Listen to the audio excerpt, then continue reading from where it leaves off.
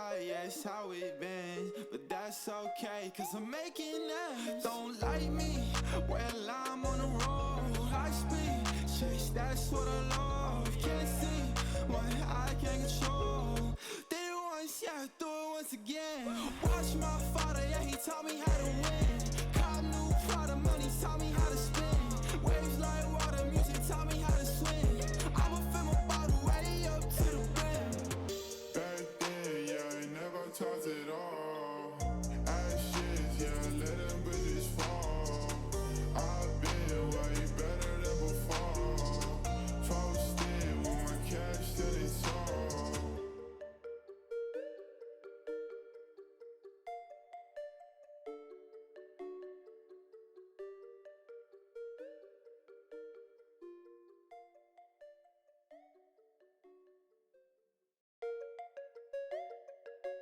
Don't like me, cause I'm on the road, yeah. Alright, let's go. Don't like me, well I'm on the road. High speed, chase, that's what I love. Can't see what I can't control. Did it once, yeah, do it once again. Watch my father, yeah, he taught me how to win. Cop new product, money taught me how to spin. Waves like water, music taught me how to swim. I'ma fill my bottle way up to the rim. Back then, yeah, I never taught it all. Ashes, yeah, let them bridges fall. I've been way better than before. Posted with my cash till it's all. Hey yo, watch this. Got a foreign gold switching for my necklace. Got $100,000 on my checklist. All the money you made, that's my worth. You ain't learning. I be a new person. I be making money fast. They be so determined. I be working every day. Yeah, I'm up on my circuit. Got me another diamond chain, made it from the surface. I been hurting. Would you live with me straight till the end? Baby, don't leave my back. I'm too spent. This is what I got, yeah, it's how it been. But that's okay, cause I'm making ends. Don't like me, well I'm on the road. High speed, chase, that's what I love. Can't see what I can't control. Did it once, yeah, do it once again. Watch my father, yeah, he taught me how to win. Cop new product, money taught me how to spin. Waves like water, music taught me how to swim. I'ma fill my bottle way up to the rim. Back then, yeah, I never taught it all. Ashes, yeah, let them bridges fall. I've been way better than before. Posted with my cash till it's all.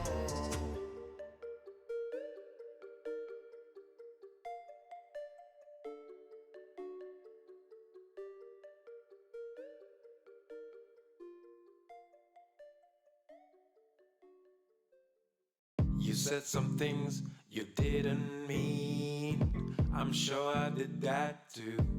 Oh, baby. Egos clashing, dreams crashing. Whatever happened to me and you? From lovers to strangers. When everything changes. Oh, baby. When we tear out the pages. And only one word is left. Please let's just be quiet until the next riot. Just give us some time for the wounds to heal. What is broken is broken. Let's just leave it for now. We need some perspective just to understand how. What is broken for now. What is broken for now.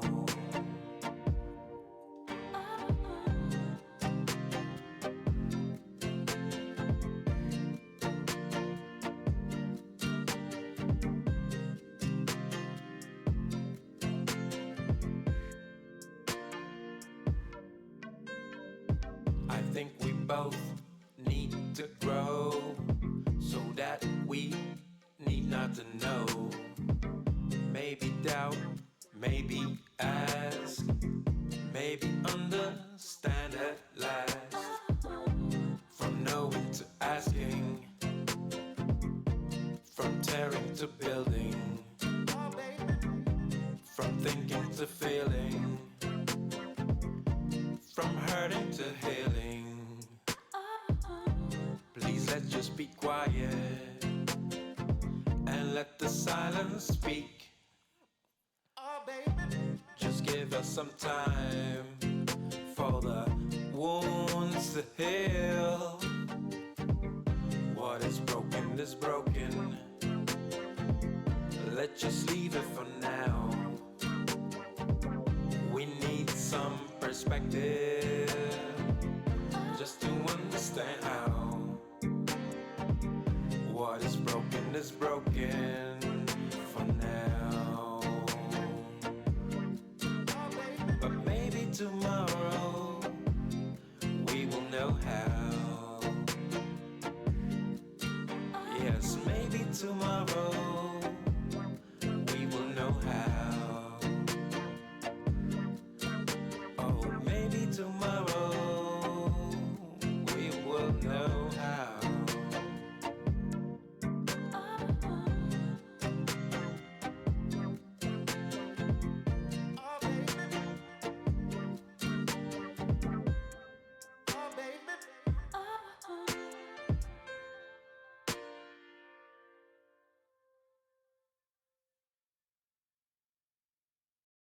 Do not come. Do not come. Okay, this is the most disappointing video I've ever seen. She literally attacked the two things that I like.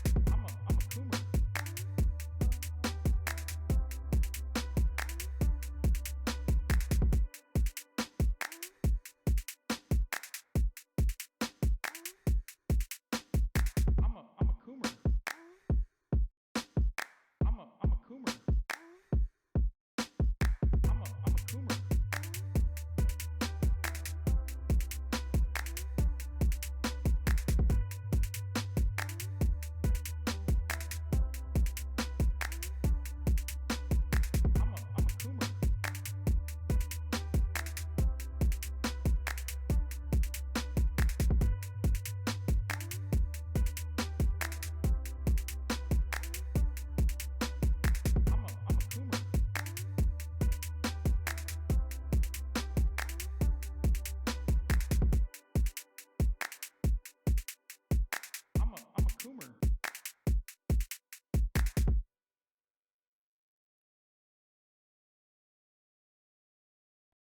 It was beautiful, yeah, together.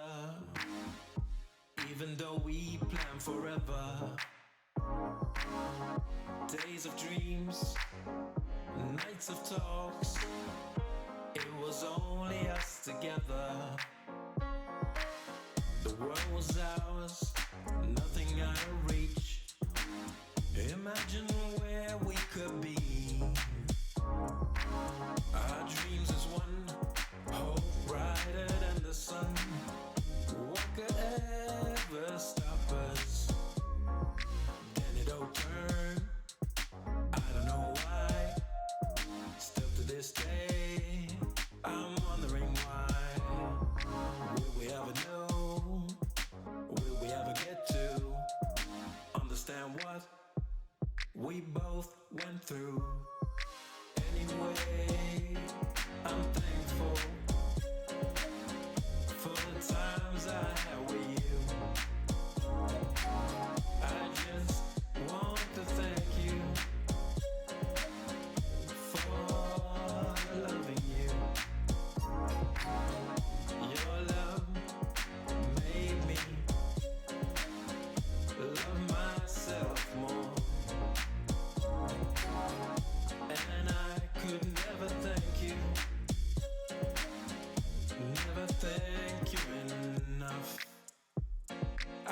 when you met me, but your smile wouldn't let me take down on myself, look down on myself.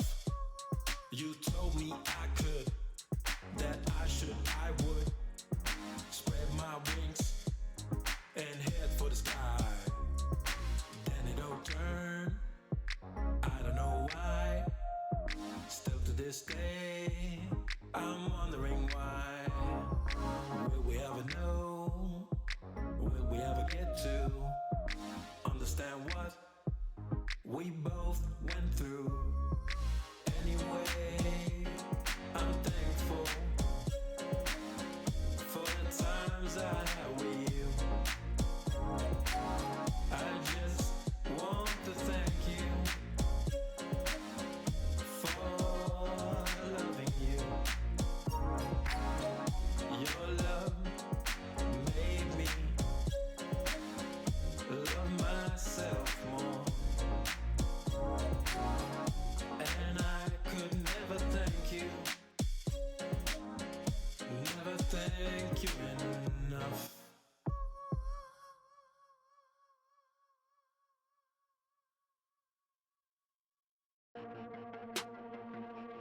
Look what? Oh, look what? Wait, are you fucking kidding me, dude? Oh my god, you are such a pathetic piece of shit. Shame on you. Shame on you, you fucking liar. You fucking filth. You fucking absolute dog shit. You fucking piece of shit. You fucking garbage motherfucker. What a fucking liar. What a fucking measly little liar, dude. What a fucking measly little, holy shit. What a fucking measly little liar, dude. Holy fucking shit, dude. Fuck you. You fucking piece of shit. You fucking garbage motherfucker. I cannot believe it. You fucking piece of garbage. You know these motherfuckers are such liars, dude. I despise these people so much. God, why are you such a fucking horrible monster, dude? Shame on you, and shame on your fucking parents for literally bringing to this world such pathetic, filthy spawn. You disgusting, vile piece of garbage. What a fucking liar. What a fucking measly little liar, dude. What a fucking measly little, holy shit. What a fucking measly little liar, dude. Holy fucking shit, dude. Fuck you. Oh my god. Oh, this is disgusting. So fucking disgusting. What a pathetic worm, dude. Shit, dude. I just, fuck you, dude. Fuck you. Disgusting. You disgust me, dude. Hashtag my dick, dude. Lying for clout ass motherfucker, dude. What a fucking liar. What a fucking weaselly little liar, dude. What a fucking weaselly little, holy shit. What a fucking weaselly little liar, dude. Holy fucking shit, dude. Fuck you.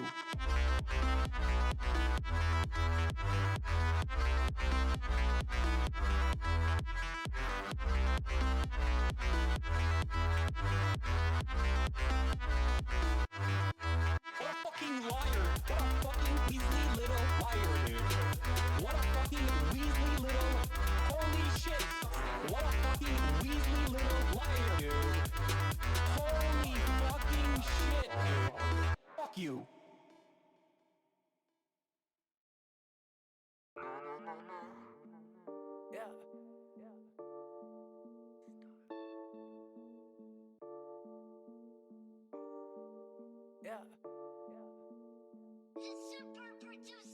I need a smoke where the max is. I'm a king, fuck your status. Getting dough, I pay no taxes. I'm a star in all fashions of the word, bro. I'ma flip the bird, bro. Coming through in foreigns and all you hear is skirt, ho. All polo and some white shoes. Funny thing now is I'm a nice dude, but when you cross that line, it ain't the right move. But my tender bitch is what I like knows. Oh yeah, can you feel that? I'm giving y'all that real rap. I'ma get the money, make the deal fat. Making hits with a steel bat. The Audi Quattro or that Monte Carlo. Which whip will I whip tomorrow? Got 6 chicks down to sip the bottle. Go coast to coast, I can ship the cargo. I don't really know if these people keep it real. I'm just telling all you fuckers how the homie really feel. And I'm looking up to God, can you tell me what's the deal? I'm just waiting for your answer at the altar where I kneel. I need a smoke, where the matches. I'm a king, fuck your status. Getting dough, I pay no taxes. I'm a star in all fashions of the word, bro. I'ma flip the bird, bro. Coming through in foreigns and all you hear is skirt, huh?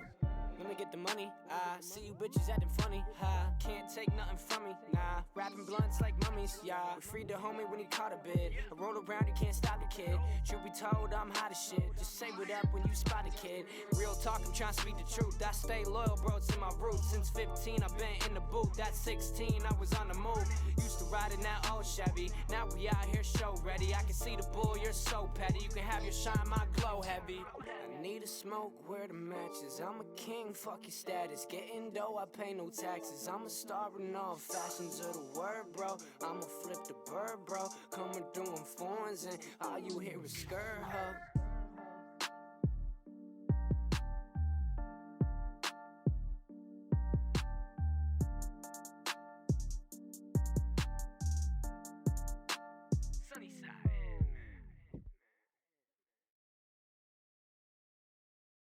They say, rock, rock, rock. You say, blah, blah, blah. Talk is cheap, homie. Talk is cheap, homie. Blah, blah, blah, blah. Can't be no one else but yourself. You the best at being yourself. Remember that and never doubt it. Stand up, hello world, shout it. Leave your mark, build your legacy. Make them words count, live your fantasy. It's your life, time to live it right. Show the world what you're all about. Let them haters hate, let them doubters doubt. They don't really know what you all about. Let them talkers talk while you walk the walk. They don't really know what you all about. You only need yourself and the one and only. Even when you stand alone, you're never lonely. Take the path, less travel. One day you reach your true level. Allow yourself to take your place on your space. It's your birthright. Let your work outshine the talk. Let your smile light up the dark. Let them haters hate. Let them doubters doubt. They don't really know what you all about. Let them talkers talk while you walk the walk. They don't really know what you all about. They say, rock, rock, rock. You say, blah, blah, blah. Talk is cheap, homie. Talk is cheap, homie. Blah, blah, blah, blah. Let them haters hate. Let them doubters doubt. They don't really know what you all about. Let them talkers talk while you walk the walk. They don't really know what you all about.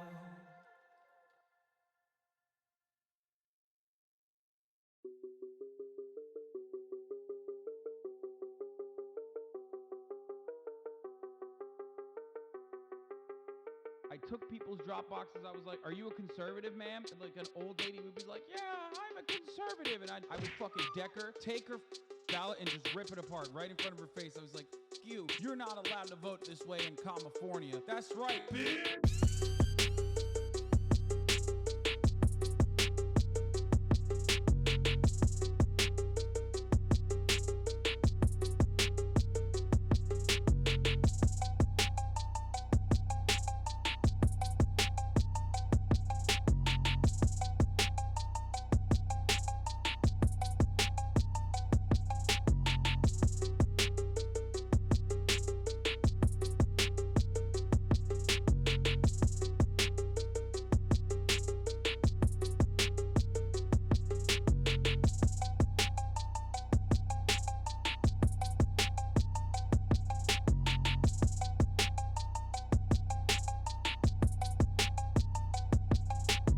I got a funny one for you. Okay, here, look at this. With what we were seeing in the polling data going into this election about what people cared about and the order in which they ranked it. So we have had a lot of questions throughout this time about new voters, people that hadn't been in there before that were perhaps not getting captured by the polling. So maybe this is a sign that we're going to see a little bit more of that tonight than we expected. We obviously don't know yet. And you know what's missing from this 1, 2, 3, 4, 5 top 5 issues?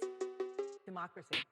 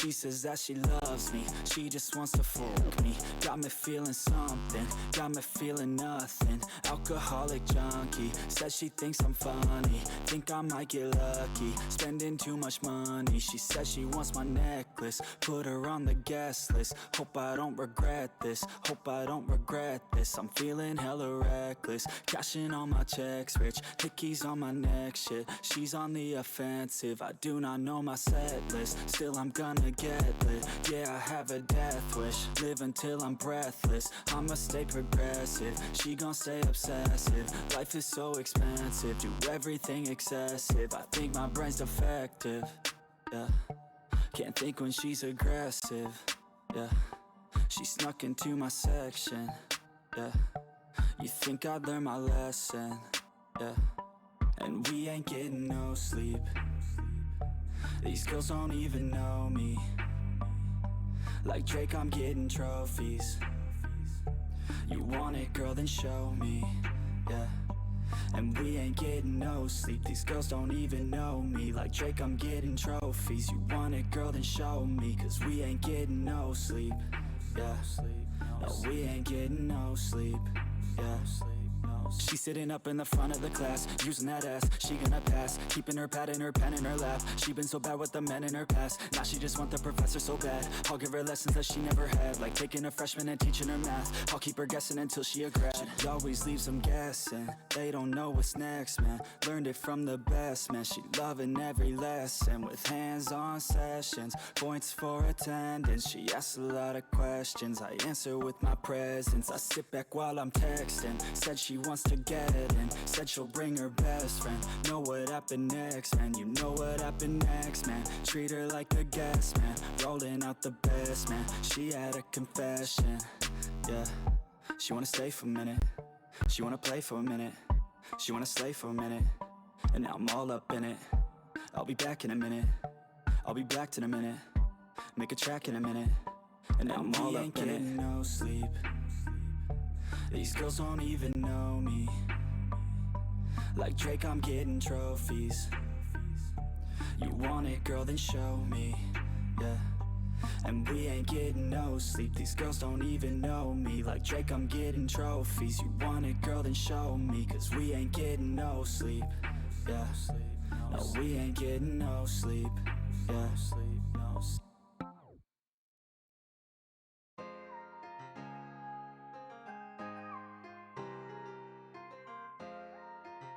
Dojo, not again. I'm trying to make my mama proud, yeah, that's for sure. Landed in the city, but my heart is on the coast. I don't wanna look back what my life was like before. I just took a red eye, penthouse, top floor. In the stew, I got a spazzo. Back up in my bag, get the rackets and I cash out. I've been running laps, I don't got time to relax now. I just took a chance, wasn't looking for no handouts. Oh, they like proud of how we do this. I've been with my brothers in the hills, we going stupid. I can't stop, I've been different, always noticed. Trying to turn them Bordens into Benjis, needing blue strips. Oh. Walking on the floor of this site, no one protects me. Wanna show Shawty my heart, she wanna text me. All this love I felt was a curse, I wanna exit. Going crazy, all of my nerves, who does it check me? All this fun, baby, why you gotta leave me on?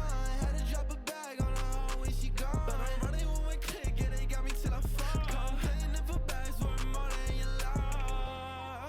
Yeah, yeah. Feel my moment, yeah, yeah. I'm the chosen, yeah, yeah. I'm the one inside. In the stew, I got a spazzo. Back up in my bag, get the rackets and I cash out. I've been running laps, I don't got time to relax now. I just took a chance, wasn't looking for no handouts. Oh, they like proud of how we do this. I've been with my brothers in the hills, we going stupid. I can't stop, I've been different, always knew this. Trying to turn them Bordens into Benjis, needing blue strips. Oh, Henny got me wasted. You done cut the Yola, I could taste it. Biting on my swag, you niggas pussy tryna trace it. I don't need your love, I took a perk and I replaced it. I'ma keep on going till my mama said I made it. Black and yellow, white, I got thotties, different races.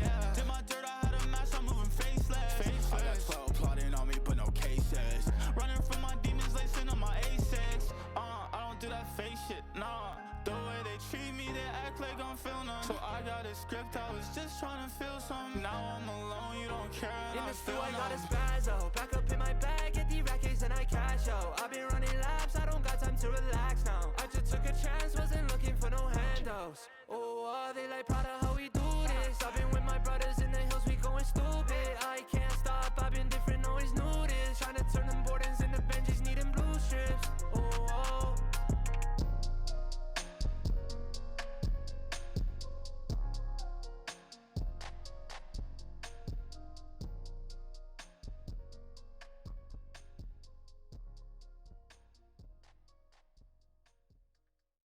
We aren't better because we want to be. Because the road to hell is paved with good intentions. All the do-gooders in the world, whether they're doing good for others or doing it for themselves, are troublemakers. We white Anglo-Saxon Protestants, British, German, American, have been on a rampage for the past 100 or more years to improve the world. We have given the benefits of our culture, our religion, our technology to everybody. And we have insisted that they receive the benefits of our culture, even our political style, our democracy. You had better be Democrat, or we'll shoot you. And having conferred these blessings all over the place, we wonder why everybody hates us. Because sometimes doing good to others, and even doing good to ourselves, makes it destructive. Hey, hi, hello. Hi there. What's up, internet? How's it going? I'm sorry. I realized last moment that I had not posted my second round of reels for the day, so sorry. I have a huge headache, a fucking migraine, and I'm just struggling for my life. Okay? Doing my best.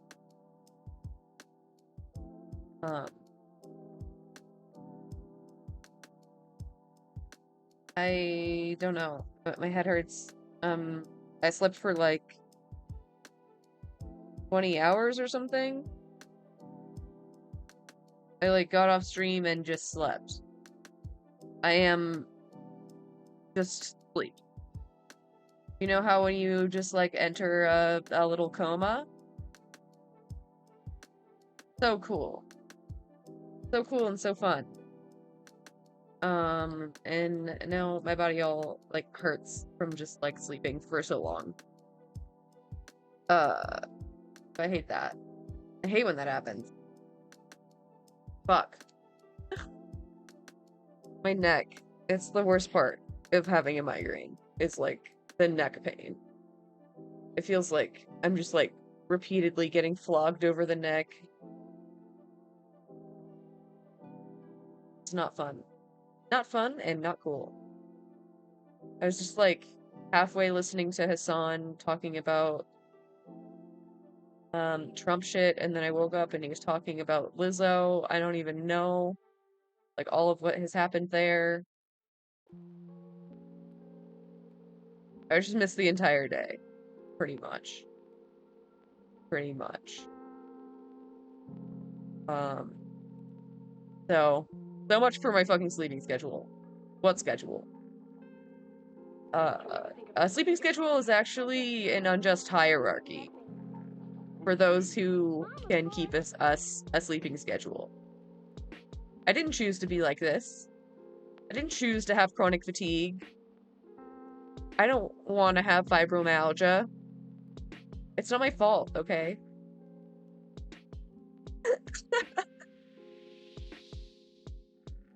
I do love sleep, though. I kind of wanted to just keep sleeping. But I figured I should come on after I didn't yesterday, and I was supposed to. I got my B12 shot, but it's like not working. Just hasn't hit. Waiting for that B12 come up. Lord. What else? My cats were very sweet and cuddly, though. So I love that for me. Very sweet. Very kitty. My orange cat is so cute. He's so cute. He will, like, cuddle up and, like, hold my arm in his paws and, like, snuggle it close to his chest, and if I move, he'll, like, pull it closer. It's so fucking sweet. And I just can't get up then, right? Like, what the... only a monster would get up. So fucking cute. I gotta get that on camera, because it's so sweet. Like, no, don't go. No, don't go. You have to cuddle. He got an entire day of cuddling, and he still wanted more. Don't you ever think of your mother, your father? Oh, I love them. She wouldn't let me. Who's she? Alright, so we got leftovers, we got Dark History, we've got, some streamer camp stuff. Leftovers is 2 hours and 15 minutes. They just make it longer and longer. Jesus Christ. But we can do it. We can do it. I just need to drink my coffee for the first time today. I had 1 cup, which is so weird for me. I usually have like 6 cups of coffee, at least. That's also probably why my head hurts so bad now that I'm thinking about it. Got the fucking caffeine withdrawal headache. God damn it. I don't know. It hurt when I woke up too. I also need weed. Please like and subscribe. Smash that like button so I can medicate myself. Alright. Go leftover. Tasty leftovers.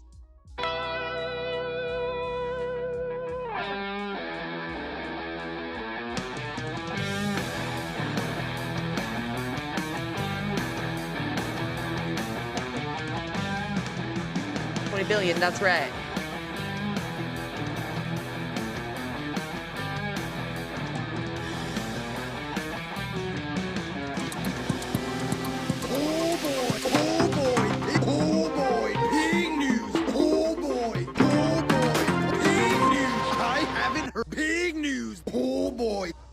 Guys, we are here with breaking news outside of E. Barrett Pretty Man courthouse in D.C. Trump is about to be indicted today, arraigned, and here is a huge protest right outside. As you can tell, this is a live feed from outside the court. Things are really... What does this flag say? I can't read it. Something the wall? Finish the wall, Trump 24. Save America. Full showing for Donald Trump. It seems like, you know, the time is right. Certainly doesn't say a lot about the waning support for the president, the real president of the United States of America. As we all know, the patriots are rising up and also helping one another. Hold on, there's two of them now Wait a at minute. the flag. This is breaking news. Ladies and gentlemen, they have doubled. The number of protesters have instantaneously doubled. That's right. There's a third person. Is that also a protester? We don't know. Now, what is happening here, son? They seem to be changing the flag. Is this a protester who's taking the flag down in protest? It doesn't seem so because he's got a MAGA hat on. Are they flipping it out for a new flag? What do we think is happening? I think what's going on is that I think he's changing the direction so that it reads better. the flag was upside down. Right. And now they're fixing it so it's no longer upside down. That's what I believe. That's what's going on. My man is dripped out the wazoo. That's right. As you know, Trump supporters are like that. Oh, he's making the pole longer. Okay, good. In order for everyone to see. Now it is. There it is. Now we're fucking talking. Freedom reigns right here. Finish the wall. At Trump the 24. At the E. Barrett Prettyman State Court, or United States Courthouse, guys. And I hope that their security is doubled, tripled, quadrupled down. They need to. It's funny because I thought they were like showing it to like whoever was inside. That's why it was facing that way. But it was an accident. They're just dumb. Got it. It came up like, you know, that's not showing on camera. Let me like help you. To be prepared for anything. Oh, There is. I'm seeing a second flag coming in. A second Ethan. flag has hit the building. A second go. flag What is this flagpole? This is like not a flagpole. It's so flimsy. coming in, Ethan. That's right. Is there a second pole for the second flag? That's We a do good not question, know. Hassan. I don't see a second pole out there, but it's possible perhaps that another one of their accomplices will be bringing a pole. Although I see they've cleverly, okay, Oh, they've brought in a third The person. protesters have tripled in size, and there's a woman now. This is alarming. This is alarming. Are the state, do we have the Congress police involved? Whose jurisdiction is this? This is Trump or death. This is a bad omen for what's to come later today. That's right. 1776 Give me Trump or give me death. That's right. to 2024, as in that's when the American government is over. That's the last year Rest in expiration. peace, the gravestone. Yeah, because Trump is not going to be president, it seems. Well, this is a live feed, as I said, and that is serious. We will be checking in periodically to make sure that everything is going well, everything is under control, and to bring you live breaking updates. I did everything right and they indicted me. This is getting more and more sad. It's every single time he gets indicted, Trump is the most indicted man in America. We're back. We're back, by the way. 2 weeks in a row, they said. Yeah, I'll be honest with you. What? There was a chance last night that I wasn't going to come. Wait, what? I did. I'm here, obviously. But my throat was just fucking killing me for no reason. And I thought I was going to have to go to urgent care. Oh, my God. But I am here. I didn't want to. I was like, Bro, what? Did you take a COVID test? I don't want to do that. You know, that'd be horrible. But I It didn't. would have been crazy. Especially because things are heating up. And more importantly than things heating up with Trump's legal troubles, there's a story that I read briefly on stream yesterday. And in my mind, I thought, I cannot wait for Ethan to see this story. The Giuliani? The Rudy Giuliani story is so... It's like tailor-made for you. I don't know how else to describe it. So Dan told me about this. He said, please don't look at the new transcript. And I've been good on my word. I haven't looked at it. I only saw one line from it on Oh God, it's so bad. Oh God, it's so bad. Yeah, I think I only saw a few of the lines, but it's so fucking gross, dude. Twitter. Immediately closed. It was something like Rudy saying, bring those tits over here. It's there's so much more. Yeah. And Well, it's should we just so get right good. into it? No, we'll Come here, big tits. let's I mean, don't we know I can't look because my laptop is not working. But don't we have a like an intro around the show type thing? We sure do. This is our show. We can do what the fuck we want. What's my password? Sorry. Hassan sucks with an X. One, Whoa, two, what three. the hell? I thought you guys changed that. Sucks. Let's see. What do we got here? Oh. Okay. Oh yeah, you've been in some gossip, some controversy with the reacting. Well, not really. As a matter of fact, I for the first time in my life, I am not like the beacon, the vector of hatred for all things Twitch streaming. It's funny as fuck. It's so funny that X is the one catching the heat this time. I mean,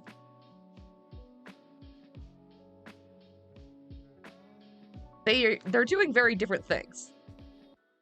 Hassan transforms content maybe too much. You know, dude's always fucking talking. It's now XQC. So congratulations. Thank you, XQC, for finally being a guy that like people yell at when they think of like, oh, Twitch streamers fucking suck. Well, to be totally honest with you, dude, I don't like XQC. I think he sucks. I don't care anymore. I mean, he's definitely an interesting figure. He's an infringer. He's a sellout. And I think he sucks. You know? He sold his fans out big time for some goddamn gambling money. Yeah, and I got it. So what is the conversation happening right now? The conversation, I believe, started around Lemino's new JFK assassination video that specifically Lemino. covers the book depository. Lemino. I thought it was Lemino. I don't know. Aspect. And I'm actually very excited to see all the other angles as well, like specifically the grassy knoll. He's just covering the JFK assassination, which is probably one of the most covered assassinations of all time. It's an incredible conspiracy. And he did this like 1 hour and 25 or 1 hour and 30 minute, like brilliant, super comprehensive, incredibly well edited video. And of course, everybody reacted to it. It was trending. He's got millions of views on the video now. And then That's the other thing. Like, Lemino has like 5 million views. X has less than 1 million. I don't know, dude. people got like, someone got very mad that XQC had reacted to it as well, and it like only had like 10 additional minutes of runtime off of the original video. And they just like posted a screenshot and were like, what the fuck is this guy doing? You know? So did he upload it to his YouTube channel? I believe he did, yes. That's fucking crazy. He did, and I think it's still up. Let me check. And you know, a lot of Twitch streamers do stuff like this. I mean, I reacted to it as well. A lot of the same people that were yelling at him were also trying to yell at me and be like, he's the same. Hassan does this as well. And it didn't really take off. Different than his? Really not. Well, there's a couple different reasons. I mean, look, I'm not going to be like, oh, he's not reacting hard enough or it's not transformative enough. I don't know. I haven't watched his reaction or anything like that. Well, we can't. Did he take? Yeah, X's video is still up. Still up, and he's still doing the same thing, although I haven't watched to see if he's reacting harder or anything. Hear that much. He did like some parodies, like overreacting like hella, like being so extra. Take it down? No, I don't know what happened. I don't even think Lemino personally has said anything about it or has like struck it or anything like that. But he hasn't taken it down. Hold on, let me look. I haven't paid attention to the XQC side of things, but the very same people that have been like making this their lives mission to just, you know, criticize React content in general, especially Twitch streamers, and how they're like technically the same as like rapists doing sexual assault if they're doing reacts to YouTube videos. They were up in arms about it. The problem is like there is, well, not the things that I just mentioned, but there is certainly truth to some components, like of the criticisms overall that have been swirling around about React content. I myself have absolutely. Yeah, let me know. Hasn't said anything on Twitter or on his YouTube community tab. Been someone who has broken some of those boundaries, but I usually try to. Which boundaries did you break? One of the things is, I think you'll agree with this as well, is just like don't leave the video running when you get up. 100%. To go pee. Yeah, you can't. That's do like that. pretty basic stuff. You stopped doing that? I only do it with. Wait, what? I feel like that's dumb as fuck. Unless you're gonna be gone for like a long time. I usually only do it with my videos that I know are from my friends, like Noah Samson, Second Thought, things like that. And it's you do not have my permission to walk away from my For the videos. record, I'm not actually Bonkers. Oh no. Fuck you, Ethan. That's so dumb. walking away for an extended period of time. Like, what are you supposed to do? I have to go pee right now, so I'll be right back. Ironically. If there's an emergency and you have Just to get say, up. wait, I'll be right back. Yeah, you can. Well, that, and also you can pause it. But the problem is, Yeah, pause the video. when you pause the video, it's just like makes the content awful. You know what I mean? Yeah, but like, That's no. you I'm just can't- telling you. No, I know. I understand, You're but right. You say, guys, put on a song or something. You know what I mean? You're Fucking absolutely chill. right. You're 100% right. You should just throw up a BRB screen. Yeah.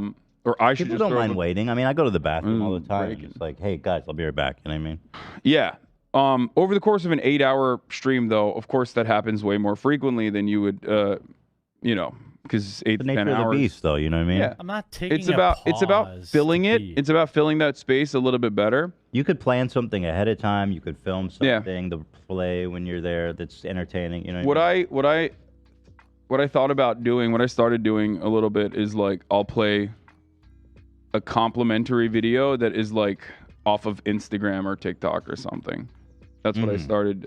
That's what I started sneaking in if I need to like get up for a second. So Oh, you know it's what not the Brucey original does video. that I thought was a pretty good idea? He plays like highlights from his stream or something when he has to walk away. That's a IRL stream. You can do that on your IRL streams. Like you have readily available clips that you can just like play the highlights whenever it goes into low bandwidth mode.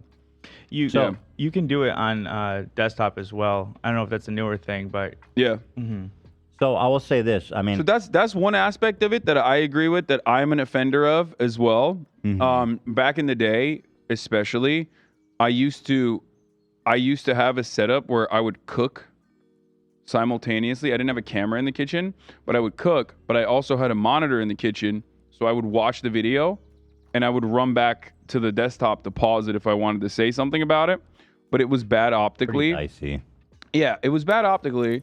People got very upset. So I recognized that was wrong. I stopped doing that. But good. now, you'll still catch me getting up because I have to pee or I have to take Kaya out for a second or whatever. But I don't cook. I get my food delivered. Here's what I'll say. I mean, I've been watching your YouTube channel for a while, and the videos that you or your editor, whoever, uploads to YouTube are very highly edited. Oh, yeah. And totally, I think, totally fair. 1,000,000%. Yeah. That's the other aspect of this that I was going to say. We're talking about like live reacting on Twitch versus packaging content for YouTube. The way I see it is everybody does React content.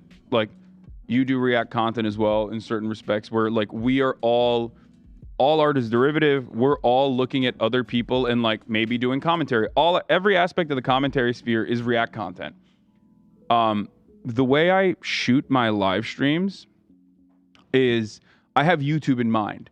So every single video that I react to that is a YouTube video, I know I could turn into a YouTube video personally, but given the aspect and the limitations of live streaming, it's not going to be as punchy. So there's going to be dead air sometimes, or sometimes I'm going to get up and have to take care of an emergency. You know what I mean? But if it's appearing on YouTube, if it's on any of my owned and operated channels, I have 4. Everything else that you see is not mine. Yeah, that's what I've been saying the whole time too. Like, it's so hard to argue that any of his YouTube videos are not transformative. They are a completely different thing. And if you wanted the full context of the video, you would have to go watch the original.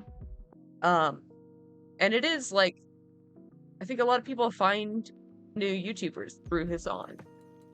Because like maybe the algorithm isn't serving them yet, or it's just like hasn't popped up or whatever. The one, fan-owned. right? It's never going to be outside of the bounds of fair use. I mean, here's the difference between your channel and XQC's, which I'm looking at now. This man uploaded 5 videos in one day. There's no fucking way that anybody's putting any effort into this. Like here, I watched this video, Andrew Tate's. You could have multiple editors. I mean, I have multiple editors. Let me see.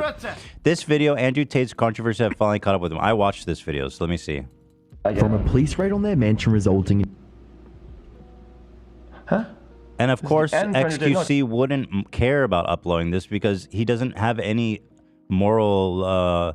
Well, okay, but you're cares at all. watching like Andrew Tate's controversy that finally caught up to him. That's not necessarily like this isn't even. I think the most. Hold on, offensive, go ahead. What are you saying? It's not what. This isn't even that bad. Like you're. How do you know? I just started it. Because no matter what it is, it's probably like a. Is it just a bunch of news reactions? No, or it's something? a video. Oh, it's just one singular video. Yeah, that it's he's one reacting video. to? I know because I watched it. This is the end for Andrew Tate. I watched it from Internet Anarchist. Yeah. That's not. Oh shit.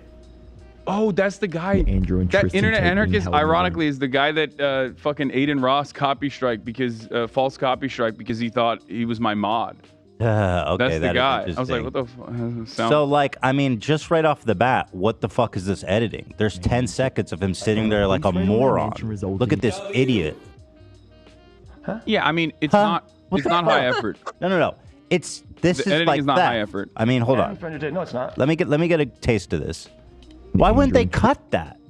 Tristan Tate being held in a Romanian jail cell for over 3 Look at him. Yeah, he I doesn't even think- know what the fuck he's watching. I think the main problem here What a is like, moron. God, Ethan, chill.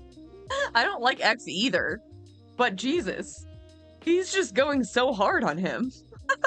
Dude. The main problem here should be that if this is on your main channel, you should definitely edit it more for sure. Hold on, Hassan. I really want to see. I want to get a feel for this. Like this is like my fan. This is like fan owned and operated channels that just like straight post VODs, like straight rip VODs. You know what I mean? Past 6 months, but with the recent developments in their case, it seems like this is just the beginning. Hi, I'm the Internet Anarchist. I create weekly YouTube documentaries. I mean, this is already theft. He didn't even intro it. He didn't talk about it. He's literally just sitting there quietly for the first 30 seconds. You should sue him. Fuck you, XQC, you thief bitch. I'm not surprised he's stealing people's videos. He steals people's money too on his fucking attitude gambling. on this, by the way, is look. You're talking to someone who I do not care about IP in the same way that you do. We have differing opinions on it. You think that you should be able to take people's videos and re-upload them wholesale? Well, not necessarily. I think Not you should necessarily? I think you should still abide by certain standards, but overall, I don't really care. I don't really care if someone rips my IP. No, but That's the you're reason talking about IP law, or are you talking about what your preference is? My personal preferences and what I think, my personal preferences and what I believe and how I believe IP should be run is significantly more How should IPs hands-off. be run? How should IPs be run? I think that there should be a similar structure to how patents are supposed to exist for all content creation, that after a certain amount of time has passed for like television productions or for even movies in general, that IP should be completely lifted and you can make derivative works off of that with ease. Well, that's like a 50-year scope. That doesn't really Not even a affect what 50-year we do. scope. I think it should be shorter than that. Okay. That's number one. Number two, I think that as far as like rigorous control over IP, I personally don't have it. I don't believe in it. I don't think it's a good What thing. do you mean you don't believe in it? I don't I think understand what it's- that means. You think that I don't know what that means. I mean, Ethan, come on. Come on. You literally set the precedent for transformative content. You're acting like you don't know. Like, we should be able to use each other's IP within reason, you know? As long as you're not, like, passing off the content as your own and, like, adding nothing to it. Like, I feel like that's fair use. Like, Ethan, come on, come on, man. You know better. that people should be able to steal your videos and upload it. Yeah, which is why I have. Why? How is that fair to anybody?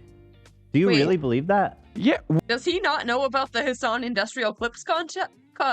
What the fuck? My brain is broken.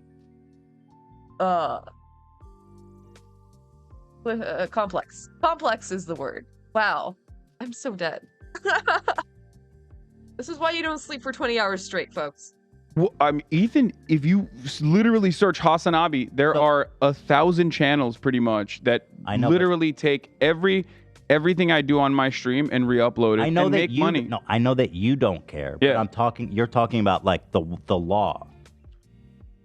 In a perfect world, I don't think, care that much either about what people do with my content. Yeah, But in I'm a perfect world, yeah. I think that content of this sort would be heavily subsidized by government subsidies in the arts, in the field of You art. would be subsidized? Everyone, every type of content creation would be heavily subsidized, so that it would not be art would not be created I for don't the feel like sake you're of like speaking to like a real world right monetization. now. Yeah, which is why I'm saying my own idealistic understanding of the world versus what is happening in the real world are two separate issues. He literally They're two just said separate in an ideal world. scenarios. So you believe that IPs, people should just be able to steal your content. I don't consider. re-upload it. Well, first of all, I don't even consider monetary it gain. theft because people do that already, and I have given allowances for people to do that. No, However, I'm not saying people are stealing your content. Yeah. I'm talking about IP laws in general. I think that the protections should only exist for people like YouTube channels and whatnot, people that are smaller independent operations, and that the restrictions should be heavily limited for larger corporations. So how do you decide who's a smaller and who's a larger? That's actually a really good question. I don't have an answer for that. I've thought about it a lot, but I do not have an answer for it. I don't know. I think like maybe revenue structure wise, like after a certain. So what you just hit? Yeah, you just hit a like money a certain number, and then revenue you have cap, no more and then protection? it limits down. What if like you- a, like a that's not- what progressive if- taxation structure Uh-huh. where it like basically limits the amount that you can maintain your own intellectual property patents. What if that's how you make a living? So they take your IP away, and then all of a sudden your business goes bankrupt because everyone can steal your content. What do you mean? Why would your business go bankrupt? Your business potentially, you're making money by creating. Then maybe you're not very good at editing. Maybe you need a better editor. If someone can just edit your content to do better in the algorithm, I don't know. Get good?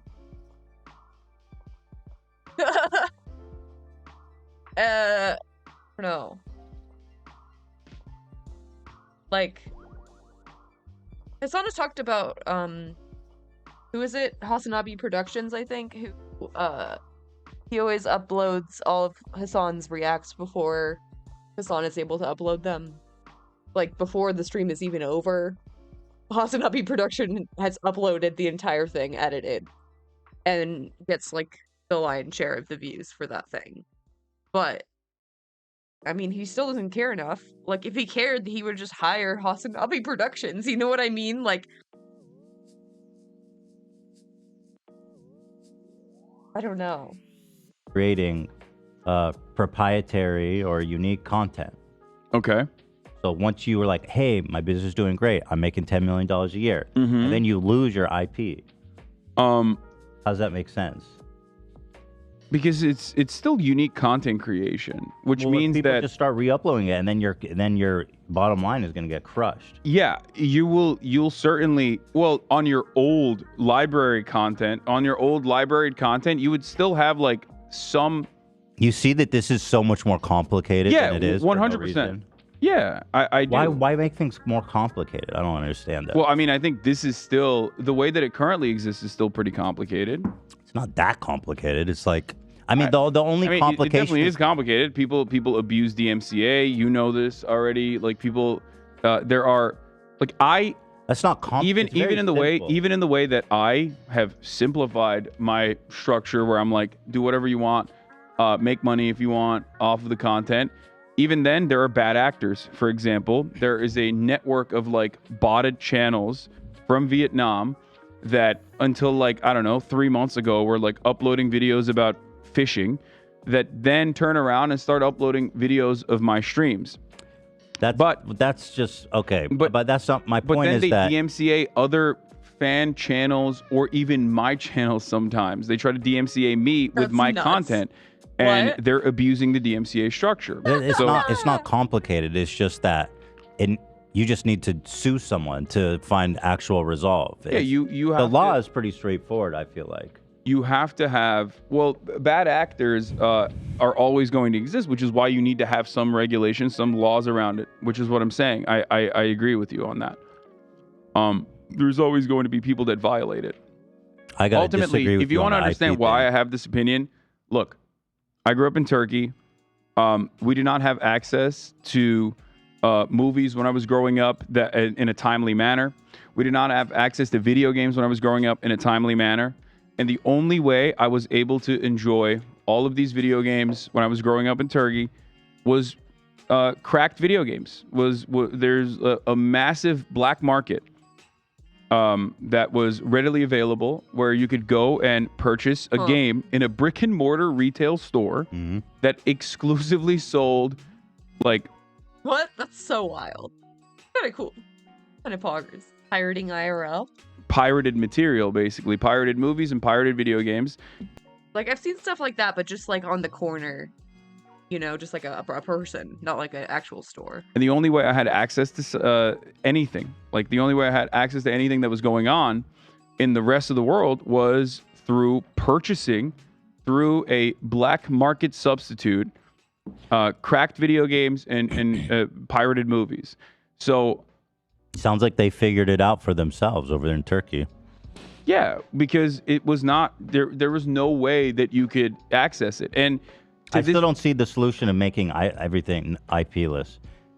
So my point was, but that's a violation of IP. That's like heavily Of course it illegal. is. And good for, and I mean, I'm not saying that they shouldn't do that. I mean, whatever, you know what I mean? Do So what you you're- got to do.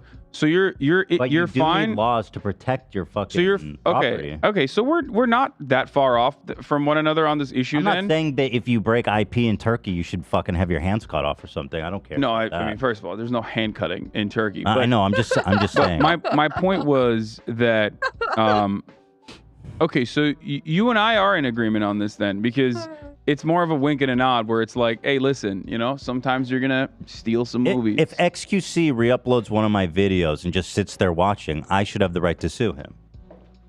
Yeah. So you think that?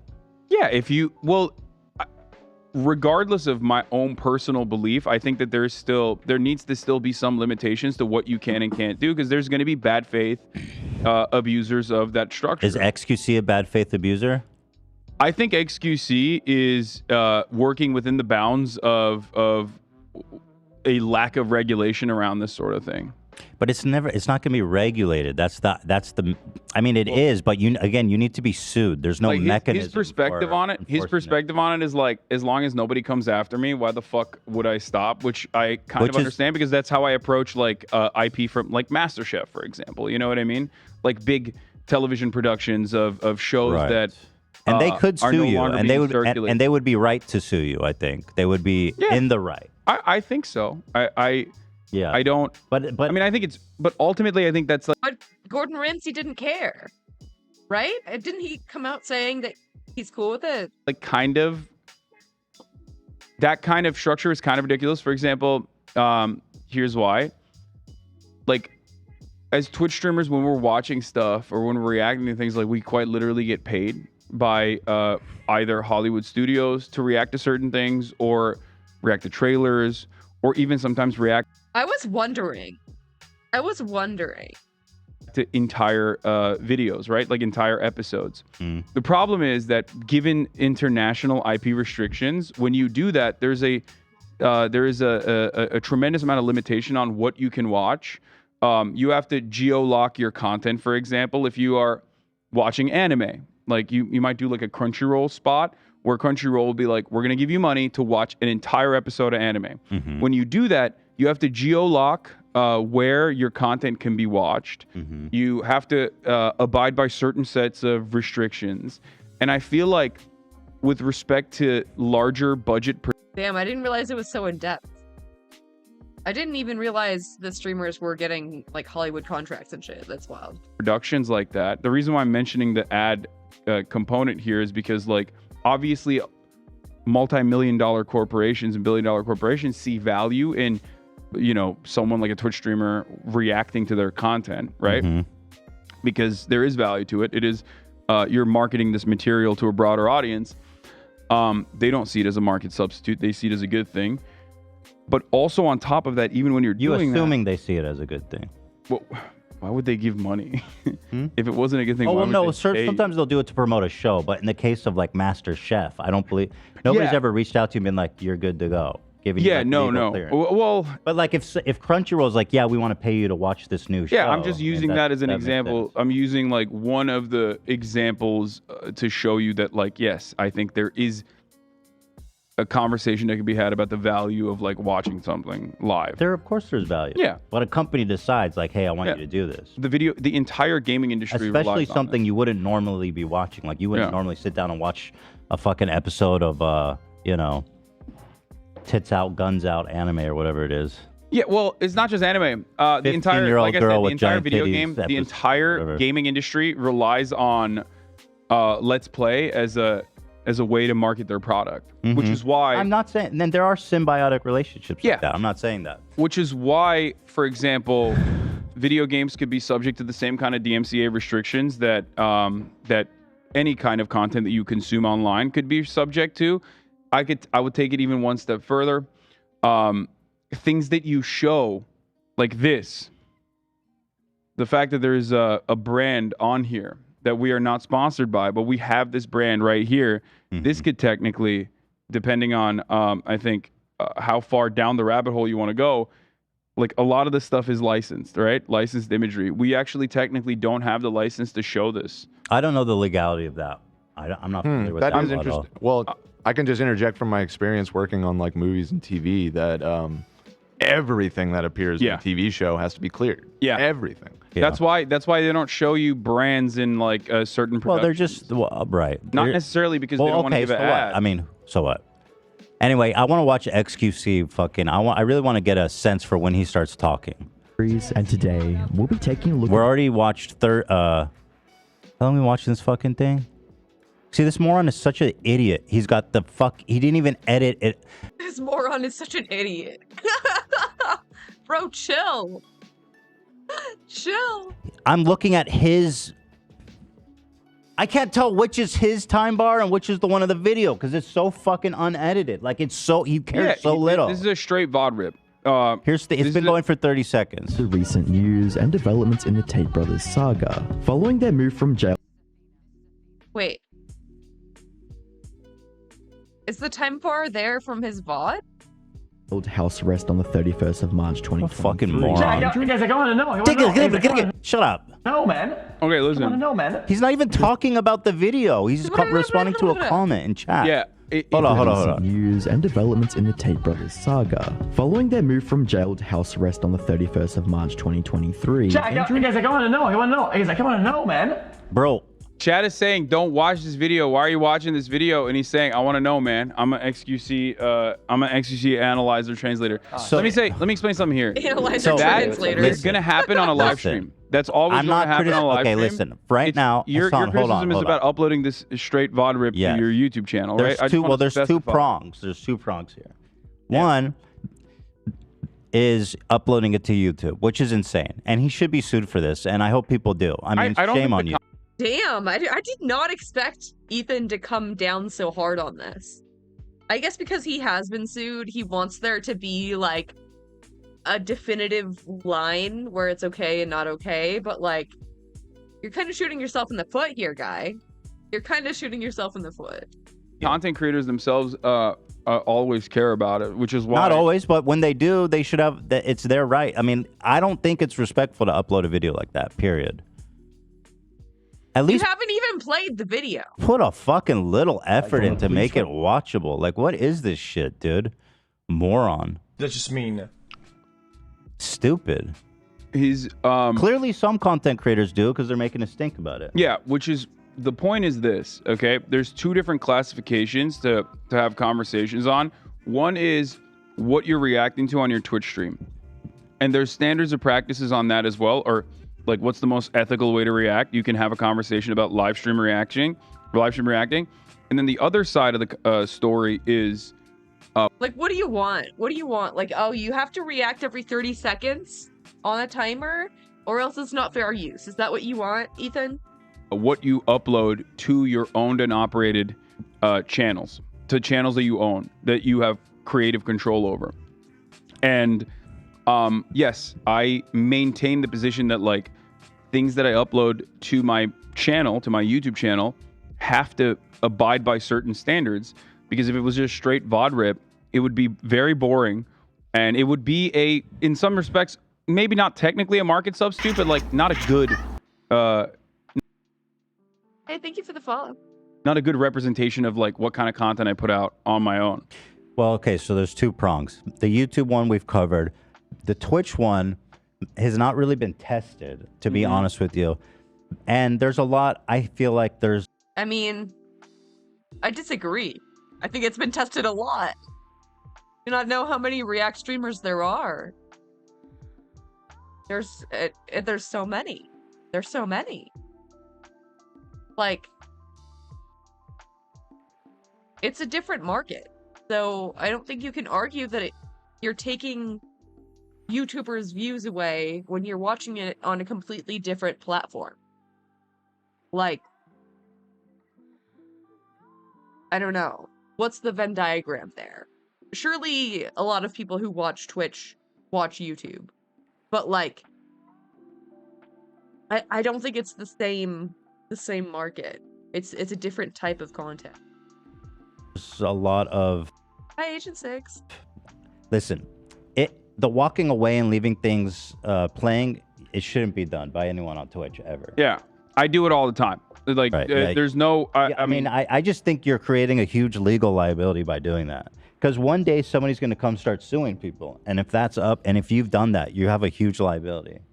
Yeah. There's no way you can justify that in court or to a judge. Yeah, playing it, I guess, like, technically the only thing that you could do is, like, from a legal standpoint, I'm not even saying this is, like, apt or adequate as a counter, but maybe, like, chat. No. I don't know. Like, having different... All that proves is that there's people there fucking consuming the video that you're not I guess. transforming. Yeah, you're right. Overall, but if you don't care about overall, IP, that's one overall, thing. the reason why like a lot of YouTubers don't complain about that in general, but they might, and you're absolutely right about that.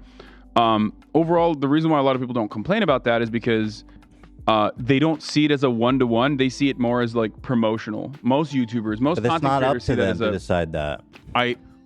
What do you mean? It's not up to the streamer to decide if it's promotional or not.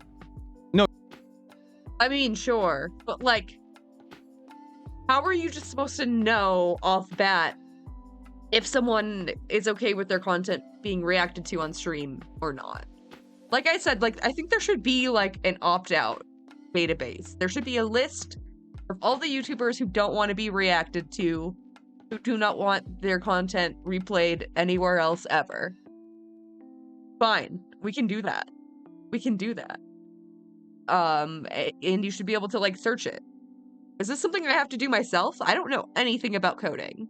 I do not know the first thing. And I also don't want to reach out to every YouTuber. I don't even know how this would be possible, but like, I feel like if there was just like a petition you could sign sort of thing, add your own name to it, verify that you're the creator, and say, I'm not okay with this.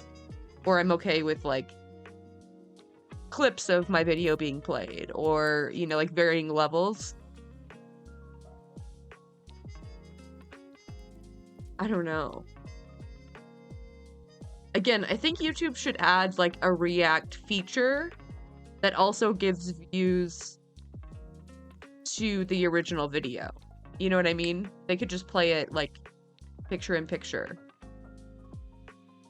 No, you're right about that, which is why it's more of like as long as nobody complains about it, you're doing it type Which situation. I get it. You guys been watching MasterChef. They don't seem to care. That's awesome. Yeah. But remember when I was doing that, it was older seasons. It was never like a new season. I would literally have the contestants on.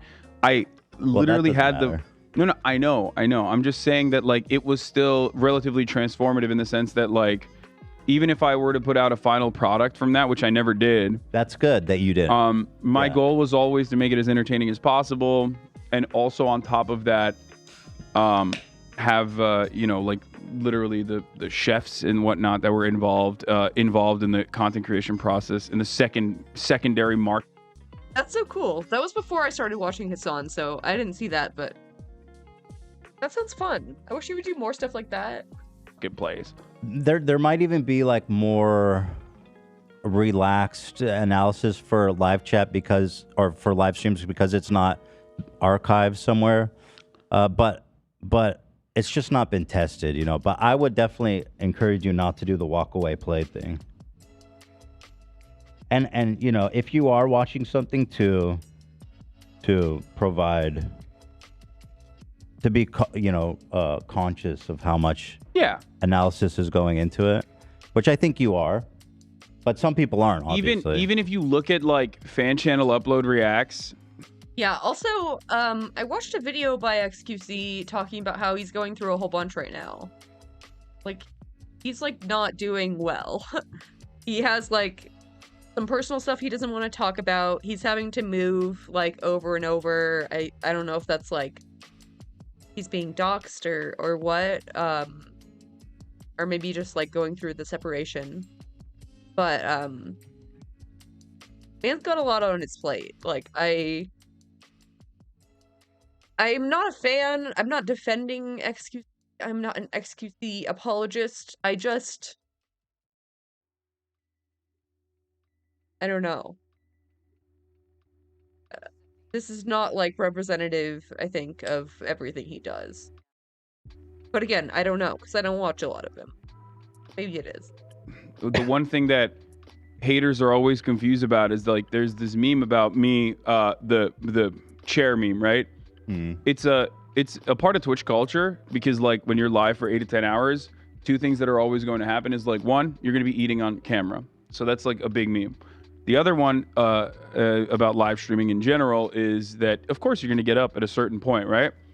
That is where that chair meme comes from, which then turned into, like, oh, Hassan just, like, will click play and then leave his chair on and walk away. You do that, though. You just said you do. No, but there's a difference. I don't let the video just fucking run throughout the entire process and just, like, walk away and fuck off. You did say you just... I mean, he has to go pee for 30 seconds. There are people who literally time Hassan's pees. It's like 30 seconds to a minute. I think Ethan is overreacting. I get up to either take a piss sometimes if I really have to pee without pausing the video, which I should do like a BRB screen or something. And I'm working on I'm trying to figure out a better way to do that. I don't know. Would you guys stay? Would you keep watching if I just had a BRB screen when I was peeing with, like, clips or something? Like, it's hard enough to retain viewers on stream. Like, I don't... By possibly playing something that, like, either the person will never have issue with, or rather, playing like a TikTok or something. Just like someone suggested that he just play his own TikToks, which, like, I guess, sure. Jiggle some keys in the eyes of the audience so that it's like the content is not stale. Dude, someone keeps sending me this fucking message. Why do you look so sad and frustrated? Leave me alone, dude. Leave me the fuck alone. Everyone I watch does this. Yeah, like, who cares? Like, you could be sitting there not talking for 30 seconds, or you could be peeing for 30 seconds. Like, it does not make a functional difference. So, right. And that's fine, like I said. But at any rate, XQC is the biggest fucking douche offender piece of shit ever. I literally hate him. Okay. He's so vile. Just like... He is. I don't know why Ethan hates X so much. I don't like X. I'm not a fan. Again, I don't understand where this hatred comes from. He's just the worst, man. He doesn't care about anything. I think there's definitely a lot worse people online than XQC. I didn't say he's the worst person online. He's just like, he is just doing whatever the lack of limitations and boundaries are. It's just like, yeah, pushing that's why he's getting paid $30 million to play fucking 100 million Stake or whatever. $100 million to play Stake. I mean, that's like... Well, he's not. I don't know if he's playing Stake. He is, right? I mean, why I don't think he's gambled, or So, maybe I don't know. I don't watch kids. What? Are you kidding? X gambles all the time. What? You were in a whole fight with him about this. Does Hassan have amnesia? Why do people watch this? Like, genuinely.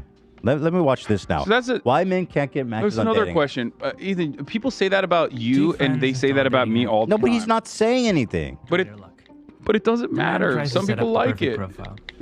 He is very representative of like front picture, the average gamer. A group picture to make it seem like he has friends. A picture in Paris to make it seem like he's cultured. What is wrong I just want. Wait, pause for a second. And a picture. You know what's funny?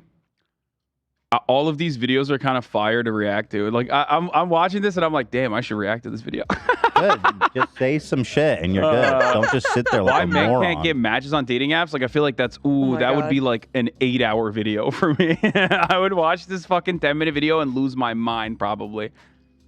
Picture climbing mountains to make it seem like he's adventurous. After some hard work, the profile is ready. The woman doesn't feel safe sharing a lot of personal 40 information, seconds. so she chooses Not the a first single picture comment or introductory statement or anything. she can find. No words from him, frankly. And she's ready to go. They start swiping. Okay, Ethan. Do you want me to be fucking micromanaging your content like this? Like you've never played a whole clip before you like had something to say? Like, shut up. And hope for the best. 45 seconds. At the end of the day, when the 50 woman seconds. checks her phone, her like counter is full. Practically every profile she likes is an instant match. Soon, she's overwhelmed 1 by the minute. amount of matches and messages in her inbox. For the man, it's a different Is he story. even watching the video?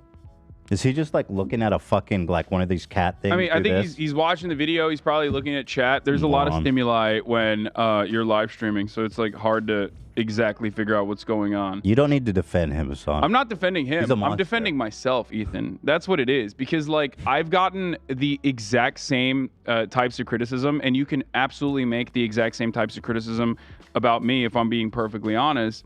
The reality is that But you don't upload it to YouTube. Yes, that's the I mean, the that's a major, big difference That's the major difference. If you ever see a video like that on YouTube, it is most likely from a fan channel that took a straight VOD rip and posted it on YouTube and is monetizing it themselves. It's not touching me in any capacity. And Can I be honest with you? What? There will be a time, in my opinion, where still be some legal hammer that will come down on streamers. And there will be a time when you guys will look back and be like, damn, I missed it. That was crazy that we just sat there watching content. Like that day will come when you guys will not be allowed to do this anymore because it's just so risky. Because there will be legal I agree. precedent. And so I Dude, I can't believe Ethan is taking this take. You literally got sued for replaying someone's video. And you won. And now you're like, no one can do React content. Fucking boomer. You know what? Shut up, Ethan. I that's truly what I think. But again, my criticism of him right now is that he uploaded this to YouTube. Because I understand the nature of live streaming. You sit there, stuff is going on, like you said. But for difference- him to be like, yo, okay, so this was actually fire.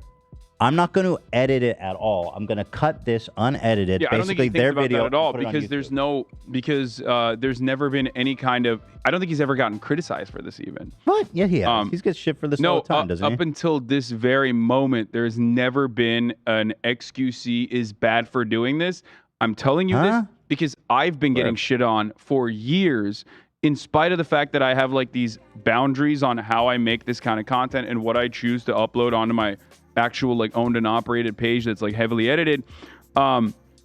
Regardless of that, I've been getting shit on online for years and years, and not a single peep was ever made about XQC in that right? process. I thought I'd and he seen never that. fucking sidestepped to be like, hold up, guys. Let's stop now. I mean, I do this too. It's kind of ridiculous. He's never fucking come out and like defended me in any capacity, despite the fact that he himself was a regular abuser of the same structures, if we're being real. The same goes for, again, Charlie, Moist Critical, any kind of Asmongold, any kind of live streamer that is live reacting to content can always have this kind of footage cut out of them because they're live for But 10 he hours a day. uploaded this to It's YouTube. the same. I understand. That is a big difference. That's why I think the important thing to mention here is that uploading that kind of VOD content to YouTube without any editing whatsoever is not good, and it's not a good product in general. But listen, the one thing I have to mention here is that it's no different than when podcasts first came out and people would get clipped out of context all the fucking time on podcasts, because that was the first time that we were experiencing like an uninterrupted 3-hour medium of content from people that were not media trained to speak for 3 hours. So you could very easily catch someone off guard and make them appear a certain way. I don't think you need to make excuses. I mean, look, just own it. You do that shit. What do you mean? You do that shit. You watch. I mean, you and all these guys. Yeah. Just be like, yeah, I do that shit. You don't have to like make No, 100%. analogies and excuses and stuff. Just be like, I do that. I do that shit. It's not an analogy at all. The point is, you have to, if we're talking about it like live reacting, if we go back to like the live reacting on Twitch side of things, I like that there are no legal limitations to it. I think it's a good thing. I know that, and I know you know that the YouTube live DMCA structure is definitely ripe for abuse. That's number one. And Well, it's the same DMCA structure that governs Twitch, isn't it? It's a set of laws that Yes. provide platforms Yes, the but means the automated process and the way that YouTube has set it up has made it so that you can like very quickly shut down most live productions. You can very quickly shut them down, or you can immediately monetize them. I mean, you've had this issue. There's a reason why like you can't even watch like a TikTok video because you're worried that if there's 10 seconds of like music that slips in, then all of a sudden your 3-hour content that you produced with a team of brilliant producers and put together all of a sudden is gone because of like a slip up. And I don't think that structure is good for making good content. I don't think it's like something to even really stress or about. But I do think like it's good to acknowledge like, yeah, we are doing this thing that's probably not right, and I'm thinking about ways to better address. Fresh new content daily is an impossible task. React content is not. Yeah. It's insane to do, like, especially on your own if you don't have like a whole crew. Like that's not something most people are going to be able to do. You know, new content and be comfortable with someone who makes it interesting, right? Like, and like to have conversations. Like I think that like is the best part of his on streams. Is like even though there's like 40k fuckers in there, he's still like fostering active conversations. Like, because it's like you said, it's the industry standard, it's the norm of how people operate on Twitch, and I do think it's worth acknowledging that, you know, in some cases it's not right, which you have done, right? Yeah. And so that's what it is. And so, I like that there is like a less automated process, though. I will admit, one, because it's obviously personally beneficial for me, but two, I think it's better for making unique derivative works in general. It really limits your creativity. It limits what you can and can't do. People can immediately go, well, creativity, just fucking play a YouTube video, walk away. Right. But like, no, you still have to consider the rights of the people that made the content. But like, and I think the reason that it is more lax on Twitch is because legally there's more room to play with because of the whole saving it and archiving it and putting it up on YouTube. Gives a little bit different playground to play in. That's why I'm being super extra critical of XQC, because look at this shit, and I'm at 1 minute. This motherfucker hasn't said a single word. So far, he has only received a couple of likes and has 0 matches. Oh, here we goes. He becomes frustrated. No, false alarm. Minute 10. Whoa, okay. Questioning This is a little bit intel bait, a little He bit. puts so much effort into What the fuck is he even talking about? Who's he talking to? setting up a nice profile. I could tell you don't really Why watch can't he Twitch get at any all. matches? Listen, 'Cause, I'm like, on this YouTube is- right now, dude. Yeah, I'm saying 1 like minute, I can dude. tell you don't really. YouTube live streaming is very different due to the automated DMCA I'm structure. judging You this- would not be able to do this on YouTube. Like when the teacher would roll in the TV and play Bill Nye. Oh my god. It's not like that at all. I disagree. I disagree because like the teacher wouldn't be pausing Bill Nye to give you extra context. Like, would not be pausing to correct Bill Nye. They're just like over there reading their book or whatever. YouTube. Judging this as a YouTube video, which is what it is. I understand that. I know. It's hard for me. It's hard for me to separate the two in my mind because I'm like. I know you're feeling defensive because you feel because like I'm looking at that and I'm like, well, that's if I was watching this on Twitch, I would be perfectly understanding that it's a like YouTube video. Yes, that's what I'm criticizing. Fair. Yeah. It's exactly as fuck, yeah. To answer that question, Good comment. you need to understand the numbers 120. behind dating apps. I made a simulation of a dating app with 1,000 dummies to try to understand why men get so few men. Minute 30. No commentary. Dating apps can Yo, because they gotta Oh, we got a big screen. Here it is. compete, guys. I feel like this is just like, Jack. Can you just break this down? Just evolutionary, like it's just like normal, like animal type shit, dude. It's like you gotta compete, bruh. Can we transcribe that? What? I feel like this is animal shit. He's bro. trying to talk about evolutionary psychology Yeah. and saying that like the reason for this disparity on dating apps for men comes from. You're giving him a lot of comes from fucking credit. I mean, I understand what he's trying to say. That's what he's trying to say. Well, you can do all these tricks and add all these feathers that are all these. See, colors there's to the editing. men, and We got the bird. We got the when Rolex. the women, it's just a brown bird, because the men has to appeal the best and do all This is these an edited tricks video, and impress Ethan. because they have to compete. I'm just Well, there this, goes no, the this, argument. this part's fine, even though I think he sounds like a moron. It's Okay, fine, right? I'm just. But it took him 2 minutes to fucking say a goddamn Yeah, single word he's about it. Well, first you got to establish a narrative. What are we watching? I mean, that's not the point. Do you really want a reaction every 30 seconds? I feel like that gets so tiresome. You can react too much. That's why they call him Pazanabi. Watching, you know what I mean? Well, he didn't do that. Well, he let the video do it. I think. Well, he needs to do it. I mean, you know. If he's not going to talk for 2 minutes. I mean, he's. Listen, I'm just telling it like this is what it is, dude. This is dating an edited apps can video. paint a distorted picture of what the real dating world is like. Whatever. But yeah, more XUC's a moron. I really dislike him. I don't Okay. get the hype. Did we? I mean, I also don't get the hype, but there's plenty of juicers who do. I don't get the need to like police this content. Did we make any? Do we touch any new ground on the ethics of live streaming? I feel like we need to summarize it, like Okay, a sure. TLDR of it. Here's what I think.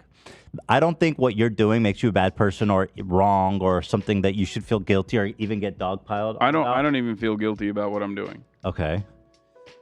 But what I do think is that Okay. it's good for streamers to start acknowledging there are boundaries and there are certain things you can and cannot do, or there are things that make it better and there are things that make it worse. And I think it's good for React streamers to start acknowledging those things and trying to work to make it better. Yeah, I mean, Sure. As one I can agree with that. Like, there is a line where it's not transformative anymore. I've been live for, I think, an hour now, and I have only gotten through 45 minutes. I don't know. I feel like it's okay if I'm not talking for like a minute straight, but like I'm still like changing this shit. Like it's not the same as just watching leftovers on YouTube. Especially when it's like my VOD and it's like 3 other pieces of content in there. I don't know. An example, walking away well. I've gotten criticized a lot for this for many, many years. And regardless of the personal vendetta or the genuine interest that like my interlocutors in those situations had about like whether it be generating clout for themselves or whatever, even though I very swiftly apologized for it and tried to make amends for it, and they just refused to recognize that and just continued hammering on for years and years about how big of a piece of shit I am. which made me drop any pretense of trying to respond to these people altogether. There are truthful aspects to their criticism, which I've taken to heart and have changed the way that I live stream. Even on top of that, good, great. I guess like the other side of this is that if pressure keeps mounting in this regard towards live streaming and like live streaming uploads onto YouTube, I'm gonna have to start cracking the DMCA whip on my own Hassan Eclipse Industrial Complex like fan channels. Right. Because one, it's not good content in general if you're just like leaving that dead air, and if you're not editing it in order to make it transformative. Just to be clear, you're Yeah. talking about And Hassan already does say that people shouldn't just rip the VOD and upload the whole thing like without any editing. He already says that. fan channels that upload your clips wholesale. Yeah. Not you. Yeah, VOD rips. Yeah. Yeah, just not me. Because you will not find, I don't think you'll find a video from my own personal channel where like I'm not in You won't. I can good vouch for faith, that. like No. watching a video with the hope of making it as transformative as possible. I do that for every YouTube video that I watch for sure. There will always be exceptions to the rule. Like I can't. Yeah, like I uploaded my Tucker Carlson interview with Andrew Tate, and it was fucking 4 hours. 4 hours up to 2 hours and 30 minutes. And I can't say across the board, but ultimately, given how much I do add with respect to the context, if you're a fan channel out there and you're like uploading straight VOD rips, stop trying to go first to market. Another thing that they do that's frustrating is like they'll literally steal the original art, the original thumbnail, and just slap my face on it as I'm doing like soy face. I hate that shit. You didn't change the fucking thumbnail. You didn't change the title. You're basically trying to squeeze into the algorithm and ride the coattails of a YouTuber who fucking worked a lot and spent a lot of time and effort and money to make a video. I don't like that at all. Can I tell you, those guys have upset me a few times where I'm doing one of my interviews and then they'll upload you reacting to it before our show's even done. Yeah. Like, no, they're fast with it. And it's like, I don't like that. It's like, I agree. so I mean, fast. have you told them to not do that? There are instances like where I'll reach out to a content creator ahead of time to be like, are you comfortable with this? If they're not, I'll tell ahead of time, like, don't react to this, don't upload this. Or like the being first to market thing. But there are still absolutely channels that basically take advantage of the lack of protection on YouTube. Not just for me, they do it for Charlie as well. They do it for any Twitch streamer. Like every single Twitch streamer has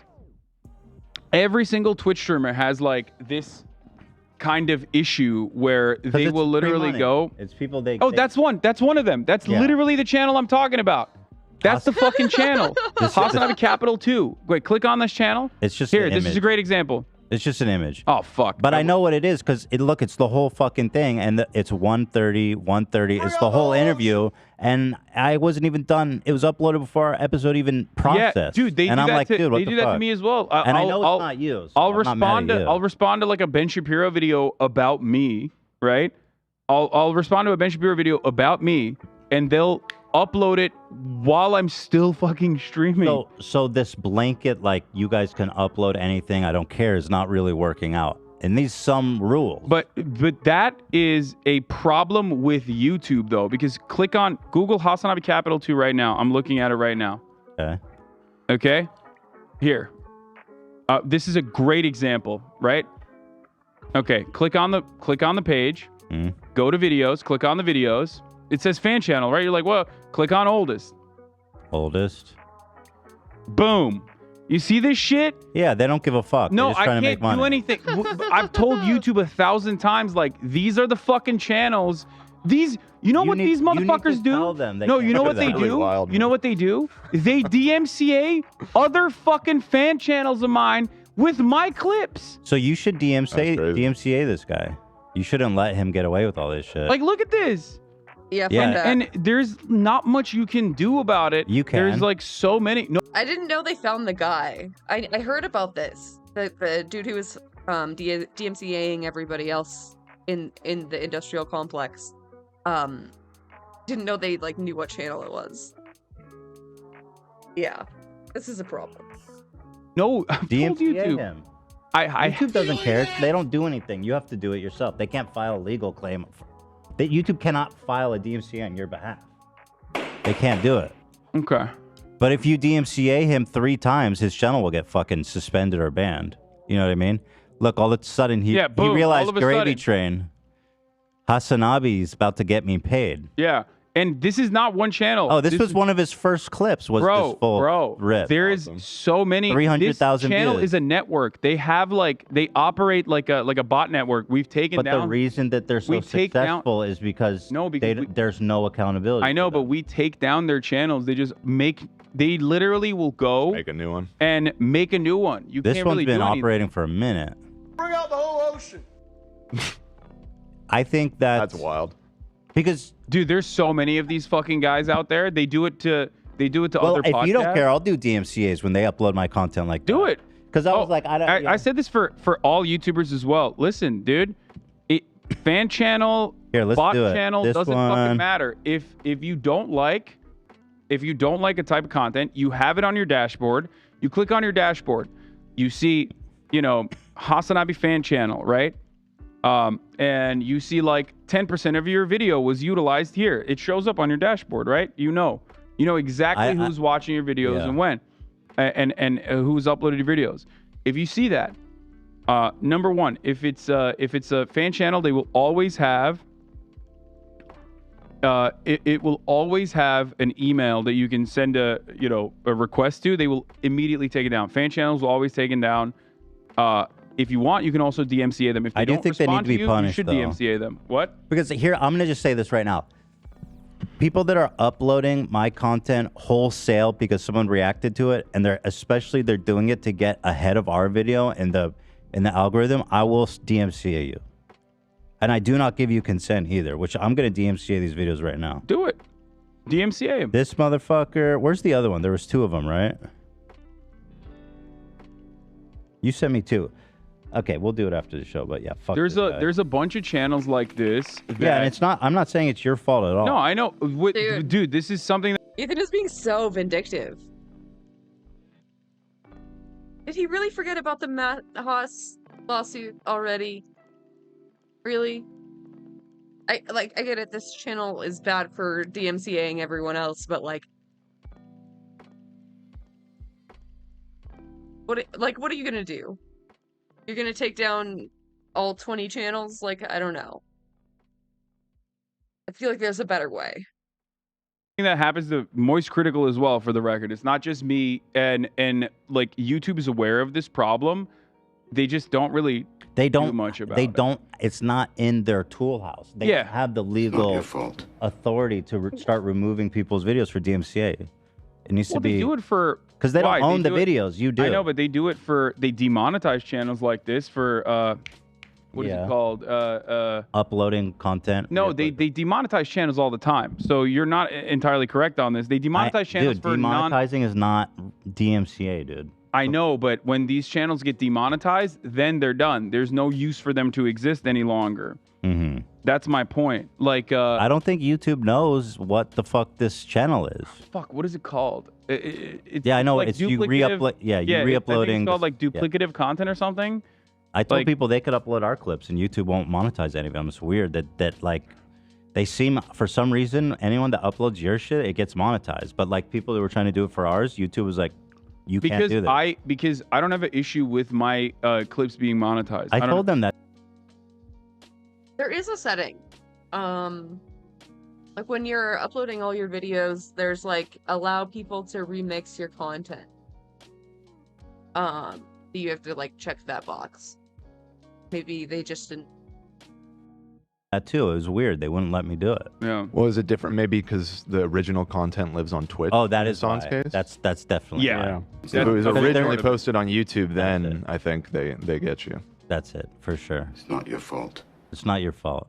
Sounds like Hassan current actually does believe in limits to IP ripping, contrary to how this whole conversation started. Yeah, exactly. Except I mentioned that in the beginning because I always said there's going to be bad faith people, and that No, he literally explained that. Yeah, like, were you listening? there needs to be some level of regulation to deal with bad faith people, which is what I said in the beginning of this conversation.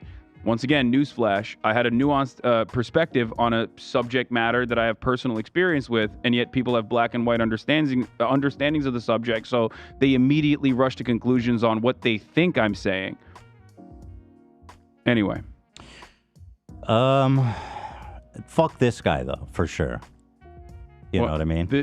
This guy at the eBarrett pretty much. Hassani Capital, not that guy. Yeah. There's a bunch of channels like that. So here, but anyway, we haven't talked about Trump at all. This kind Fuck was that? Oh my god, what does this say? Racist kleptocracy, fascist, Nazi, America. Stop your Sarah racist? Stop your Sarah racist. Huh? Jews, genocide, and something black and yellow people. Christahoma. Christahoma. Uh-huh. So true. Land something Jesus. Palestine? Wait, are they based? Wait, I can't tell. There's a bunch of channels like that. So here, but anyway, we haven't talked about Trump at all. This kind of went down. I wasn't even planning to have this conversation, but there it is. Can you make a note, Dan? I want to send a DMCA to this fucking guy for these 2 videos he re-uploaded. Okay. Thank you. Coming for you, bitch. Right. The bell's tolling for your bitch ass. Wait, I gotta know what this other sign says. Make America penis again? It's like hidden by the third sign. I think that says foreskin. They're an intactivist. I'm coming. My first DMCAs in my whole goddamn career. Maybe there's been a few others of people re-uploading wholesale. But I'm fucking coming for you. Be afraid, motherfucker. And I got time, and I got people. I'm gonna follow you. Dude has like 8 New signs. channels? No. I'm right on your ass. They're out here looking like Mitch McConnell on the podium. Goddamn right. All right, well, dude, we have so much to talk about today. All right, well, so cut to the courthouse. Things are heating up out there. There's a goat man, boycott Nazi, fascist, Singapore, Malaysia. Okay. Oil fracking. What is lots of Jews stuff message there. What is racist Can we read? kleptocrats? Can we read his sign? Can we get a shot of that? Make America's swastika. I see a "Make America's Penis Great Again" with a foreskin. Oh, that's the penis guy. Outlaw. I've seen this guy before. Bloody Satan circumcision. Yeah. The penis guy. Yeah, he's a fucking he's big in the intactivist community. An intactivist. I knew it. It seems like you're oblivious to the most important issue facing I've heard American about it. I've heard civilization. there's a community of men who are trying to grow back their foreskin. Who Yes, circumcised. me. Heard about that? You're talking. Trying to grow back their foreskin? I'm sorry, what? Are they just like slathering some stem cells on there, or what? Talking about me. Trying to grow it back? Yes, I'm trying to grow it back, dude. Remember what they took from us, dude. Yeah. So true. You're circumcised. Does it bother you? Penis. Not really. I don't really think about it that much. I wish it. I mean, it'd be better if I wasn't. I think. Do you not feel that way?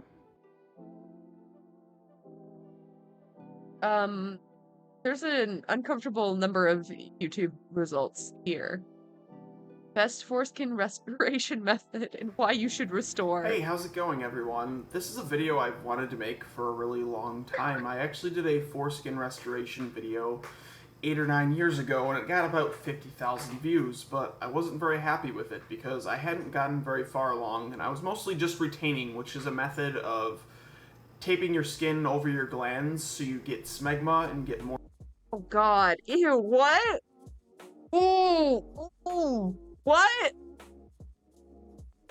I'm sorry, what? I'm 22 seconds in. I was not prepared for taping over your glands so you get smegma.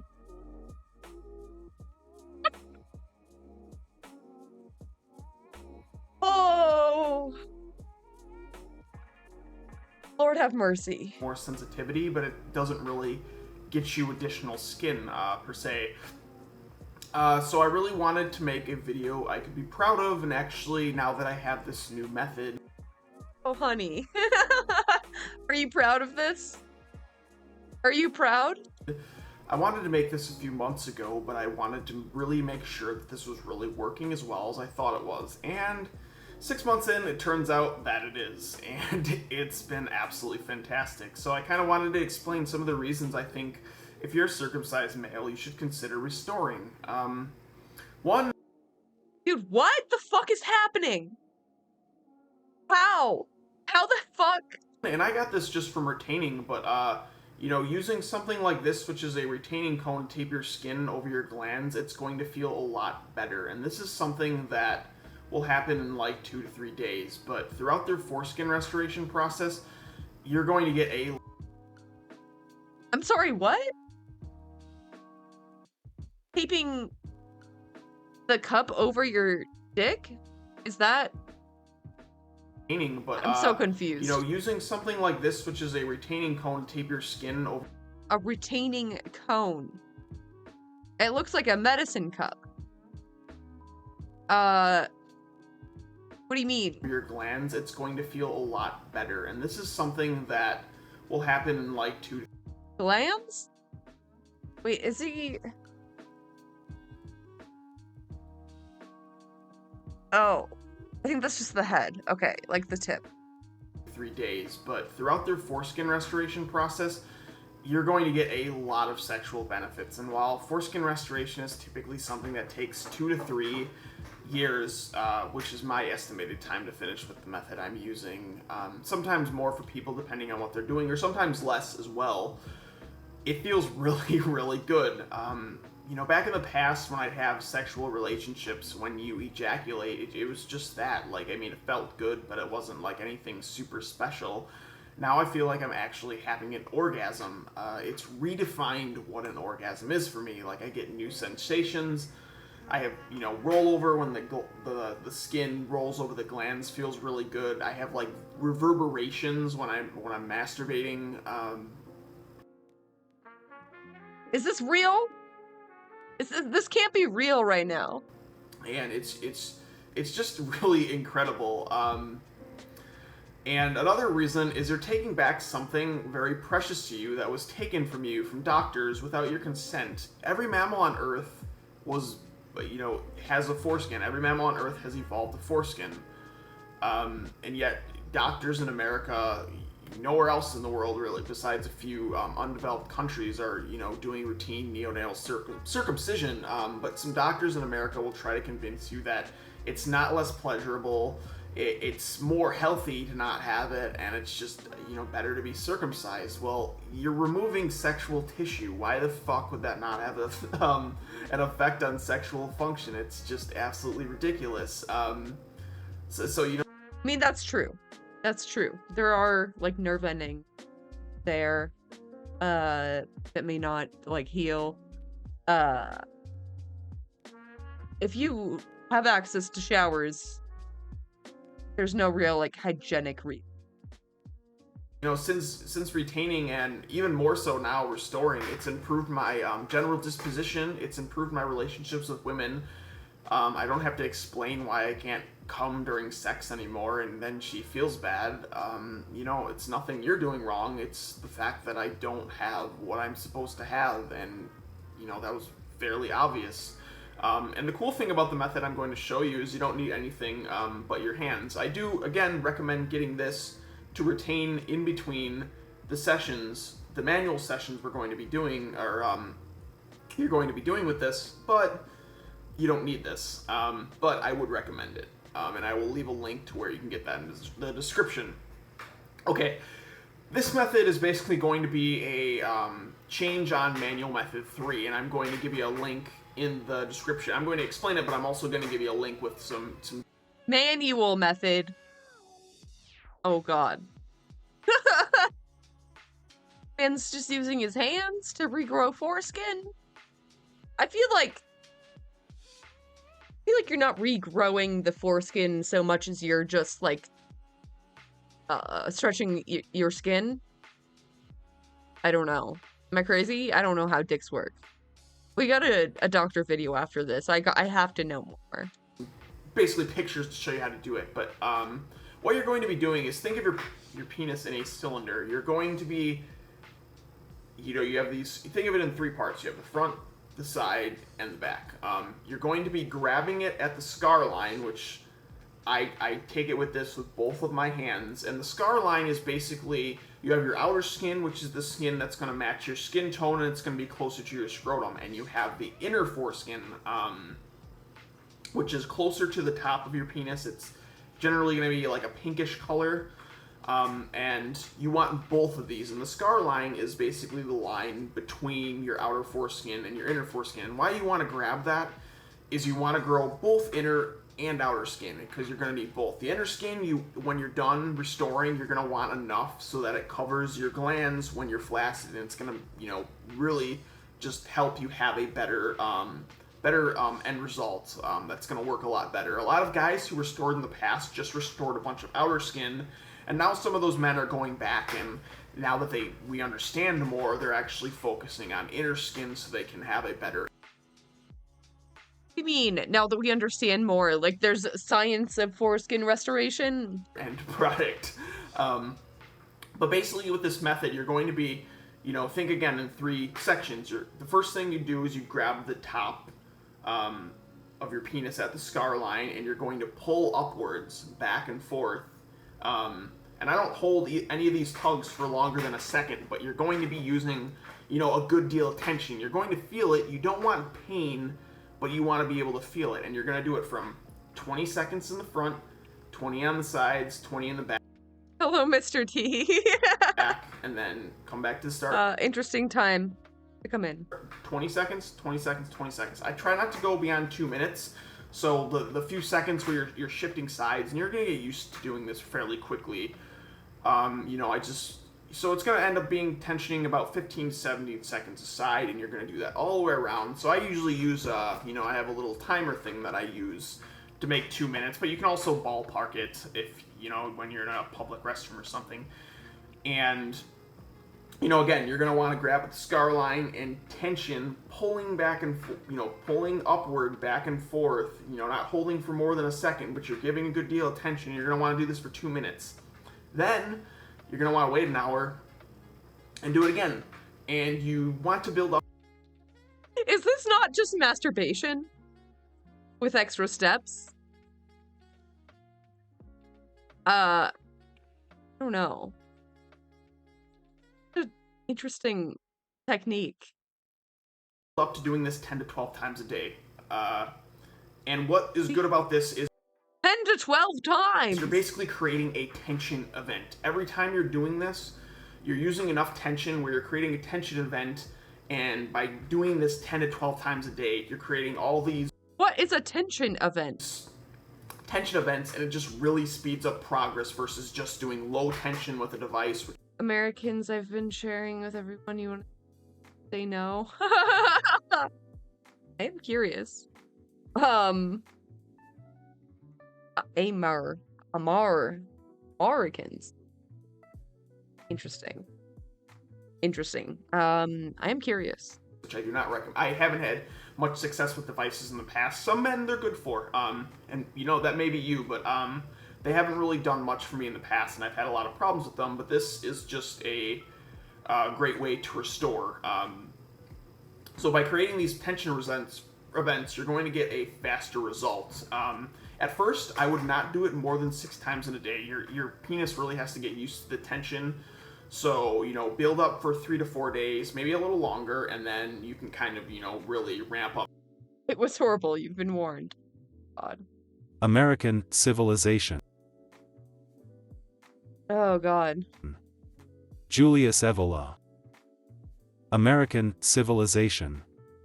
The recently deceased John Dewey was applauded by the American press as the most representative figure of American civilization. This is quite right.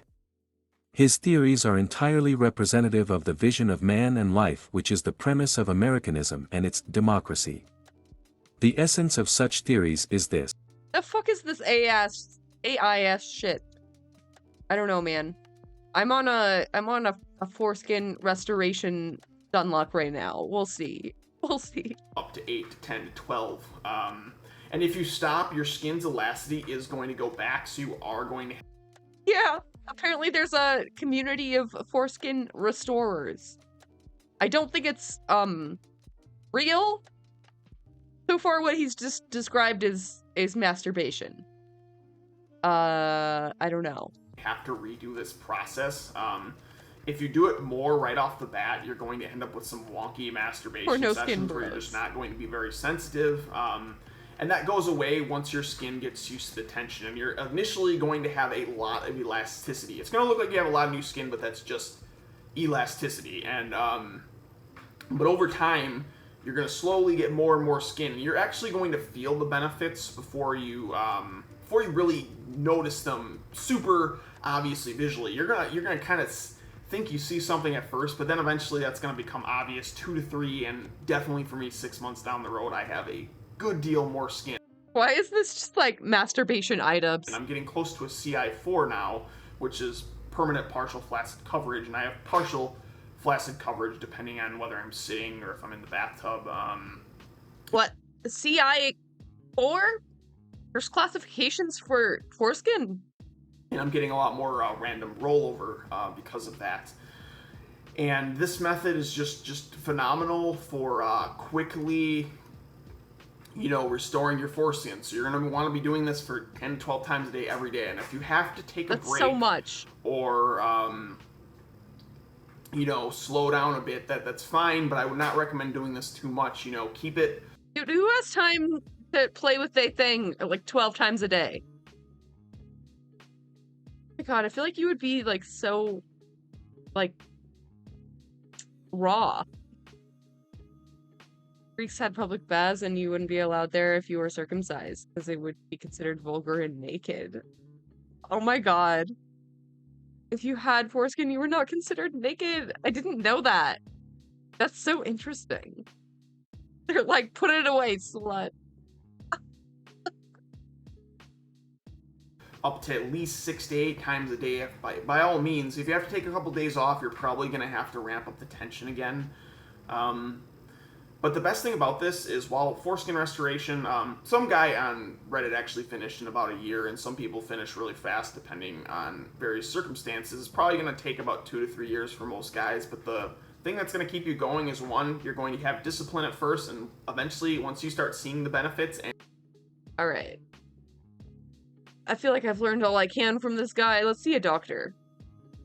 Foreskin, it's a touchy topic. I'm Dr. Rena Malik, urologist and pelvic surgeon, and today we're going to dive right in. Today I'm going to talk about what we know in the scientific literature in regards to foreskin restoration. Well, foreskin is the skin on top of the shaft of the penis. Typically, in uncircumcised men, that foreskin extends over the glans or the head of the penis. However, some individuals are born with a congenitally shortened prepuce, meaning they don't have long foreskin just based on the way they were born, and others had circumcisions when they were born and desire having their foreskin back to the way it was normally. It's important to understand that some men who undergo circumcision at birth develop a feeling of anger and shame and resentment in having that circumcision done. They often feel like they've lost their bodily autonomy, and they are misunderstood very frequently by both society and medical professionals. And so that's where this was developed. But there's actually historical roots. So let me go back, all the way back to the era of the Roman Empire. So back during these times, bathhouses... I'm not circumcised. Easy clap. houses were very common, and people gathered there and were naked in front of each other. And in society, it was actually considered unacceptable or even ugly to have an uncircumcised or congenitally absent foreskin. Oh, you were just talking about this. Skin on the penis. In fact, it wasn't even allowed to retract the foreskin in public. And this led to the first non-surgical approach to lengthening foreskin called Judium pundum. It's a funnel-shaped copper tube that's placed around the penile shaft. The copper tube is then pulled on to allow for stretch of the foreskin over the glands. And it was thought that with prolonged stretching, this would increase the length of the foreskin. Another famous physician, Dioscorides, actually recommended applying honey and warm water prior to stretching to try and enhance the stretching abilities. Another item that was used is called kynodesmy, which was literally translated to dog leash. And this was actually like a leather thong that men wore that provided traction on the foreskin upwards. Then it was tied in a bow and fastened around the waist. This was primarily used for sporting events to prevent the glands from popping out during sporting events and being seen. And lastly, the most invasive option at this time was called infibulation, meaning they would take some sort of device, either a metal clamp or a string, and actually go through the foreskin to keep it shut over the glands. The first actual surgical technique that was ever described was described by a physician. Why were they always naked? Wear underwear. Seriously, what are you doing? Wear a leaf. Something. Honestly, I think we should go back to being nudists. Hot take. Named Celsus in a book called De Medicina. It's a very famous physician and a very famous book. And it's described as making an incision around the penis, around the foreskin, either at right underneath the head of the penis or at the base of the penis, depending on if they had a circumcision previously or if they were just having a shortened prepuce. And then they took the skin that was remaining there and extended it over the glands itself. They used some sort of traction to keep it in place there, just like infibulation. They then tied that foreskin again, leaving just enough space so that you can urinate. And the remaining part of the shaft that was remaining open was actually allowed to heal by what's called secondary intention. And what that means is that it just heals from the inside out. Interestingly, at this point in time, they also put some sort of specialized dressing underneath the skin, in between the skin and the glands, to prevent it from sticking down into the glands. This was actually made with lead oxide. And they also wanted to really prevent erections. And so they kept men who underwent this surgery hungry for long periods of time so that they would be weakened and then not get erections. This is obviously not ideal in so many ways, but that skin that was left to heal by itself tended to have lots of contractures, meaning that it shrunk down and caused disfiguring appearances. And so there wasn't a great outcome from this. So after that, for quite some time, there's very limited reportings of foreskin restoration in the biomedical literature until World War II. So since this time, a number of different types of grafts have been used to cover that area that's created when things bros will do instead of going to therapy. Literally.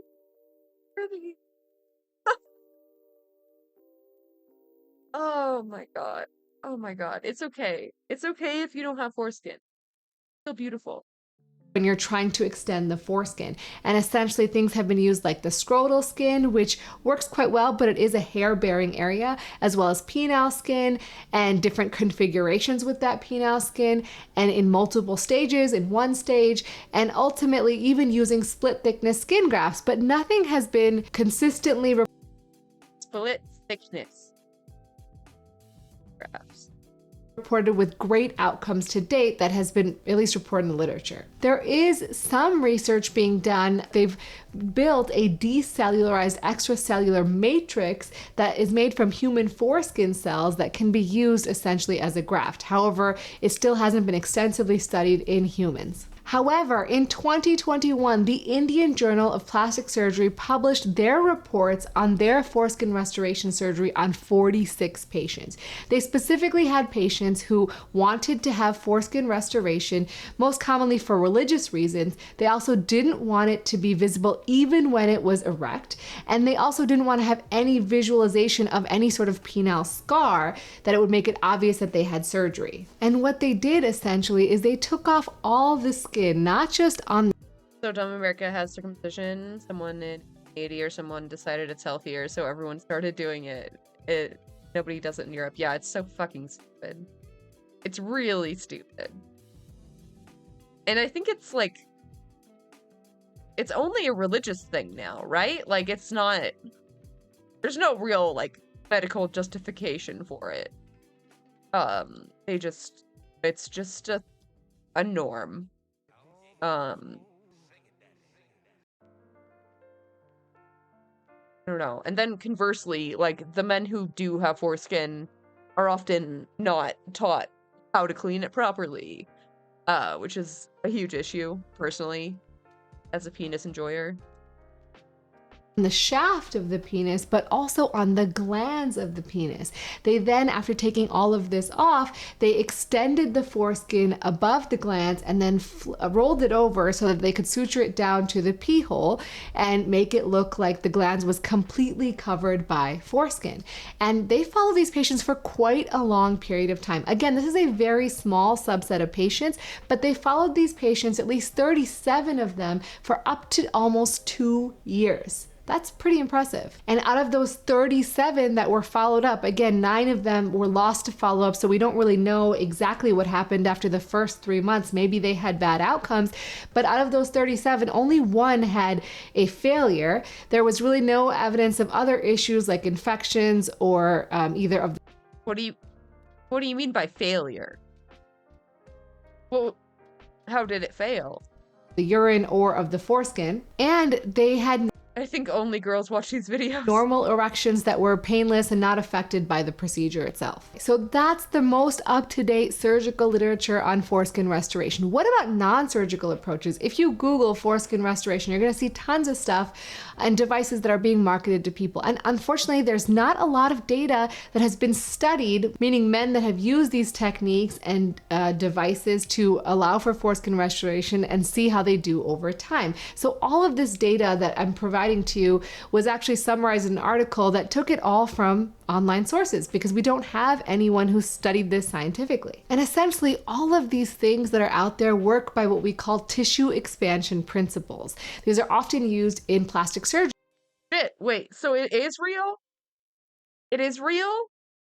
For example, when you're allowing for breast reconstruction, often tissue expanders are used to allow for breasts to get enlarged and then the implants to be placed in. And this is also sometimes used. What? I've never heard about that. I've known lots of women who got boob jobs. I didn't know that you had to stretch your titties first. Oh God. Oh God. What? Wait, what is that? What does that look like? Hang on. Allowing for breast reconstruction, often tissue expanders are used to allow for breasts to get enlarged and then the implants to be placed in. And this is also sometimes used in young children when they're trying to get surgery on the penis for what's called hypospadias. What this principle is that skin may—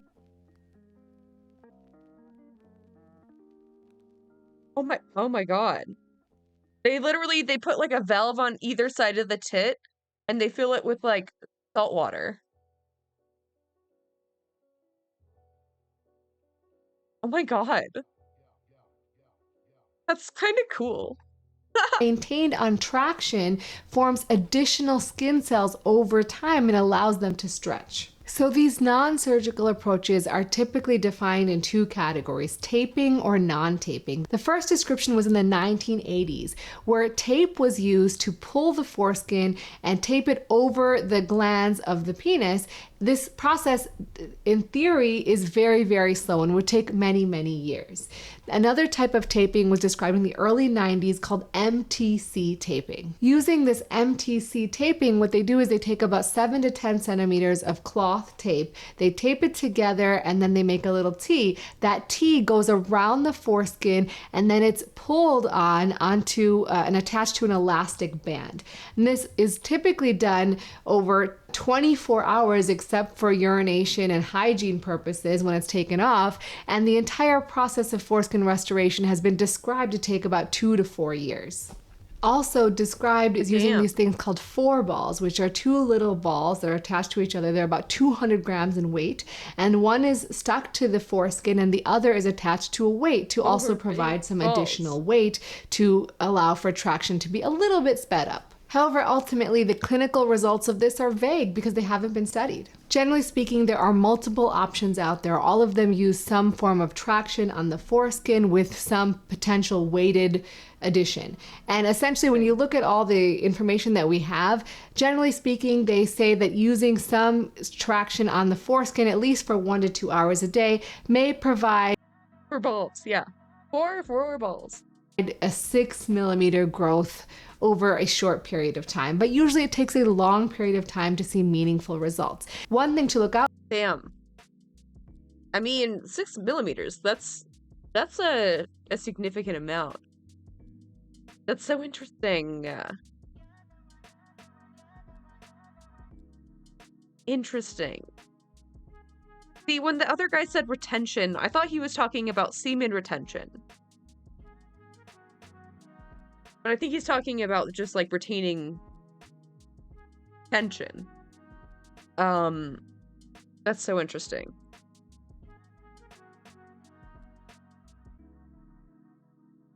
Man, I feel like we should know more about this. You know what I mean? Research more skin science. Out for is when you're stretching the foreskin, a couple things may happen. One is that when you're stretching, you don't really have specific control of how it's stretching. So it will not only pull it longer, but it will also pull it wider. And that may not give you an aesthetically pleasing outcome at the end of it. Also, it may cause what's called penoscrotal webbing. Penoscrotal webbing is where it looks like there's a fusion between the penile skin and the scrotal skin. It looks like a web. And that again may not be aesthetically pleasing. Ultimately, I think if you're struggling from this, I'm so sorry that you are struggling and feeling unhappy with either what you were born with or what happened to you shortly after birth that was not done by your consent. And fortunately, there are some options available there. However, they have not been extensively studied in large cohorts of men. And you just need to realize that you need to be thoughtful, careful, and it's going to take a long period of time. If you start noticing anything abnormal, make sure you come see a urologist so we can do an exam and make sure that nothing else untoward is going on. As always, remember to take care of yourself because you're worth it. Are worth it. I love her. Oh my god. Lengthening video. I didn't realize that this was actually a thing. Tentatively, because it hasn't really been studied, but if they can do it with tits, they can probably do it with dicks. You know what I mean? It makes sense. This is my favorite Lucid emote. It's so good.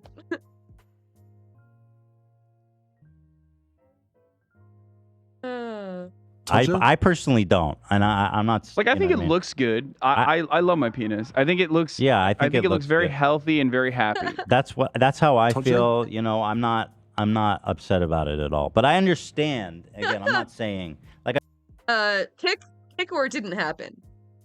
I totally understand people's like the weirdness with it. You know, especially just that in America they just started doing it to everybody. Penis.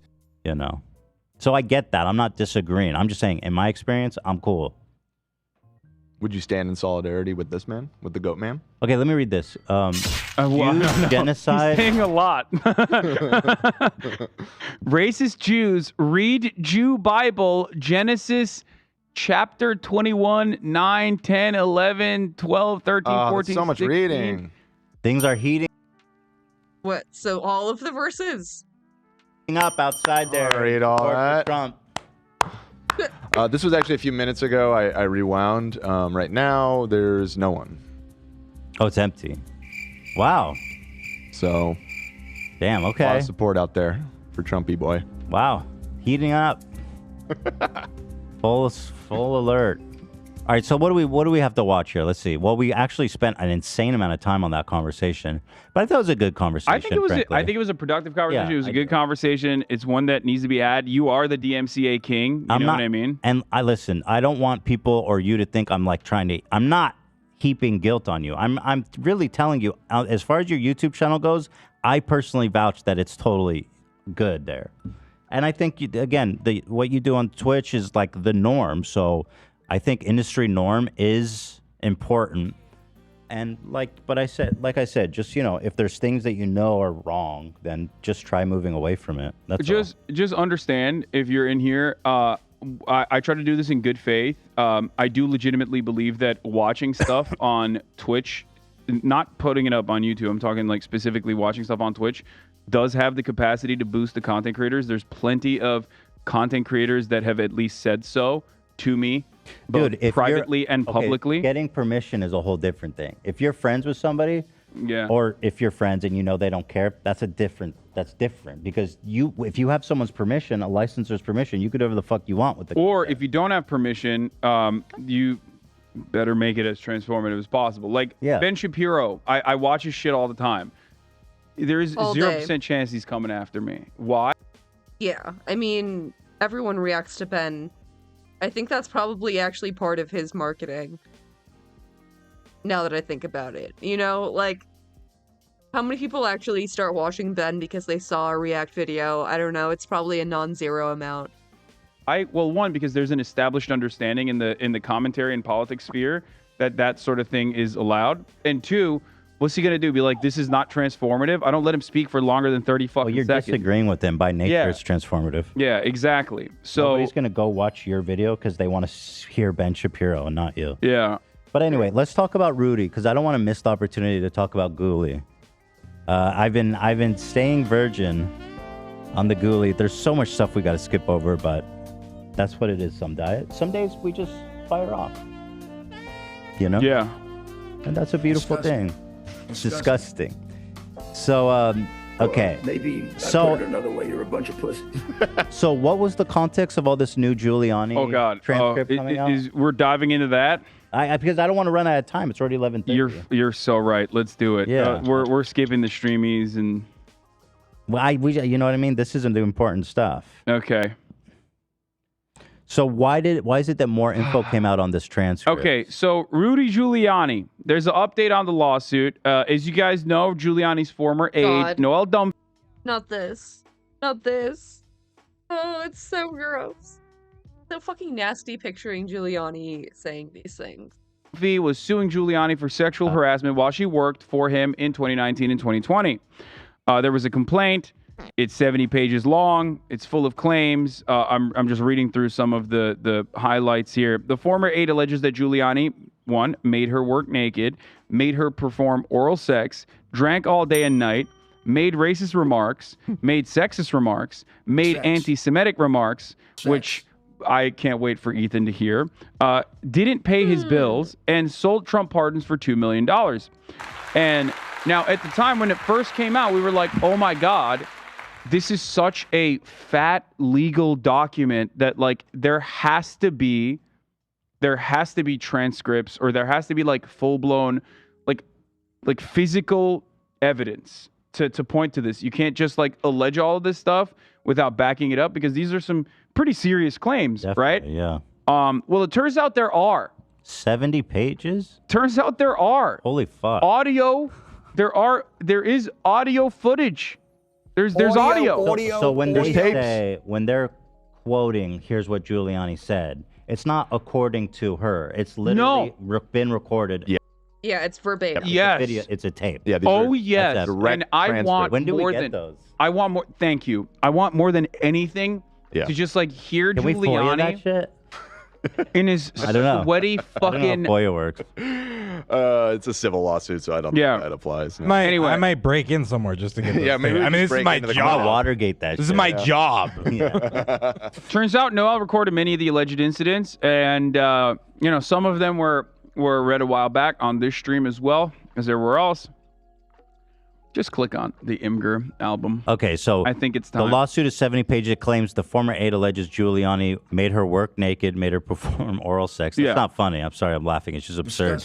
Drank all day and night, made racist remarks, made sexist remarks, made anti-Semitic He already read this. remarks, didn't pay his bills, sold Trump partners for $2 million. Let's open it up. We knew all that. Okay, open So up the here- document. Ethan, open up the document. Yeah, here it is. All right. Your Honor. I haven't read any of these. Your Honor, I would like to, Your Honor, Ethan Klein, Your Holiness, I would like to direct your attention to image number 1 from page 2, where Mr. Giuliani is allegedly making anti-Semitic remarks. I'm going to read it in Mr. Giuliani's voice for you. Let's go. Jews! They want to go through that freaking Passover all the time. Man, oh man. Get over the Passover. It was like 3,000 years ago. Okay, the Red Sea parted. Big deal.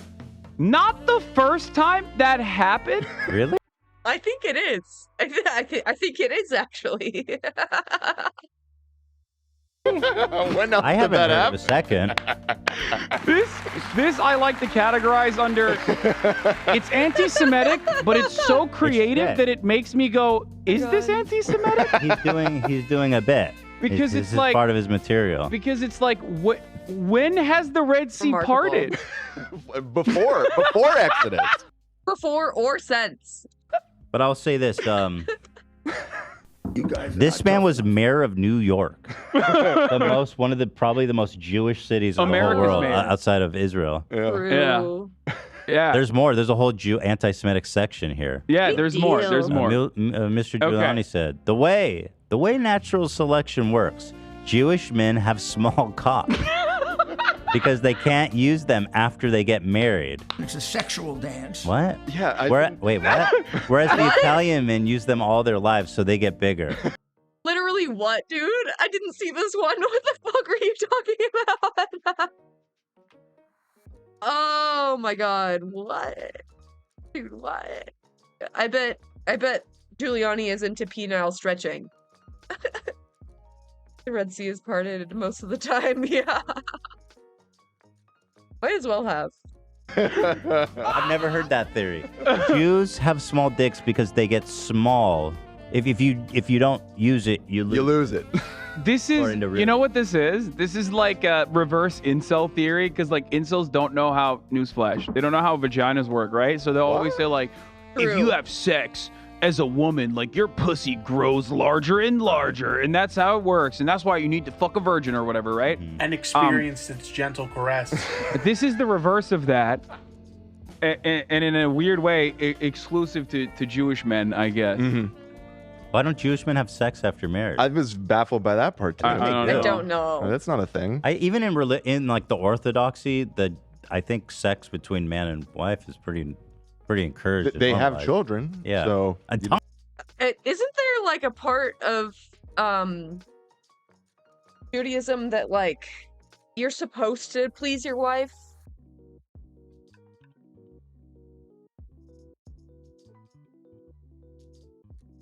I heard this like secondhand. To like look into this. Looking into it.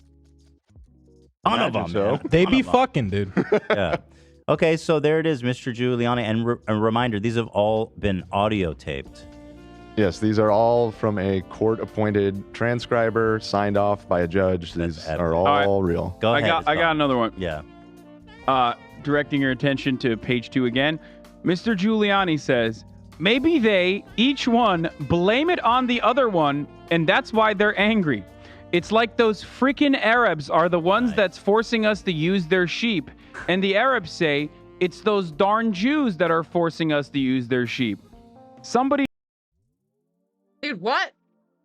Hold on. I'm sorry. I was reading about this, this part of Judaism.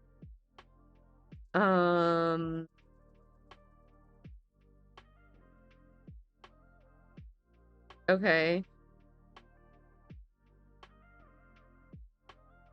Yeah. I don't know how legit this is. myjewishlearning.com, but conjugal duty prescribed in the Torah are for men of independent needs every day, for laborers twice a week, for donkey drivers once a week, for camel drivers once in 30 days, for sailors once in 6 months. That's so fucking random. A man is forbidden to compel his wife to have marital relations. So anti-marital rape, very pog. Kinda cool. Okay.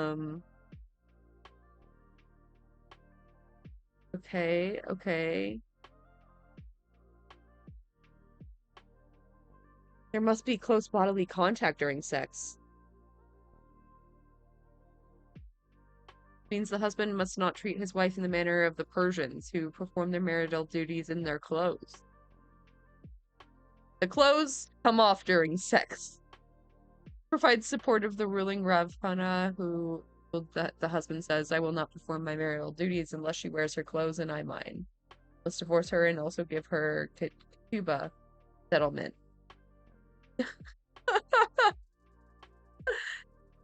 If she wants to keep the clothes on during sex, divorce her.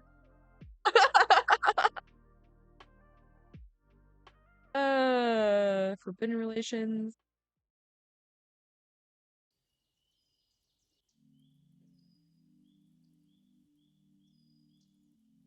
Okay. Somebody should tell them it's Moses and Muhammad who did it.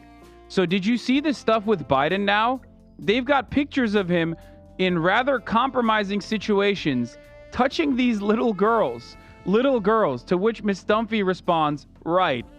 To which Mr. Giuliani responds with, he may really be a weirdo. Now, I found this really interesting because, well, one, I don't know what he's referencing here with total psycho speak. Arab people and Jewish people. This is what I was looking for. Here we go. Sexual relations are considered a dimension of Shabbat pleasure. Therefore, Torah scholars fulfill their marital obligations once a week on the Shabbat. It's literally part of their their observance. And sheep. I don't know where he was going then he with this one. Swaps over to Biden, touching children inappropriately. And it's really odd because he did that. Right. We saw him trying to fuck someone he thought was underage on camera on a feature film. I mean, it's really oozing with irony. He's saying, while being recorded for later exposure, he may really be a weirdo. As someone's film. Giuliani's a good judge of character on that. To for prove sure. what a weirdo he is. Fantastic. I like my coffee dark. Yes. Like I like my man. Who were the other Republicans who are celebrities? Asked Miss Dunphy. Mr. Giuliani responds, ain't too many. Not Brad Pitt. The other guy that looks like him. Miss Dunphy says, Bradley Cooper. Mr. Giuliani says, no, the other one. What the hell's his name? Miss Dunphy says, well, Matt Damon is very liberal. Giuliani responds, no, God. Matt Damon is a F word. Dude, how? Matt Damon is also 5'2", eyes are blue, cooch. This is the craziest line of them all. Coochie, coochie, coochie, coo. Coochie, coochie, coochie, coo. What the fuck does that even mean? I have to know, what was the intonation when he said that? Coochie, coochie, coochie, coo. I don't know. I've never heard anyone say that. I don't think ever. And also, how is Matt Damon an F word? Isn't he married with kids? I don't. What the fuck? What the fuck? I guess it's a good time to remember that he was drinking all day and night.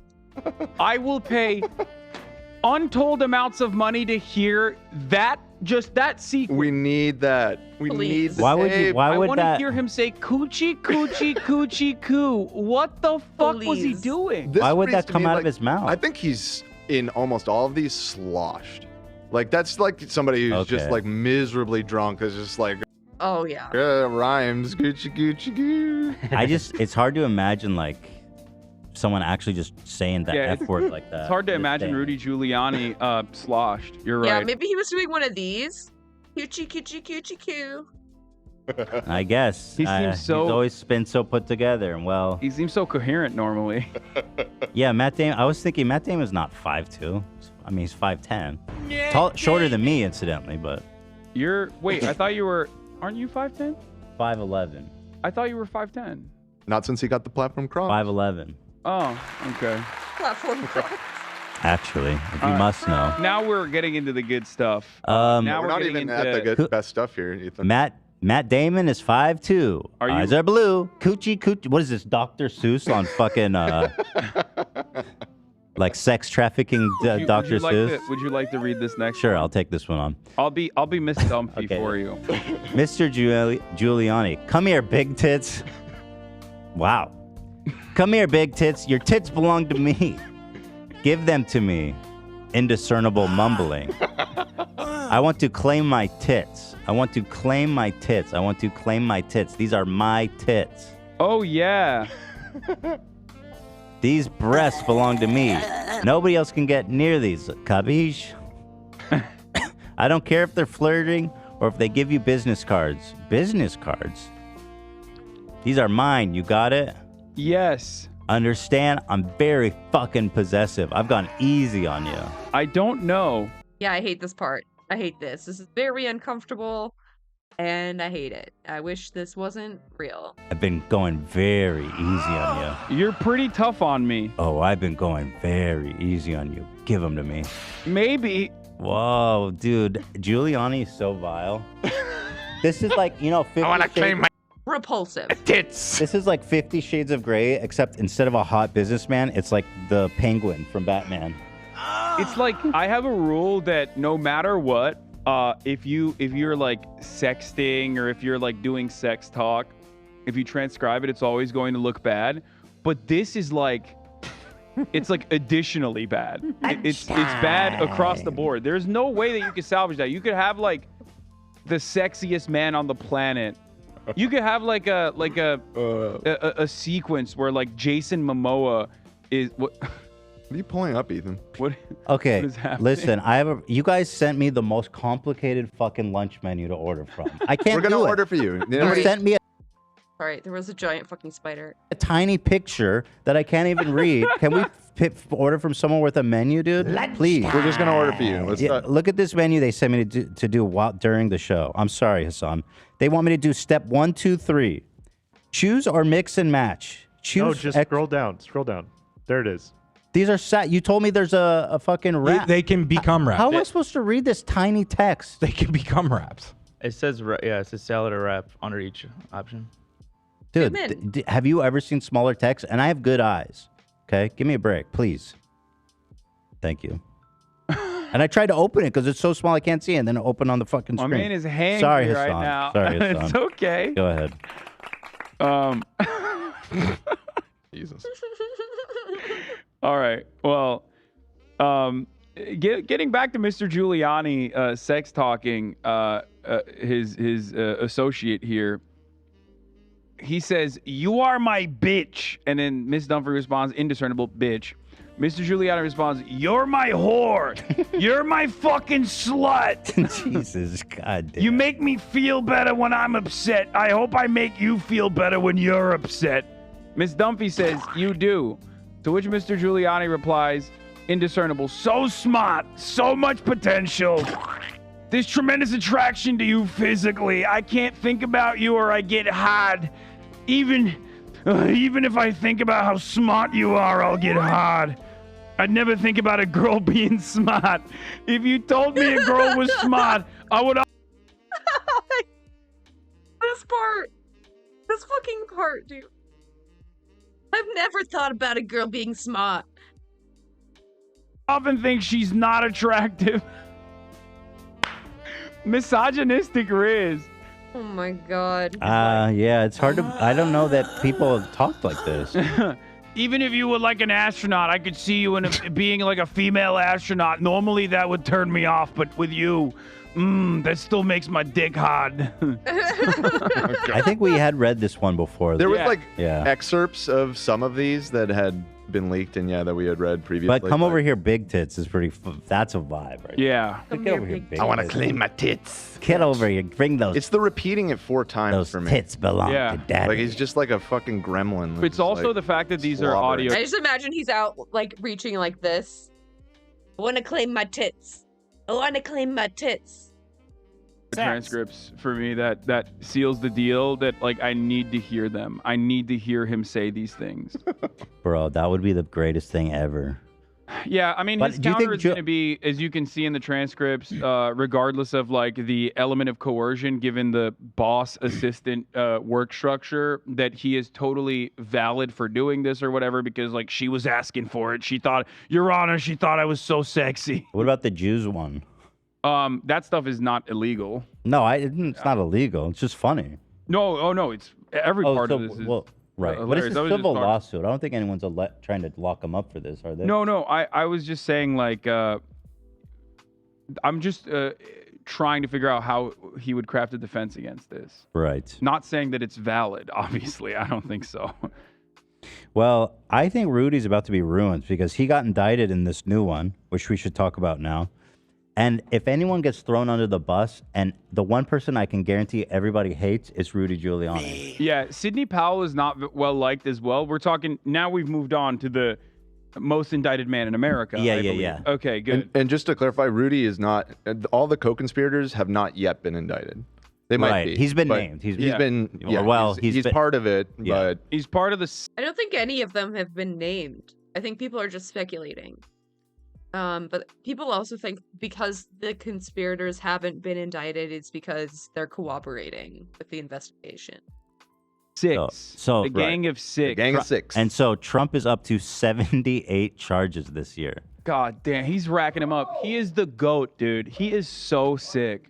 Although was listening to the news this morning, I think it was like 40% of all Republicans think Trump did nothing wrong. Yeah. They don't acknowledge any of this. Out of Trump's base, Or sorry, of not MAGA 40%. support, It's like, yeah. out of it's like Trump's 80. base of MAGA support, polling was conducted by the New York Times. I think that's what you're talking about, right? Yeah. Okay. This part is insane. I often have this meme on my stream where I say you can get 30% of Americans to agree on anything, no matter how fucking insane it is. It's the 30% principle for America. Okay? They believe angels are real, all this crazy stuff, right? Out of the base of support for Donald Trump, the hardcore MAGA hardliners, 0 people think he's done anything illegal. Yeah. 0. I'm not saying not one person. 5%. Not 2 people, not 10 people, 0. From his 0 base. of Trump's MAGA base of support, which makes up 30% of the base of support for the Republican Party, say he has done anything wrong. I think the indicted 40% him. was from, so like Across the board. 36%, or no, it's more than that. It's 43%, I think. Here, It's this his isn't base. just MAGA. This is all Republicans. All but Republicans, like 60%, or I think he did nothing wrong. 74 Yeah. say he's done nothing wrong. That's insane. That's fucking insane, dude. Compared to like 86% of Democrats that think he has done serious crimes. Wow. Yeah, we're split down the middle. How the fuck are half of us just not living in reality? The fuck?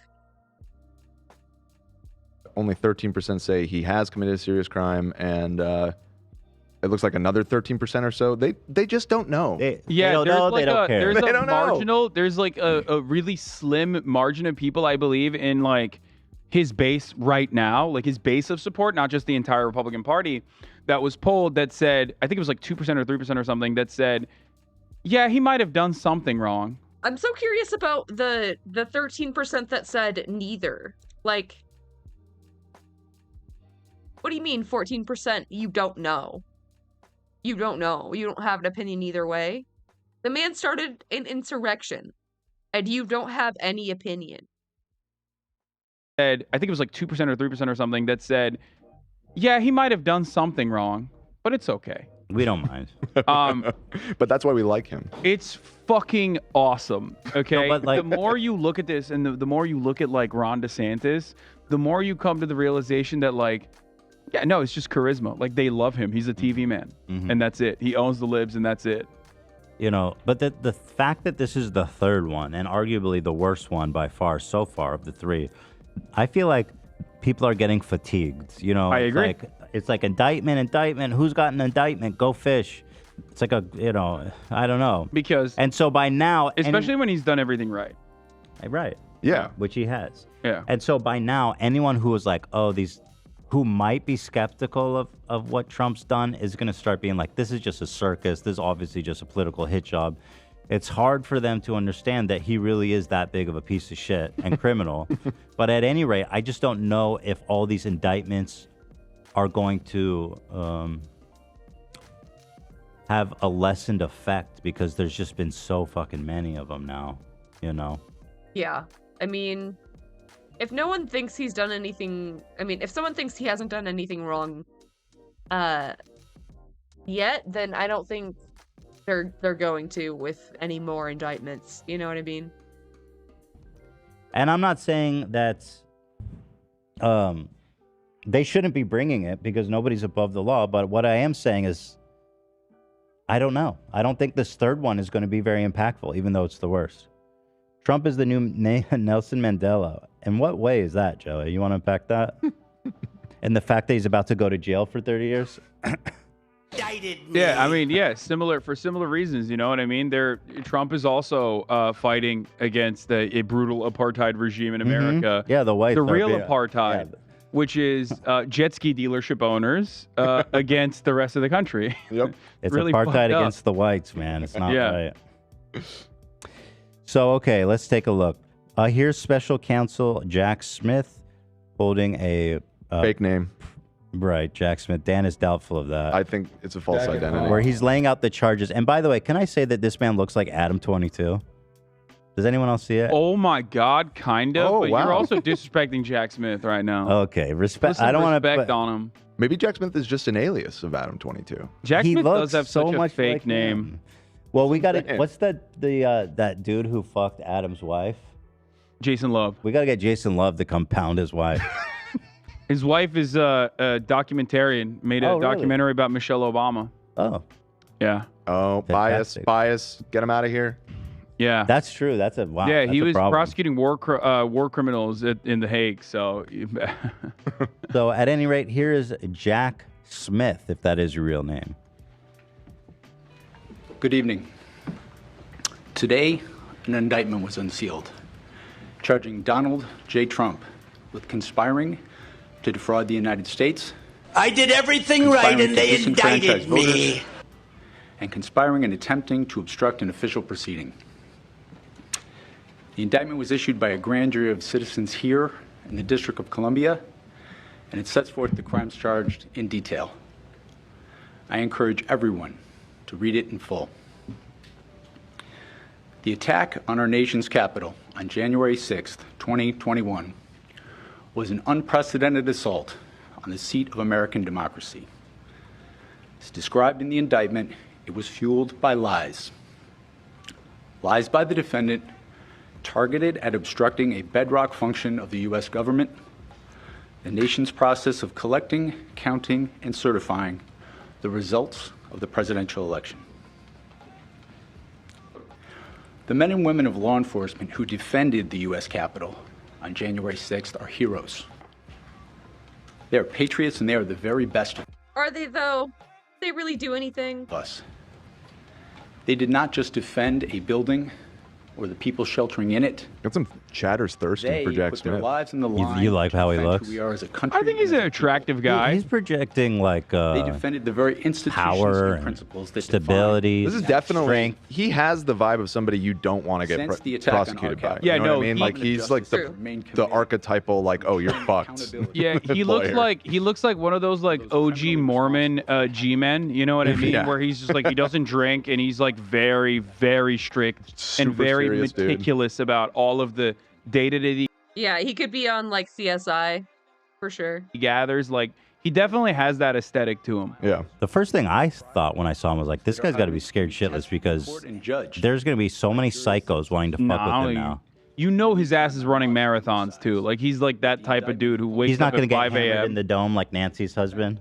What? Oh, no. You think he'll? No, he'll bust some ass. Okay. Also, he lives in the Netherlands. What are they gonna do? He does? Yeah. Oh, they can't get him there. Usually, well, not right now, probably for the. I hope he duration of has like security though, because there are some real freaks out there. Yeah, I imagine. As well as the many career prosecutors and law enforcement agents. All right, shout. I didn't even think about that. I'm sure he does have to have so much security. It's so fucking. Out to Jacket Off Smith for doing something really brave and really difficult. He's pretty matter of fact about it. So I've been thinking a lot about this, about my main man Donald Trump getting indicted so many times despite doing everything right. Mm-hmm. And you know, obviously the deep state pedophiles are coming after him, right? You know, because Obviously. they're jealous of his power. Yeah. But ultimately, you're right. I do think that there is a lot of fatigue around this. I do think that it's not as entertaining. The first time it was like, whoa, that's crazy. Listen, like we kind of blew a people load. Like us are loving it, but people who could be potentially persuaded by this are over it, I think. Yeah, I feel like it's just contributing to a depressive. It's depressing voter turnout, and it's going to contribute to having like probably very low voter turnout in general. In 2024, you're saying? Yeah, unless they keep some of the mail-in ballot initiatives from COVID, which Republicans have been actively trying to undermine, which genuinely makes it easier for people to vote. Unless they do that, it's most likely going to have a chilling effect. It's most likely going to cause people to not vote because you're just like, ugh, I don't care. Like, fuck Trump. Yeah. Joe Biden is old. Yeah. Nothing is like, you know, there's nothing here for me. The question is, does it depress turnout for Trump more than it does for Joe? Press? Depress. Like, who do you think is more like worn out on politics by all of this? Like Trump's base or, I think it's or the Democrats? I think it's the moderate Republicans. Right. Who are like potentially swayable, but they're going to be like, this is just a joke. They're like, They'll just stay home. They won't vote for Biden. They might They'll not just be vote, like, eh. or they'll vote for Trump because they think that it's a hit. Yeah, Biden's approval ratings are like the lowest of all time for any incumbent president. So, it's not looking great for him. And also, I don't know how much support Trump is going to galvanize. So I do think a lot of people might not vote. Good job on him. Right. By the way, these are the charges of the new. I did everything right and they indicted me. When I look at Fox News coverage of this stuff, it is like understandable why the Trump base is just seemingly on a different planet. Yeah, totally. No, the way they cover it is just so absolutely nutty. I just They're like, this is like Nazi For real? Germany government takeover, going after our legal opponent, our political opponents. Yeah, and Stalin. The worst part about it, I mean, I guess it's not the worst part about it, but like the one funny issue here is that like they fucking know. They know. Right.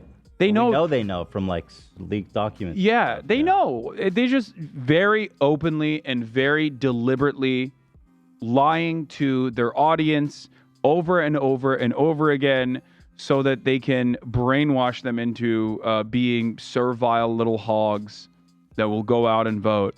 But ultimately, I think there is a ironic situation here with like why you should vote for Trump. Now it's basically turning into like vote red no matter who. Like, you know how Democrats have the vote blue no matter who initiative that have they implement every election cycle.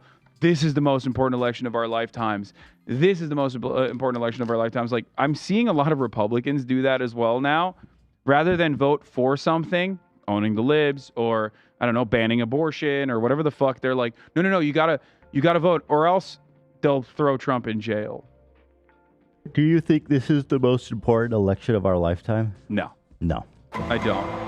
No, I don't. I think all elections are important in a similar capacity, but ultimately I think the American government is on autopilot, and it's like either marginally going to be worse and the lever is going to be cranked in one direction only to have Democrats seize control of all facets of government and never crank it in the other direction, or it's just going to keep going more and more right-wing. Yeah, I wonder what's the worst thing Trump could do in office. I mean, George Bush kind of outdid him by a lot. Yeah. Well, yeah. He's like, yo, I don't think people really understand what a murderous fucking genocidal freak he was. His administration. His administration, He yeah. killed like 1 For million real. civilians. Yeah. Yep. That's like one of the big genocides of human history. It has largely been memory hold. It's Yeah. pretty wild. Yep. It's true. Genocide. Just completely wiped from memory. Just another patriotism event. People will get. That's a controversial take. You know that, right? What's wrong about it? Liberals will get mad at you for saying A that. lot of liberal, yeah. I mean, a lot of people think Trump's like the worst president ever. And Yeah. Wait. What Which about what I he's up said there. is Everything that you said is objectively and demonstrably correct. so? But why would they be mad about that statement?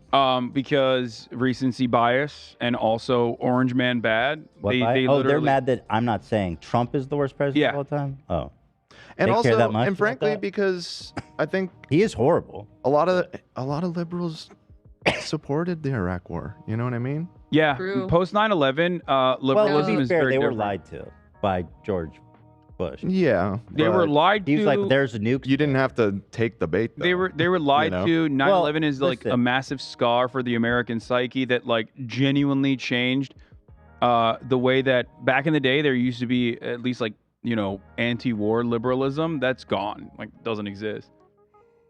Doesn't exist whatsoever in the Democratic I'm not Party. super. Listen, I understand that liberals who voted.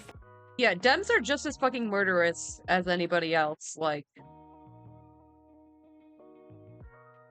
that's kind of why neoliberalism bad. For it, because it's great if you did it, and I think that's an incredible badge of honor. But when the administration's like, we have evidence that they have nuclear bombs, and then you go there and they're like, actually, The thing is, they don't really have contemporaneously- anything. JK, lol. Contemporaneously, there were people pointing out the flaws in all of this. Yeah. And they just didn't listen. Yeah. I mean, that's Because there were Democrats that voted no.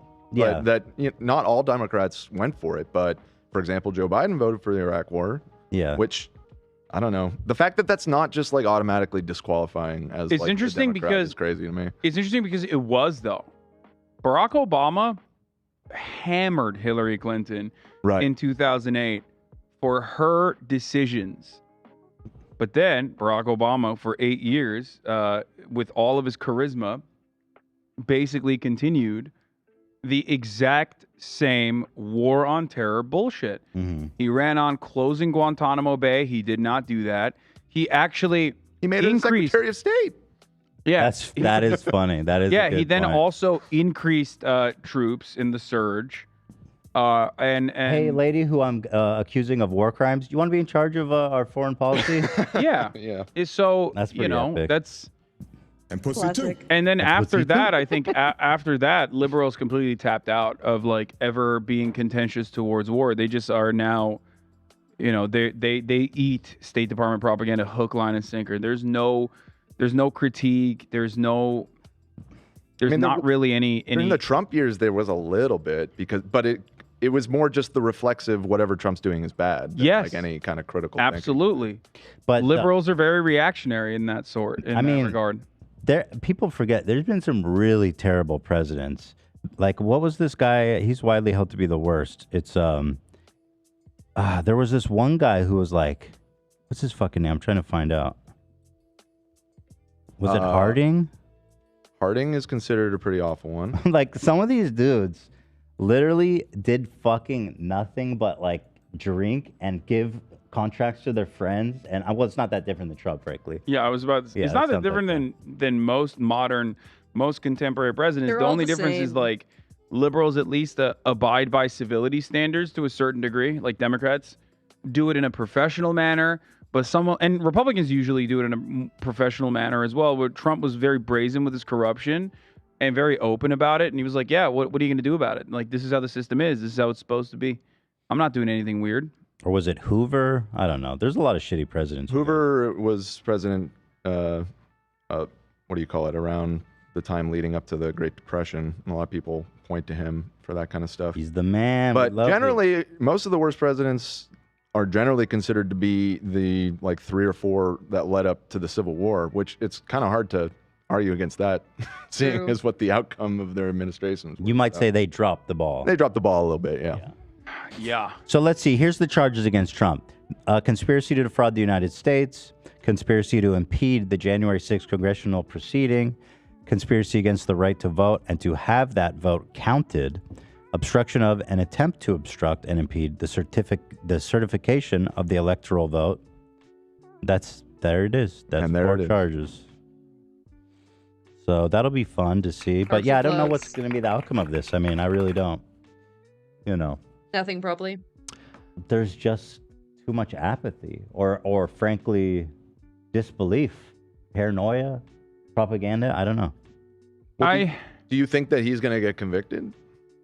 Because I Honestly, feel I like have it's a no different idea. conversation once that starts happening. Like I agree. Like the indictments, it's like people are worn out on because it's like, yeah, he's arrested again. Nothing's happened. But you know, if he gets found guilty, I for don't some know that stuff, these I don't people know. will change their mind. I don't think it'll change mine, but I think it'll be more of what Hassan was saying of just like depressing turnout.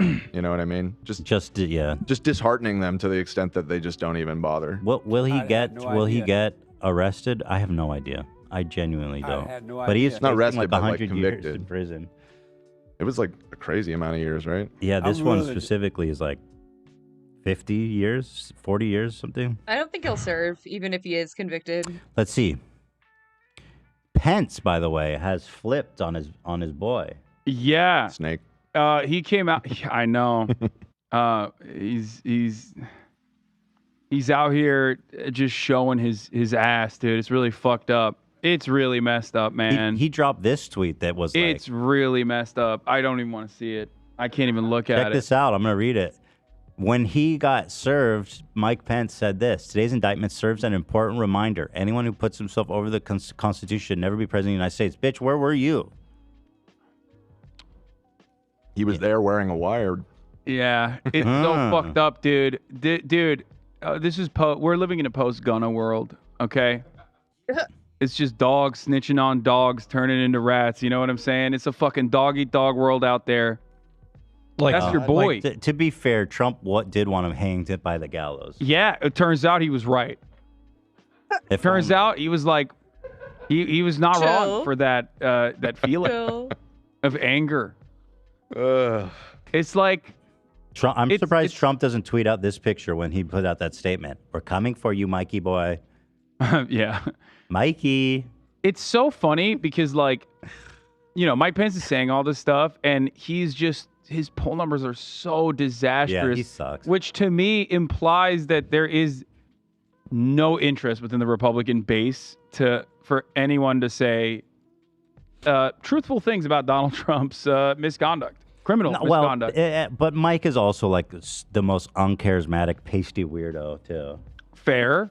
And also, the dude literally, he tried to run, he announced his president's candidacy. He raised $1.2 million. Twitch streamers get more donations than him. Yeah. I've raised more money for Syria and Turkish earthquake relief funds than Michael Pence's VP run in a matter of like a week too. So let's see. Pence's handwritten notes and testimony played a crucial role during the indictment.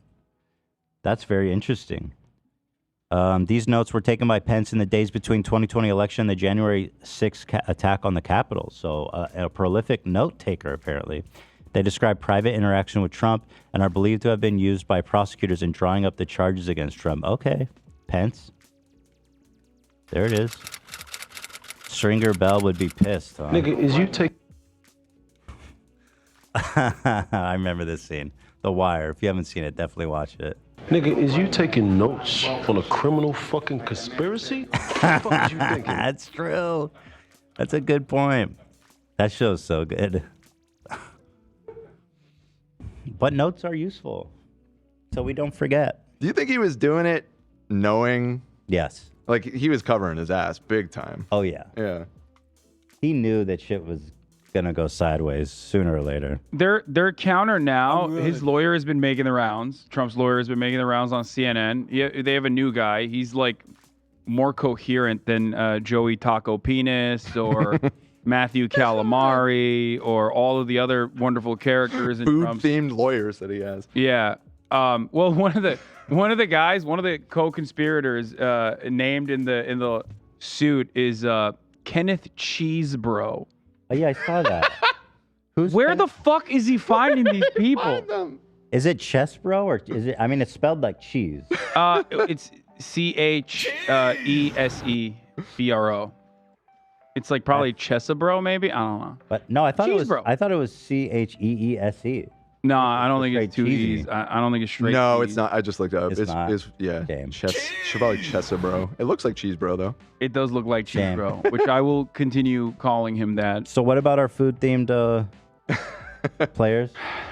It's just I don't know. I don't know where Trump finds these fucking freaks, but it's like very obvious that in every single circumstance that he has been in every indictment so far, here's how it plays out. A normal lawyer tells Donald Trump, "Sir, you can't do that. That is illegal." Whether it be maintaining classified documents after an investigation has launched into taking those classified documents back. Okay? Someone will say, "Sir, you can't do that. That's illegal. Cooperate with the authorities and give the documents back." Trump will then completely avoid that and go and find any legal counsel he can that will tell him, "No, actually, sir, you're perfectly fine." That's where he finds the freaks. Yeah, so he went to Judicial Watch, which is Tom Fitton's operation for the classified document stuff, where Tom Fitton was like, "Oh yeah, totally, just keep the documents, lie to them, who gives a shit," right? Good advice. And then he will, and in this situation, the exact same thing happened where they were like, "Sir, the election was not stolen. You know that that's not the case." Like, he has legal counsel that told him this. He had professionals within his administration that his job is solely this, to inform him on matters such as this, tell him, "No, what you're saying is false." So he reasonably knew the information that he was delivering to the public with an intent to defraud the population was completely false. The amount what did of he do? He peop- found freaks. That's you're right. The amount of people that told him that the election wasn't stolen, that it was fair, that he's wrong, it was like 10 to 15 credible office holders or lawyers or judges or I don't know. His own people. His Bill own Barr. people. And so that's that's one of the most damning evidences they have of intent, because they're like, there's no way he couldn't have known. no fucking way that this man did not know that he was lying. Well, should we talk about the clear 5-part plan on how to steal the election, because the indictment lays it out. Which part? What? It's on the document. It's G. G. Yeah. Everybody's what number? No, it's just I'm gonna read out all here, 5. yeah, go ahead. I found it. Okay. So 1, knowingly making false claims of election fraud to get state legislators and election officials to subvert the legitimate election results. On the pretext of baseless fraud claims, Trump pushed officials in certain states to ignore the popular vote, disenfranchise millions of voters, dismiss legitimate electors, and ultimately cause the ascertainment of voting by illegitimate electors in favor of the defendant. This is per the indictment. I don't see anything wrong with that. Yeah, no, it's just Sounds he did everything perfectly right. legal. He did nothing wrong. Yeah. 2, organizing a fraudulent slate of electors in 7 targeted states, which include Arizona, Georgia, Michigan, Nevada, New Mexico, Pennsylvania, and Wisconsin. Yeah, I don't Okay? see anything wrong with that either. Wisconsin. Just high level. And some of those people have been Yes. charged, right? Those Yes. Electors. Some fraud in Yeah. Michigan. There's a new lawsuit. Some fraudulent electors were tricked into participating based on the understanding that their votes would be used only if the defendant succeeded in outcome determinative lawsuits within their state, which the defendant never did. Oops. Number 3, trying to use the power of the Department of Justice to conduct sham election crime investigations, which, to be fair, number 3 has been happening under every Republican administration. George W. Bush did it. And Democratic ones too. There is always a committee. Donald Trump did it in 2016. He tried to do it again after he lost. That's the only difference, is that he actually lost this time. But he has like, well, I guess they don't use the Department of Justice, but they usually always will create a separate team and they'll call it like the Election Integrity Office or whatever, which will go and like do analyses on all of the votes and try to tabulate all the fraudulent votes or whatever, only to find the exact same conclusion every election cycle. There is not enough voter fraud happening. Yeah, it's stolen. Sorry. There's not enough voter fraud happening that is beyond the margins. There's not enough voter fraud happening at a systemic level that like legitimately changes the outcome of an election. It's a complete erroneous claim. And then to which Trump or even George W. Bush will quietly then just shutter the Election Integrity Committee and move on and never talk about it again. But this time he utilized the DOJ. The indictment alleges that Trump and co-conspirators sent a letter to the targeted states that falsely claimed that the Justice Department had identified significant concerns that may have impacted their election outcome. Number 4. Can you do that? No, apparently not. No. Because that's shady. Trump wrote a letter to states that says the Justice Department, the official legal wing of the executive branch, they had identified significant. So they're just like, yo, this shit was stolen. Trust. All while the irony, Wait, of course, Bill Barr thing. Like, why isn't he in trouble? Oh, he just lied. Trump Barr wasn't involved. Yeah. He just lied. All while. Awesome. All the while, they were launching investigations and lawsuits over and over again, and every single one of them was either being thrown out or failing. Like, it's not like there wasn't subsequent recounts that occurred multiple times in a lot of these states that where Trump alleged that there was some misconduct on voting. Mm-hmm. So they did actually tabulate the results, count them over and over again, hand count them. This was an incredibly costly endeavor. It cost millions, multiple tens of millions of dollars. Did his campaign pay for the recounts? I believe that you're supposed to, yes. It's probably some PAC money. You know, it's not directly coming out of Trump's pocket or anything.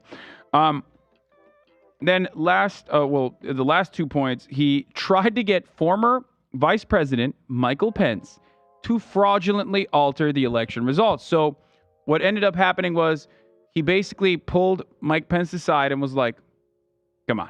My boy. Come on. This like, my legal counsel's telling me this is it. January 6th, don't authorize the vote results. Let's stop this. You know, let's put a pin in this whole election thing. Long after the election is over, mind you, long after Americans are completely aware that like Joe Biden is the next president of the United States. This is a lame duck period that he has where he doesn't have any like, he has power obviously and he can abuse it, but like everyone is under the assumption, the correct assumption that like Joe Biden is the next president of the United States of America. There just has to be a transfer of power at this point.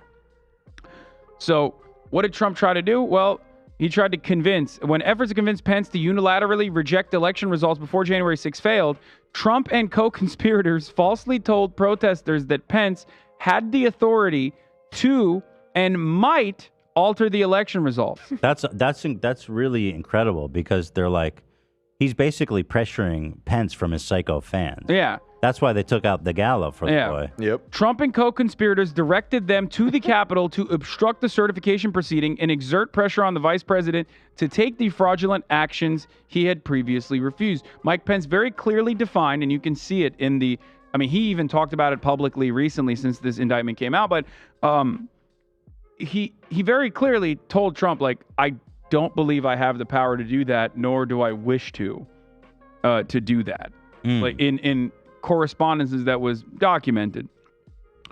And last but not least, exploiting January 6 violence to get members of Congress to delay certification. As violence ensued, the defendant and co-conspirators exploited the disruption by redoubling efforts to levy false claims of election fraud and convince members of Congress to further delay the certification based on those claims. Now, Mike Pence is a key witness here for that reason. We touched on what he said.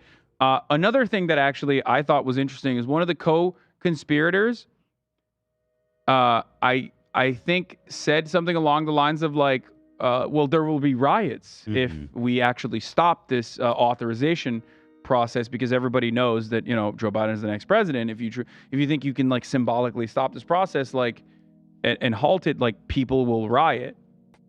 To which a co-conspirator responded, well, that's why we have the Insurrection Act. Like, he wanted to use the military to Crackdown, baby. The understandable riots that would ensue due to the democratic process being halted on like one of the more symbolic aspects of it too. Yeah, I mean, typical, fucking typical. I guess that shouldn't surprise me. After he cleared a bunch of protesters just so he could take a photo with an upside down Bible.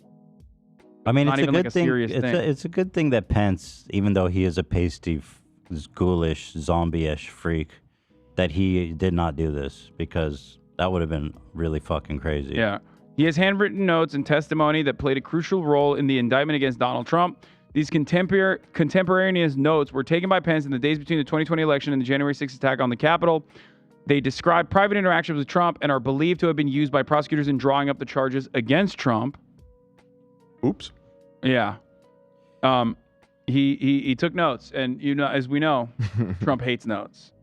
Trump hates people that take notes for good reason, because he's like constantly saying shit that would get him. Once again, notes on a criminal fucking conspiracy. that's Trump. To anyone in a room with him at any time. Yeah. But that's the thing.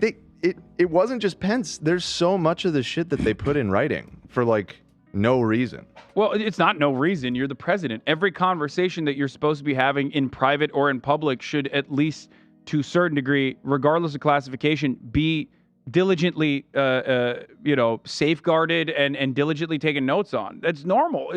The problem is, he's never operated like this. He's always failed upwards in the real estate world, where he could be a criminal as much as he wants to and run the show in the way that he wants to. But like, when you're the fucking president, you can't do that. That was supposed to be off the record, yeah. Yeah. I don't think Trump realized that people were writing shit down, recording him, like, so dumb. Like, you just can't get away with that. Let's see. One of the conversations documented in Pence notes took place on Christmas Day 2020. Pence called Trump to deliver a holiday greeting. How sweet.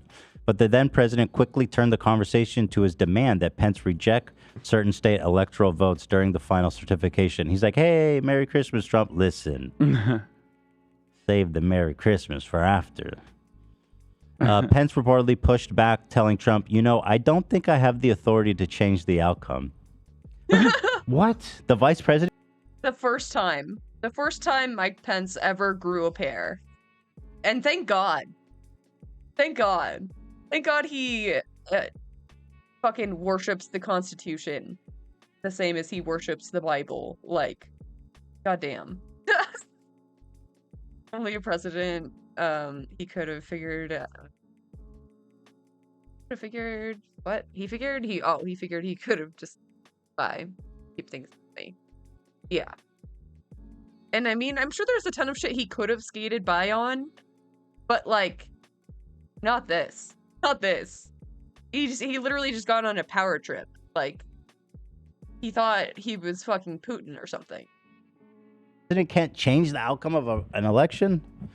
Another conversation took place on New Year's Day 2021. Oh, the holidays. I think that's the only time they ever talked. I love just thinking about how Pence was probably sighing and like, okay, I gotta call Trumpy. I gotta call Donald and wish They him only happy, talked on these holidays. Happy New Year right now, and I know how this is gonna go. So let's see. He calls him on New Year's Day, 5 days before the Capitol attack. Trump allegedly called Pence to berate him about opposing a lawsuit filed by Trump's allies, aiming to have a judicial opinion stating Happy holidays, Mike. Fuck you. that Pence had the authority Trump was demanding of him. Okay, wait. Trump was trying to get a legal opinion that said that? Yeah. I don't think he got that, right? No, I don't think so. Well, you can get a legal opinion on whatever the fuck you want to get a legal I mean, yeah, maybe from like Giuliani. opinion on. It's a matter of whether it's valid or not. And it's a matter of like, are we going to wait out the litigation, or are we just going to follow through on this, again, symbolic part of the electoral process, like elections process? Like, this isn't a pivotal moment. The certification of votes is not like is not necessarily an important part of the process within the elections. They didn't cheat hard enough in the beginning, which is where Republicans do actually shine, where they engage in systemic, I would say, criminal misconduct with respect to voter suppression, because individual voter fraud does not happen in this country in a meaningful way. However, election fraud is a constant, and Republicans, in order to justify that election fraud, claim voter fraud is happening. They say voter fraud is happening, even though there's no evidence to. Yeah, like even Trump's Supreme Court found that there was gerrymandering happening. Was it Louisiana?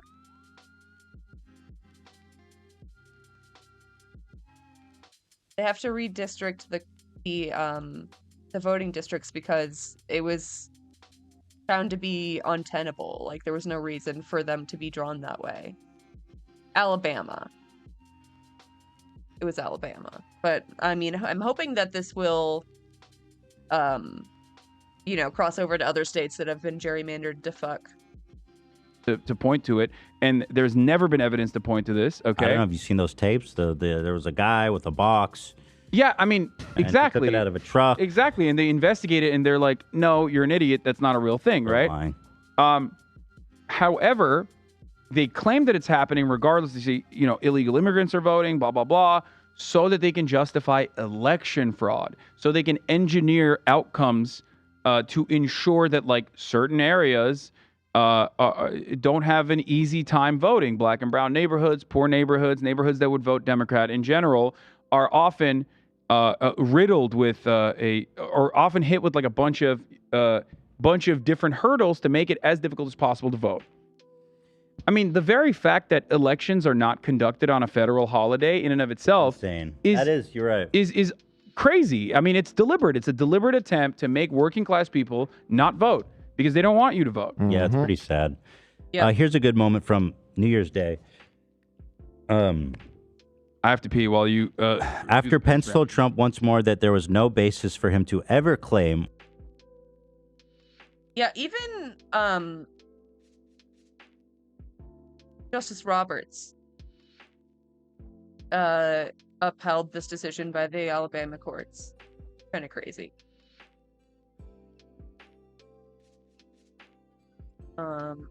Read a little bit about this. Whoa. Fucking, I need dark mode. I'm sorry. It's too bright. The U.S. Supreme Court on Thursday stepped back from the brink of totally gutting the landmark 1965 Voting Rights Act. By a 5-4 vote, a coalition of conservative and liberal justices reaffirmed the court's 1986 precedent interpreting how legislative districts under the landmark Voting Act as amended. The court said that in Alabama, a state where there are 7 congressional seats and 1 in 4 voters is black, the Republican-dominated state legislature had denied African-American voters a chance to elect a second representative of their choice. The decision could reverberate across other states with reiteration of how congressional lines are drawn in areas with significant black population.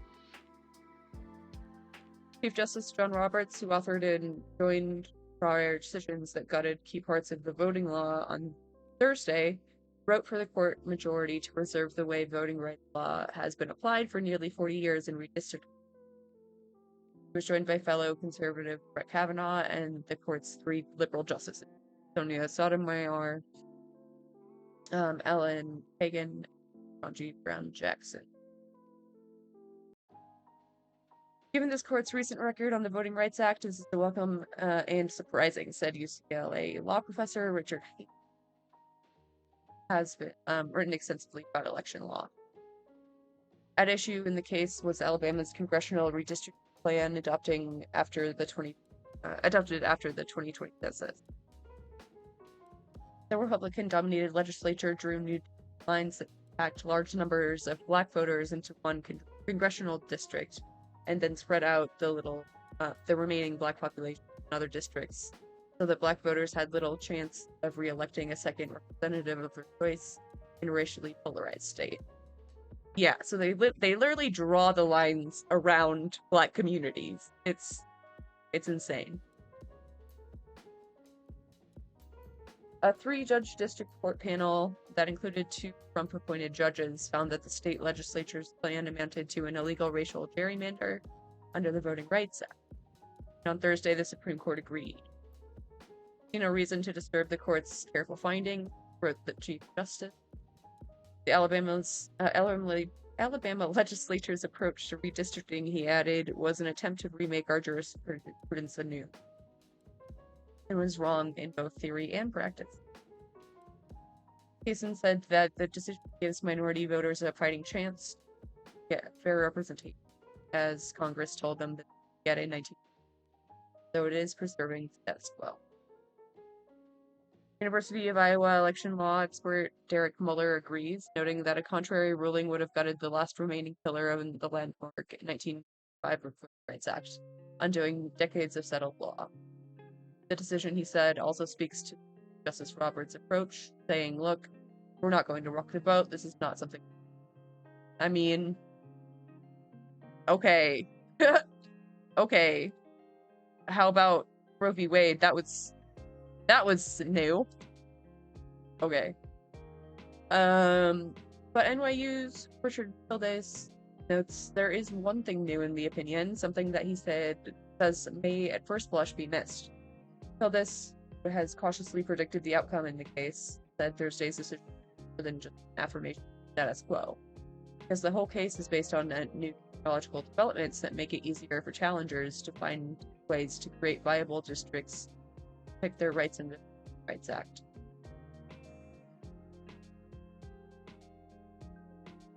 I'm not sure what that means.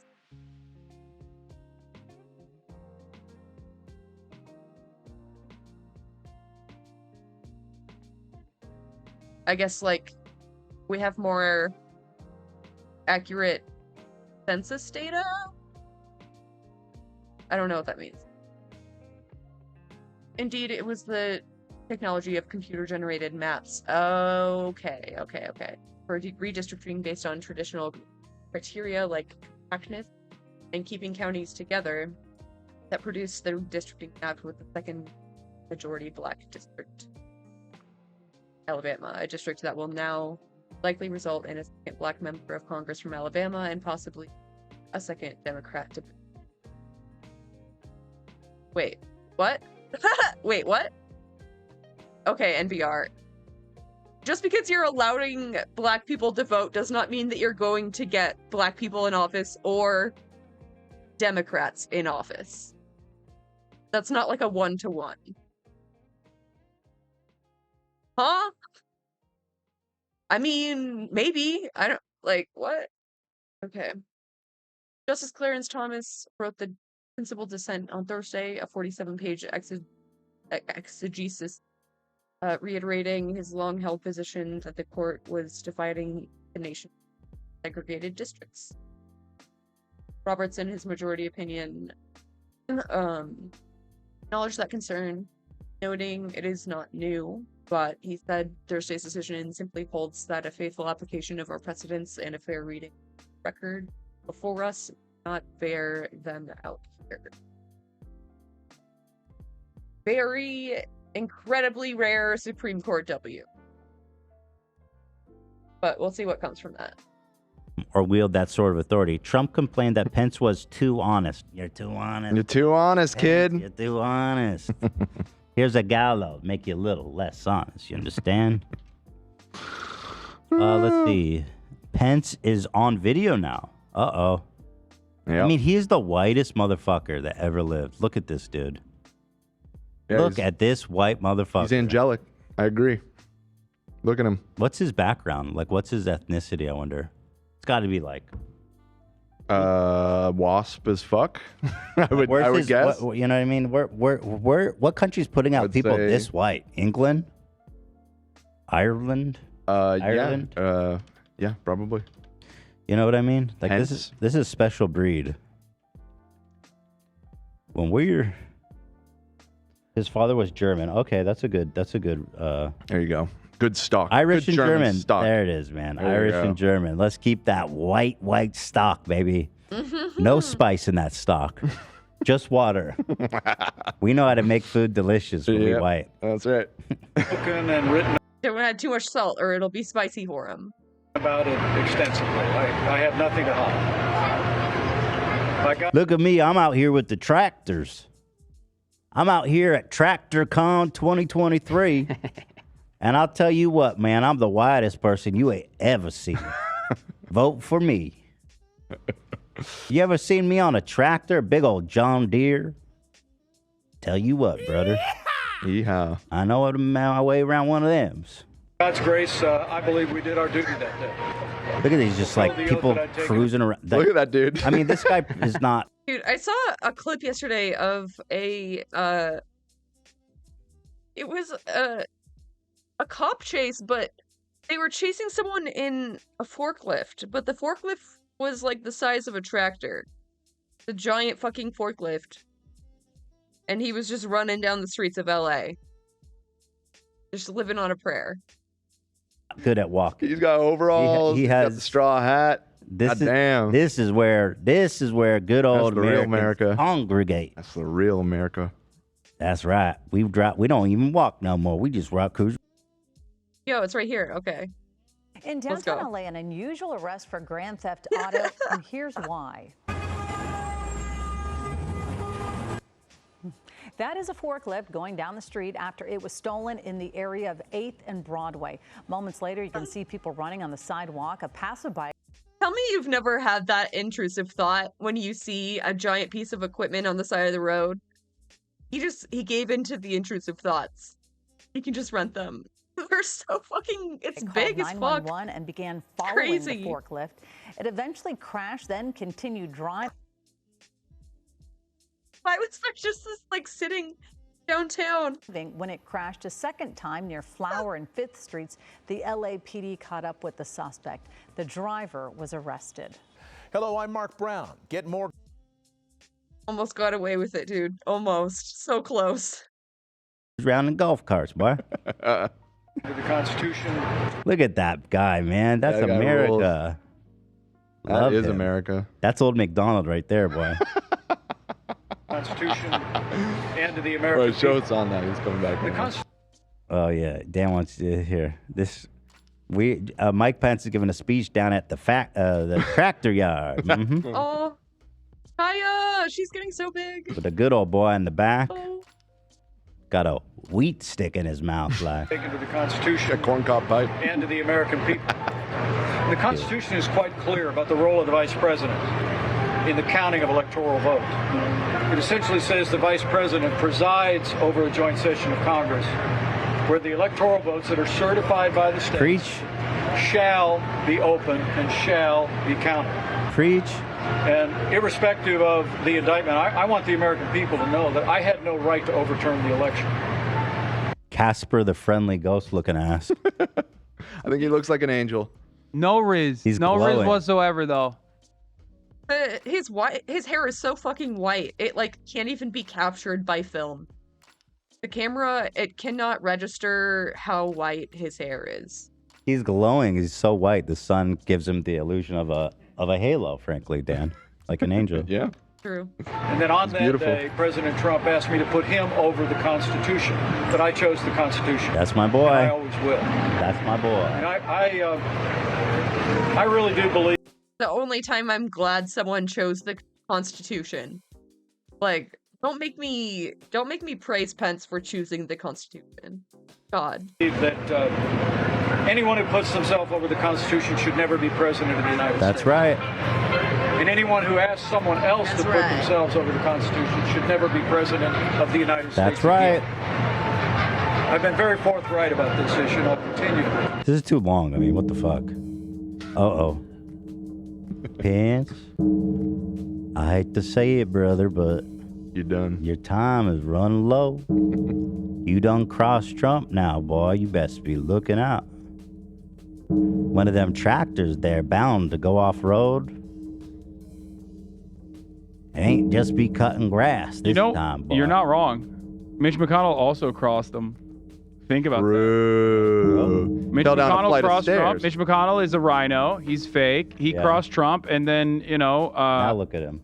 Yeah, the death tolls are coming for him. I'm telling you, Mike Pence, you done made a deal with the devil. It is really wild to me that like Mike Pence is a Republican shock jock. Like his starting point is actually, having a radio show. Is that right? Yeah. Shock jock though. No. Yeah, like he Christian would just Morning. like he would just like say unhinged stuff though, and he had to be somewhat charismatic to be able to have a There's radio no show. shot this man had his charisma. Can we get a clip of him on the radio? Zero Riz. We found one once. We digged it up, and it was very just bog standard Midwest. I woke radio up this kinda morning shit. and Mama called me. Mama made me eggs and bacon. I said, Mama, you know I don't eat bacon. I maintain the position that you have to be at least somewhat entertaining, over a long period of time to be able to make it, at least in a way that works with your audience. So it's actually shocking that he's so bad. Wait, Here, I got to see this. That's him? That's got to be someone else. Yeah, from the 90s. that's him. What? He looks so different. This He was whole old then. business of women in the military. And by the middle of the week, though, we're talking about not only Can you full screen the that? role of the Air Force and the need for discipline, Baby Rush Limbaugh. Yeah, it's crazy. but also I am old. the whole national debate about adultery. And we had Cal Thomas's column on Wednesday in many Hoosier newspapers that reflected on this business of the normalization He's born of again. adultery. But Hoosier. that case, in Boy. fact, if you haven't heard about it What yet, the has fuck? been He looks settled. so different. In the case of the Air Force versus Kelly, He looks like a straight up different person. and First Lieutenant Kelly this is almost Flynn 30 years ago. actually agreed to resign It shows. yesterday. with a It's crazy. He didn't even have color in his hair 30 years ago, dude. He doesn't look that old here. Like 40 maybe. Good hair. Beautiful general hair. discharge It's a shame under he just honorable buzz it down conditions like rather that. than face Looks like a criminal damn- charges on adultery and Looks like a damn doll with insubordination that and hair, lying how it and is. other charges. Now, So you get the vibe, right? I mean, it's No, I just want like- more. You want more? Okay. Yeah, I don't know included. if he's charismatic. a general I mean, discharge he's is just talking just about the adultery next and shit. rundown under an honorable. This guy's better than discharge. Stern, man. Honorable discharge is kind of self-evident. Yeah, A I mean, general is definitely given not, This but- probably basically crushes in who Indiana. have a record Turn it up. of Turn it up what non-judicial you're saying. punishment, but it doesn't Off the charts in Oklahoma. prevent access to veterans' benefits.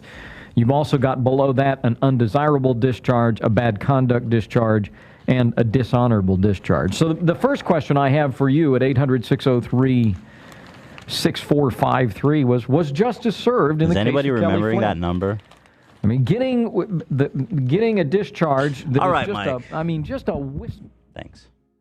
You get the Thanks, vibe. thanks, Mike. Do you hear that? Hmm. The bell. Right, yeah. The bell's coming for Been him. hearing it. Mike Pence, you done flew too close to the sun, boy. Now you hanging around like you one of us at the tractor yard, boy? Coming for Trump, that's gonna be your last mistake, brother. I tell you what, man, you ain't got no Secret Service no more. Maybe we shouldn't joke about this because there's a It's a little too real. non-zero chance that a Trump Yeah. supporter actually does try and Yeah, And you I'll don't tell- want to get like, oh, this might age I'll really tell you poorly. what, you know why they called the Secret Yeah, we don't need another Vatican incident. Service, boy? Because they in a secret doing service for somebody else. You understand? the Patriots are Do you have rising crow up. sounds? Can you have crow This sounds filter. to play at the same time? I can try and do that. Yeah. What is this supposed to? Is this like the Hills Have Eyes vibes? What is this? Go ahead. Sorry, Hassan. No, I'm just saying Patriots are rising up. The Patriots right. are in control. Grabbing my- Michael Pence's crimes against the Deliverance? I don't. What is happening there? the Trump administration at the behest of deep state pedophiles, the demon rats Uh-huh. are coming for you, Michael. I mean, they're not even. I feel like they're coming for him in the way that he's getting no support and no love whatsoever. You hear that, boy? They gonna feast on your bones, Michael. Them scarecrows ain't gonna stop them. Because them crows is smart. And they know what flesh tastes good and which don't. And your flesh, boy, is gonna taste good to them crows. All right. Okay, this is why I unironically believe we could do better as like right-wing commentators than the current right-wing commentators. Like, say, mister, I love the way you wear that hat. This is the vibes that was giving me in his little country scene. I don't know if y'all ever saw this. Like, so old. You don't know nothing.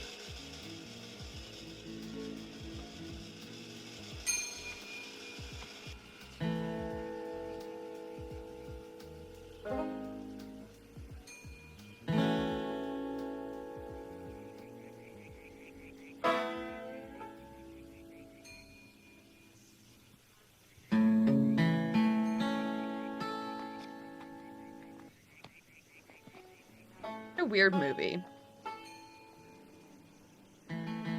If you never saw it, it's just like about traveling through Appalachia, meeting all the country folk. I don't remember the other half. I think they get lost in the wilderness or something.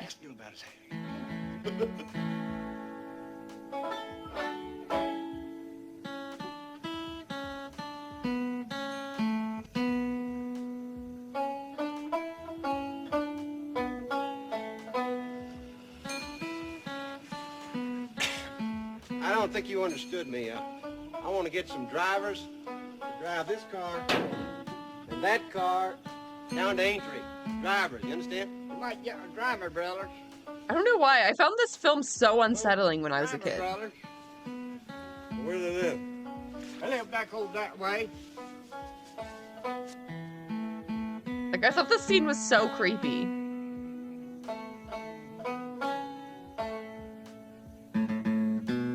It kind of is.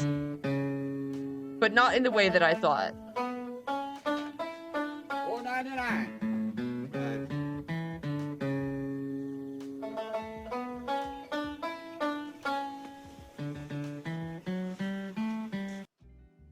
feel like the opening scene was maybe creepier.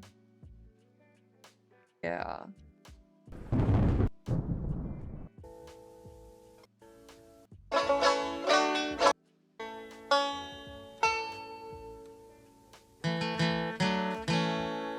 Same one. Hey, yo.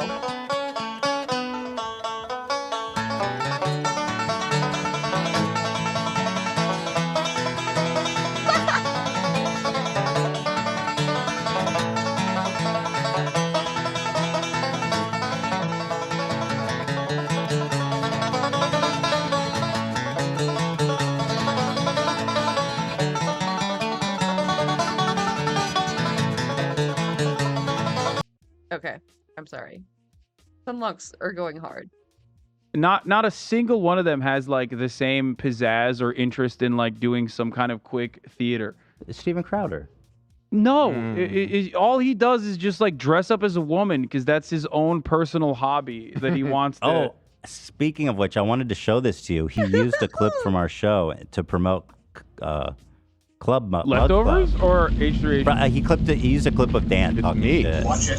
I'm in a Crowder video. I think Crowder might be dead. Like This this is video has crazy. 100,000 views after 2 days. Yeah, he's like, he disappeared. And then this is the first thing he posts when he comes back after like 3 weeks. And it's just like, it's just a clip reel of him. Old clips of him. And then a bunch of people criticizing him. I don't know. He's just gone.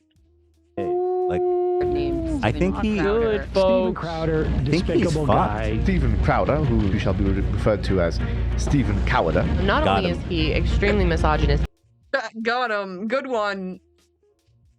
Even Chowder is right there. And sexist. He's also homophobic. He's a disgusting garbage human being. Has been his brand from the very beginning. Just go look at the titles of that guy's videos. Like, he's like the king of like saying horrible, offensive. I got bleeped, dude, twice. Yep. God damn. I know you're naughty. They got you because you're bald. Let's be real. But no, for real, let's check. I got sniped. Yeah. Let's check his numbers. I mean, shit. Discrimination. Here's another special announcement: 50,000. Chill on the Mug Club shit, bro. I know you're desperate. Damn. What's his social blade looking like? The death tolls are coming for Crowder, even though he's been on Trump's side. It seems. Yeah, they've been on another hiatus since his latest controversy, which I'm sure is a total coincidence. Here, And, look. 2 weeks ago, this is an hour-long episode. 106,000. He's probably trying to plug all the leaks in his ship at the moment. You know what I mean? Because like, when you got Mediaite breaking stories about how you love showing your cock to your coworkers and people that you've hired, you know, it's not a good look. The family value. I mean, and yeah, I think even his conservative fans are going to be a little bit moved by the fact that It's because it's like kind of gay. Wife. Like that's And what the- they yeah. think. They're like, oh, he's doing some gay shit. I don't really understand it. What the fuck's that about? What do we see here? Minus 10,000. He's losing subs. Join the club, bitch. Me and you, dog. No, we're out of the hole now. Yeah, what do you mean? We'll You- see. We're We've been out of the hole, but I'm not celebrating yet. Okay. I need like We gotta be out of the hole being for a out of little the bit hole. longer. Yeah, I got you. Yeah, I'm still in the hole. Still in the hole. Rat hole. I'm still in the rat hole. So let's see how he's doing on Rumble, because I remember he had like a gajillion views. So according to Rumble, this same episode got 760,000 views.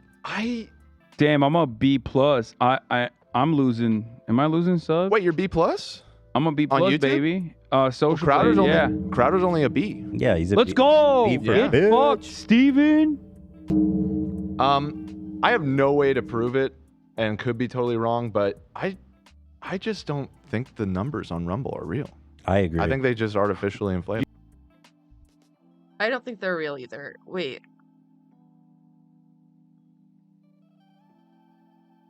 Oh yeah, these are old. I just don't think the numbers on Rumble are real. I agree. I think they just artificially inflate. You don't say. There's no shot that people are going from YouTube to this weird By the millions? No way. random platform and getting more numbers. It's No just not way. possible. No way. I know how the internet works, man. These guys don't. These guys. It's so hard to convert people to another platform. Trust me, I've been trying. I think like there's been like a handful of people that came to my Twitch stream from like Instagram and TikTok and shit, but like no. The majority of my viewers I think are native viewers. Native to Twitch. Guys would surely never bought the shit out of their websites. I mean, come on. Look how many people are on this website right now. The And news. I don't even mean like botting. I just mean like Rumble is just like manually. They just changed the number. Just inflate the number. I agree. Give 2 views for every 1 or something. Their You know what I mean? podcasts are crushing 10,000 views right now. Let's take a look. In the litter box. Click on it and then look at the chat. Okay. And maybe take it off the Mitch screen McConnell because froze. we might immediately. This is in the litter box. Yeah, do not open chat on stream. Jesus. Definitely not Rumble chat. Let's see what we got. How many people are watching? 4,000 people are watching. Chat is incredibly slow. Should I? Oh, that's interesting. There hasn't been an N word yet. Okay, maybe it's okay. I just didn't want to, you know. I get wouldn't ourselves risk in it. trouble here. Obama and Biden are both worthy of hating. Okay. They sold out our country, damn it. Ditch Mitch. These people are just bots, man. It's crazy. Only God can deliver us from this evil. These are actual comments happening right now. Only God can deliver us. I don't feel sorry for Hunter. It's a SAR report. Hunter took money connected to human trafficking. They should go bungee jump without This, the cord. you know what this reads like? I mean, do they have like slow mode on or something? Because if it's not, if there's no There's nobody restriction on here. it, Yeah. then Okay. it reads like a 200, 300 person chat. The speed of which the chat is. At most, dude. At most. Dude, no, I've seen chats with like 40 people that are more active. The fuck? Is moving. Right. And the interactions that are coming. This country is done. Point. Anyway, yeah, whatever. Rumble is really good place, man. You're gonna do great there, Steve. Right Side Broadcasting, the indictment of President Donald Trump, 56K views. Let's take a look at that one. Oh, really? Hey, go up. It's at the top. Newsmax is crushing it. First one. No, First go one. one, That's one 20 more left. This? Yeah. So Right Side Broadcasting is one of the major Particularly, contributors. With a seditious conspiracy for January 6th. This is claiming Marjorie that he Taylor did Greene's boyfriend. Right. Is that really him? Yeah. in the January 6th insurrection. Look at that chat. Are they still together? For 56K views. 7 seals. That's 50. Wait, how many viewers is it? It says 27,000. Wait, why did it say 56 in the beginning? Ain't no fucking way, dude. Am I saw blind? that too. No, it did say. Right here it says 20. Yeah, no, it was. I mean, let me before you reload. refresh. I mean, we have Let me reload. 30K. We have 31K. Look at our chat in comparison to their chat. And ours is on sub only, by the way. Yeah. Mm-hmm. Oh, right. Yeah, H3 chat be popping off. Let me show you. Right, good point. Do they have Ours is sub still only? faster, and it's with members only. I don't know, but ours is members only. So, and there's also a slow Of mode course, on now them they're too. not. It's Do they usually have so slow fast. mode here? Hearings and the You think? congressional hearings. I mean, Rumble. I don't think they have the technology yet. Finding out some of the discrepancies in it. We saw how that unfolded. Jesus. Behind me. Someone said Hassan, they're boomers. They do the whole pecking thing to type. True. There's a Hundreds gathered to support President Trump. Can you cut to the live feed? Wait, That seems like the same hundreds? place. That's Hundreds? Cops. Yeah. Hold on, I'm cut a to the live human. feed. Let's take a look. How many people are there? well, AP cut away because they were showing Trump arriving in his plane. No. It's live now, right, Ian? That is so funny. Immediately, they're all like family. Let's go. Chatting. Slow mode. Let's go. Go us. Yes. Slow mode D's nuts. Oh, H3 chat. You're all funny. AP feed. Oh. There's a. Oh, here we go. Yeah. Here it is. That is a lot of people. Yeah, they showed up. Oh God, Hogwatch is so back. I don't know if this is hundreds. Like maybe 800. No. Probably not even 100 to be. And you were supposed to cut to one person with the flag. Oh. I mean, that would have been funny, but that would have been spreading disinformation on the internet, bro. I thought we were gonna have to set up the B-roll and cut to the one dude with the flag. He was trying to do a bit. I mean, that was real. That was just earlier I know. today. I know. I'm not spreading disinformation on the internet. That's illegal. What the fuck was that one? That's illegal. I thought that was actually there. I did too. Who is yeah. that? Oh, yes, sir. Oh, Okay, let's see what else we got. If there's anything else we should hit on, we've been doing. Yeah, 2 we are. hours, We are Bobs. technically. We'll have to get to your special This was so long. presentation soon here, Dan. Though Dude, the MAGA this just like turned into my whole stream. I did too many stun locks. movie review. Yeah. I mean, it is evergreen, but maybe we can try and make room for it next week.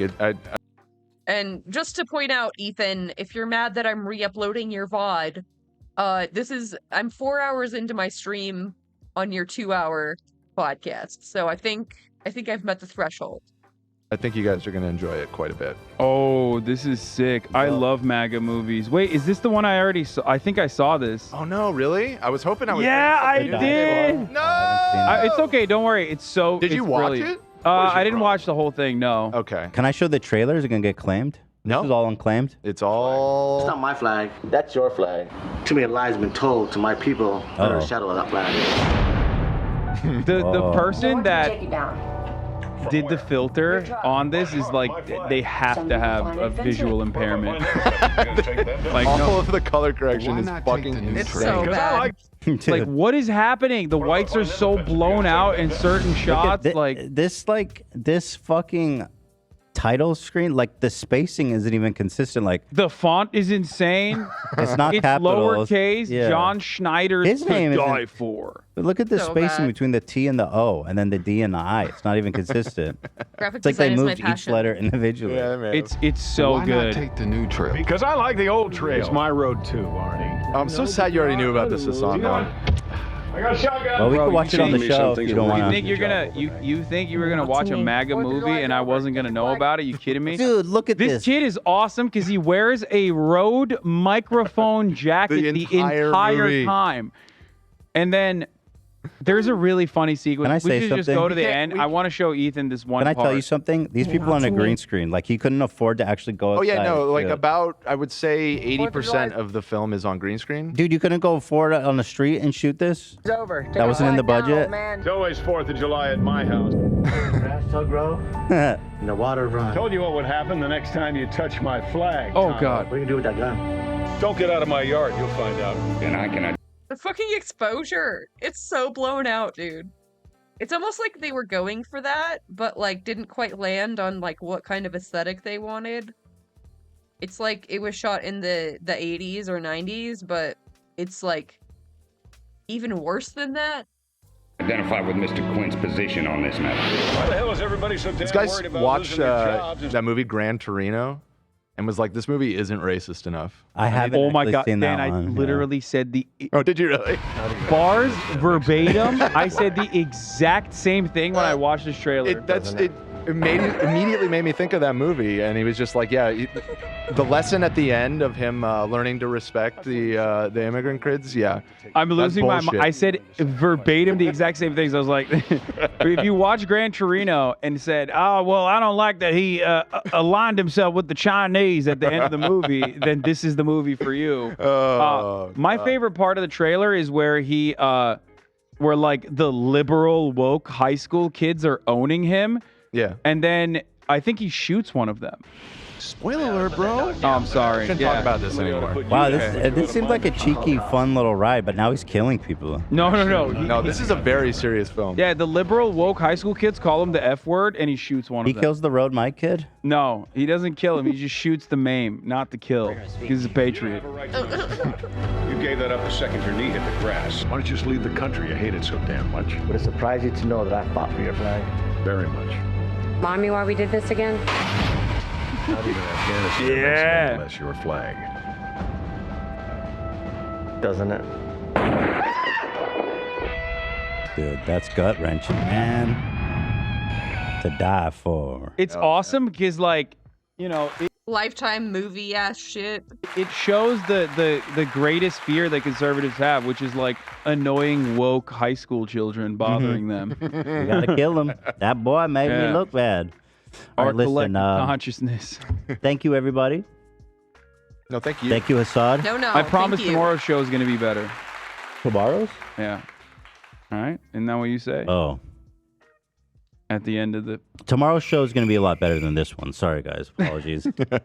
Apologies for this horrible show. I like you wouldn't even let me have that. You're like, nope. I thought you were talking about next week, and I was like, don't be too sure. My throat's hurting a little bit already. Oh God. Come on.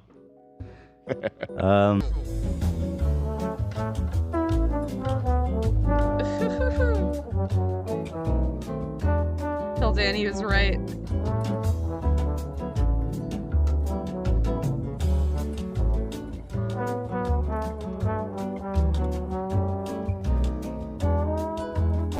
I've done. So good. I hit the button. Right at the end, huh? Yeah. All right. All right. Bye, everybody. I buttoned out because I took the joke too far. Ah. It's the blank Mike Pence train. Yeah, that's much better. Yeah, Now that's no great. one will know what you said. Well, I didn't say it. True. All right. Thank you, Son. Nice to have you. Nice Hell to yeah. See you. See you next week. I'd hope we have time for that, but I'm sure something crazy is going to happen between now and then. Always does. I mean, that's fire. That is good. We'll content. get to it. We'll get to All right. Guys, see you tomorrow. Tomorrow's show is not going to be as good as today's. Oh. Little twist. Wow. But better than the days, but better than most of them. Right. So you do want to Hell watch yeah. it. Actually, no. Tomorrow we have a great show lined up. We're doing the sour challenge tomorrow, right? Yeah, the actual sour challenge. Fuck. Did you try FaZe FaZe Rug. FaZe Rug sour bullshit? What? He has a sour? Dude, It sucked. A what? So It was Sam like went the into- hot chip, but for sour, but it wasn't fucking sour and at it all. was That's lame as fuck. like $20 for that stupid bag. It's such a good grift he's So got. we went into the laboratory with Sam and made our own sour concoction. That's right. And I The think only it's way better. influencer candy that I've had that I've actually enjoyed, and I'm not saying this because he's my friend, but Carl Jacobs' sour gummies that are under the Feastables umbrella, it was actually not bad. Feastable stuff is pretty good. Can't hate on all of it. Yeah. You see Beast is suing the Beast Burger guys? I did. Awesome. I know. So funny. So I funny. mean, good. I don't know what Some you of that was expected. like. I don't know what to think because I mean he was working with them for a long ass Some time. of that was the toxic gossip train, and by that I mean the toxicity of the food. I was shocked when I read that. There was so much raw food, man. So much raw chicken, raw beef. Yeah. Alrighty. Guys, see you tomorrow. Son, have a great week. And until next time, guys, it's the Toxic Mike Pence train. All right, take Bring out.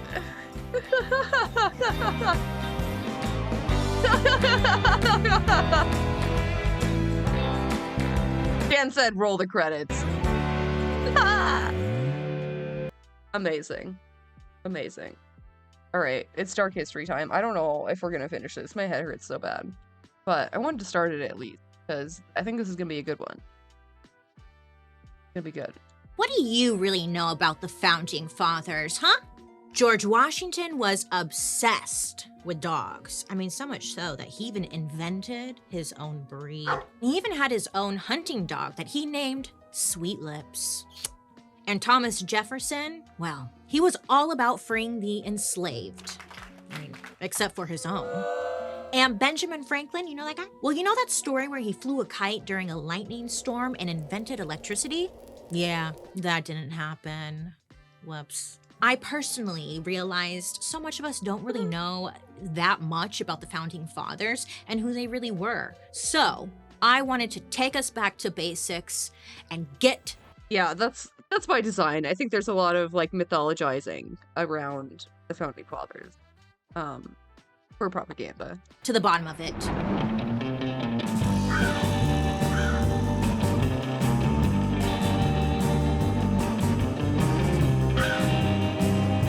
Hi friends, how are you? I missed you. Did you miss me? Great. I hope you're having a wonderful day today. My name is Bailey Sarian, and I'd like to welcome you to my podcast, Dark History. If you're new here, this is a chance to learn about the history that for some reason maybe wasn't in our school books. You know, the stuff they don't want us to know. But don't you worry, because me and you, we're gonna learn together. And make sure to stay around till the end of the episode, because I'm gonna have a fun little pop quiz for you. And who doesn't love a pop quiz, huh, Joan?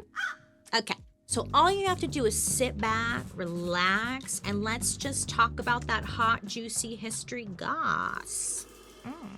First and foremost, I just want to welcome you to season 3. Let's go. I'm so glad that we're here today. Look at how far we have come. We've come so far, we've learned so much, and I'm excited to continue learning more, right? So true. And I hope you are. I have fact-checked this podcast for free so many times. Too. I appreciate you for being here. I'm excited. This season is going to be wild, per usual. Oh my God. But today I want to take us back to the, again, the basics. We're going to talk about the founding fathers. Yeah, you remember them? I didn't. And also learn about what America was really founded on. I mean, back when I was in school, we tended to focus more on the Constitution and the Declaration of Independence, which was great and dandy, but extremely boring and nothing stuck, right? To me, it kind of felt like we just glossed right on over the founding fathers. Like, who were they really? What were they like behind closed doors? Were they like weird kids? Were they geniuses? Maybe they had some like weird kinks. I don't know. I mean, I wanted to know. I'm curious. Now, I always heard a little rumor that George Washington had wooden teeth. And I was like, what? How does that work? You know? So I looked into it and spoiler, it's not wooden teeth. It's the teeth that he pulled from his slaves. honestly, it was really hard to find true facts about him. Him, like, as a person, you know? Look, I'm Googling, I'm goggling, and it turns out, like, George Washington's teeth were just the tip of the iceberg. And it turns out it wasn't just George Washington. I mean, it was all of the founding fathers. They were all people with niche hobbies. Wait, you didn't even bring up the teeth thing. And interests, you know, like your neighbor. So let me just stop rambling and let's start strong with our country's first president, right? The man, the myth, the legend, George Washington. Oh, sorry, George Washington. Yeah. Now, everyone knows about good old George Washington, right? I'm sure we do. We know the name. But when I say George Washington, you might know him as like that guy with the big curly white wig, or that he chopped down that cherry tree, or, according to my uncle, Washington had a huge dong. Well, it turns out, let me check my notes here. It's in the palm of my hand. They were all wrong. You know, everything was wrong. Sounds about right. Yeah. Like, come on. I would also tell history that I had a huge dig. Of course. Of course I would write that down. You know? Wrong about George Washington, but apparently he's number 9 on the list of presidents ranked by dong size. So my uncle wasn't far off. So I guess his hair was all natural. I know, I was shocked. He powdered it to make it white, and under all that powder, well, I was shocked to learn that our country's first president was a redhead. He must have burned easily. That must have sucked. Oh, and his teeth? Yeah, you don't really want to know what they're made of. Paul, oh my God, you showed up with your George Washington wig today. I'm so impressed. Are you trying to show up like Joan has been showing up? Well, I hate to break it to you, bud, but you're kind of looking like my grandma. You kind of look like a saxophone player. I could see that, but nice. I like the effort. We're showing up for season 3, aren't we? You know that cherry tree story about George? Honestly, the props are like my favorite features. They tried a thing where they're I think the producer or the camera guy was like interjecting, and it was obnoxious. I hated it. But this, I think it's very cute. Joan and Mr. Bonesy over there, whatever his fucking name is. George Washington, well, that was also 100% made up. Oh yeah. I guess after Washington had died, there was this scramble to put out a book about him. You know, like there always is with celebrities. Except today, it's not a book, it's like a biopic, right? Anyway, a traveling preacher named Mason Weems, he beats everyone to the punch and became one of Washington's first biographers. Now, according to Weems, when Washington was just like a little baby, like 6 years old, he got a hatchet as a present from his father, which, classic, you know? I know when I'm looking for a gift for a 6-year-old, I go straight to the hatchet. So, honestly, checks out. So baby George Washington, you know, is very excited about this hatchet, and he goes around the farm where he grew up and starts just hacking away at his dad's favorite cherry tree. Yeah. Now later, probably like the next day, his father confronts him and is like, "Hey, boy, did you fuck up my favorite tree?" And little George is so honest that he allegedly tells his father, "Yes, Daddy, I cannot tell a lie. I did that with a hatchet." Apparently, a direct quote. Now, I'm sure this is supposed to be a morality story about the value of honesty, which is nice. It's a nice thought, but when you realize that Mason Weems actually made the whole thing up, I don't know if it's hilarious or just sad. But honestly, we on Dark History already know the truth is always gonna be a bit juicier, isn't it? So let me stop rambling and let's get into it. George Washington was born on February 22nd, 1732.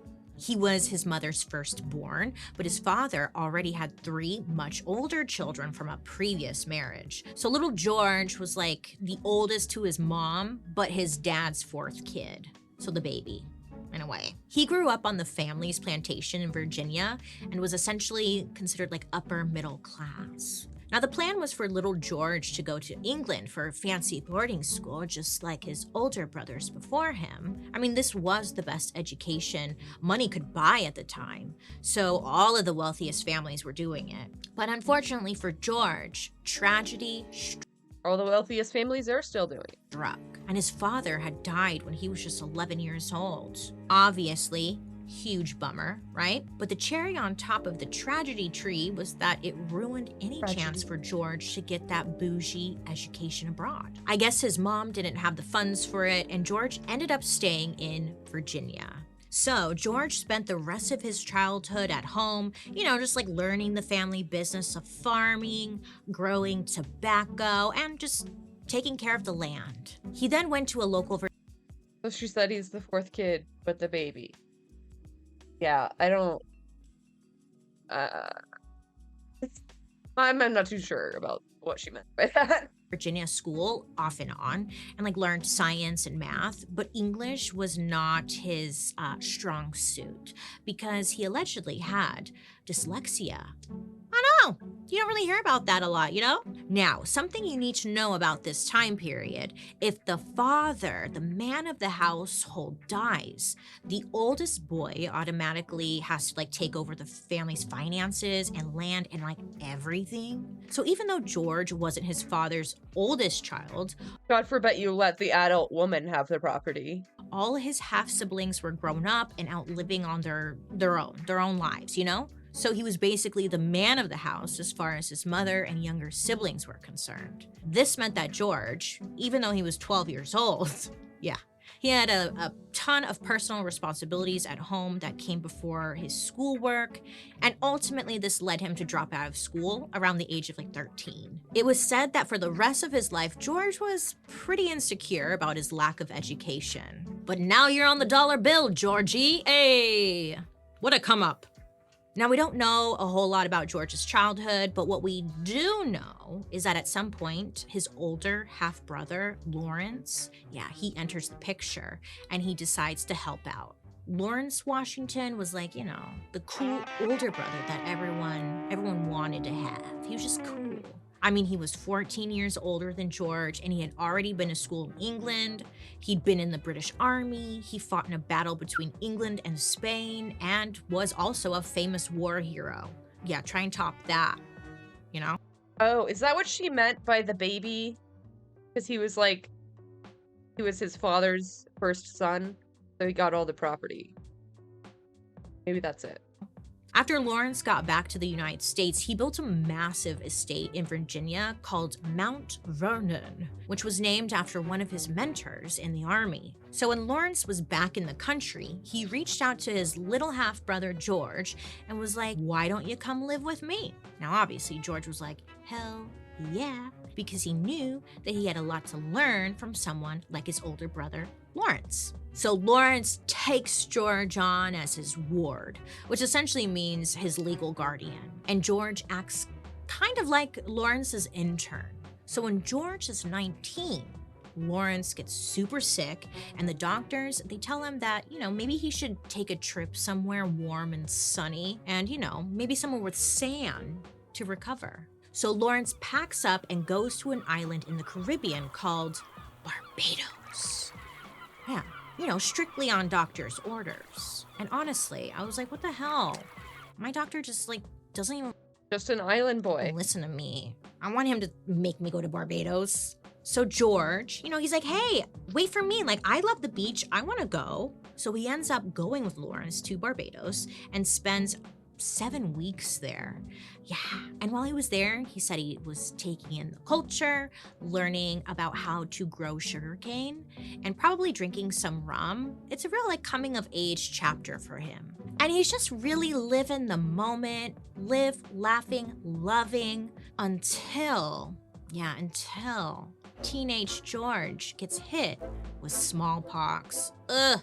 Smallpox is a deadly disease that starts with just like a couple of red spots on your tongue and mouth, and then the spots like slowly develop into sores that break open and spread the virus into the throat. Ugh, yeah. And then... Gross, dude. I didn't know what was in your throat. I thought it was just a skin thing. Oh, ow, dude. And you get hit with a fever, and turns out it doesn't end well for most. Yeah. But George, he was a fighter. And guess what? He beats the pox and comes back to America with some scarring on his face and his body, but otherwise, he's really healthy. Unfortunately and sadly, the same couldn't be said for Lawrence. A year after their Barbados trip, Lawrence dies from TB at the age of 34, which leaves George just absolutely devastated. I mean, he's already lost his dad, taking on all these responsibilities, and now this? Yeah, that sucks. So super gross. bummer. The silver lining was that George inherited everything, including Mount Vernon, which was one of the best and biggest Virginian estates at the time. But, you know, George, he's a mover, he's a shaker, and he wasn't content with just settling down and becoming a farmer. Bored. So he decided he was gonna follow in his brother Lawrence's footsteps and become a soldier. In 1752, 20-year-old George started his army career working for the British Army. Now, this seems kind of weird, but it's just because America was still a British colony at the time. I mean, this was a perfectly normal career path, and George was doing it. So one thing George is famous for is being one of the best military strategists, which is kind of funny because he really did not start out on the right foot, right? I'll tell you. So by this point, tensions are running high between the British, who are in control of America, and the French, who are trickling down into America from Canada. So France, low-key, was like, we want Ohio. They want Ohio. Which is now you're like, okay, take it. Just kidding. But England already was like, hey, it's ours. No. And meanwhile, the native people who had been living there for hundreds of years are just like, hey everyone, let's just be cool here and respect the land. Huh? But basically everyone was on edge and everyone was going after Ohio and just waiting for someone to make the move first, to maybe even make a mistake, right? Everyone is on edge. So then this rumor gets out that the French army was camping down next to the Ohio River. I don't know how rumors spread out there, but it spread. And young George, he gets swept up in all this drama when his commanding officer sends him to scout out the situation. His officer's like, hey, go out and check to see if the French are really out there, squatting on our land. Yeah, so he gets there. And not only does he look around and see all these French, tents and soldiers, but he starts to, panic because he realizes, he is seriously outnumbered. And if anybody caught him, most likely it would be, the end for him. But instead of having a conversation or maybe going up to the people and explaining what he's doing, he goes from 0 to 100, just full on John Wick on the French troops and just starts shooting his gun everywhere. Just at anything. He's just shooting. In result, he ended up shooting and killing 10 French soldiers and, whoops, a French diplomat. So ain't no way, dude. Ain't no way. Surrounded by French soldiers, he killed 10 of them. I don't believe it. I don't believe it. This sounds like some made up shit. And then everyone clapped, huh? French, naturally, accused George of being a British assassin, sent to kill them. And the British were like, dude, we gave you one job, man, and you really fucked it up. So nobody was happy with him. Nobody. But this spark of violence was exactly what both sides were waiting for to get the okay for an official battle. George's little oops was as good as a declaration of war, and it actually kicked off a 7-year war between the French and the British and the indigenous people who lived on the land before either of those idiots showed up and stole it. Yeah, his little mistake just set off a 7-year war. Bitch, you gonna pay for that? But here's something inspiring despite this massive fuck up. George goes on to redeem himself. I mean, think about it. When you learn about George Washington in school, did anyone tell you he started a war by a jump scare in the woods? No. So George put his past behind him and would actually go on to be considered one of the best military strategists of all time. In between starting wars and sleeping in tents, which apparently, like, George loved tents. He was all about it. George falls in love with one woman, but gets engaged to a completely different woman. So he was a little sloppy in the love department. In 1758, when George was 26 years old, he wrote a beautiful love letter to a woman named Sarah Fairfax, who also happened to be his best friend's wife. Ooh. Drama. What? Yeah. Bro code? Wasn't happening then. Yeah, I guess they met back when George was an awkward teenager, and Sarah had apparently coached him to be a little better at small talk and even taught him how to dance. And that's pretty cute, right? Until it's not. Now, it's not clear whether any physical relationship actually happened between them, but I'm sure George's fiancée would not have enjoyed that letter if she knew about it. George. When he was 27, George got married to a woman named Martha, who just happened to be a rich widow. He's like, okay, I'm in. She also had 2 kids of her own named John and Patsy. Martha and George never— The way they used to draw children like tiny people. It's so funny. also had 2 kids of her own named John and Patsy. Martha and George never had any kids of their own, and historians believe that this could have been because of, like, the complications from George's smallpox, or maybe Martha's measles. We never know. But it didn't stop George from being a 10 out of 10 dad. He was said to love Patsy and John like his own, and constantly would send them letters with different advice or encouragement. George apparently also loved dancing. I mean, he would go out to a ball and spend the whole time on the dance floor, and it was said, like, he wouldn't come home until 4 in the morning. I know. But then I was thinking about it, I'm like, what else are they doing back then? There ain't shit to do. Just stay out and dance. Get it out while you can. Shit. When George wasn't dancing or writing letters, you could find him spending quality time with his dogs, because he had about 30 dogs at any given time, and all kinds of dogs. Jeez, that's so many. Why do you need that many dogs? He had a Dalmatian that he named Madame Moose, a hunting dog named Sweet Lips. I guess he took Sweet Lips everywhere with him.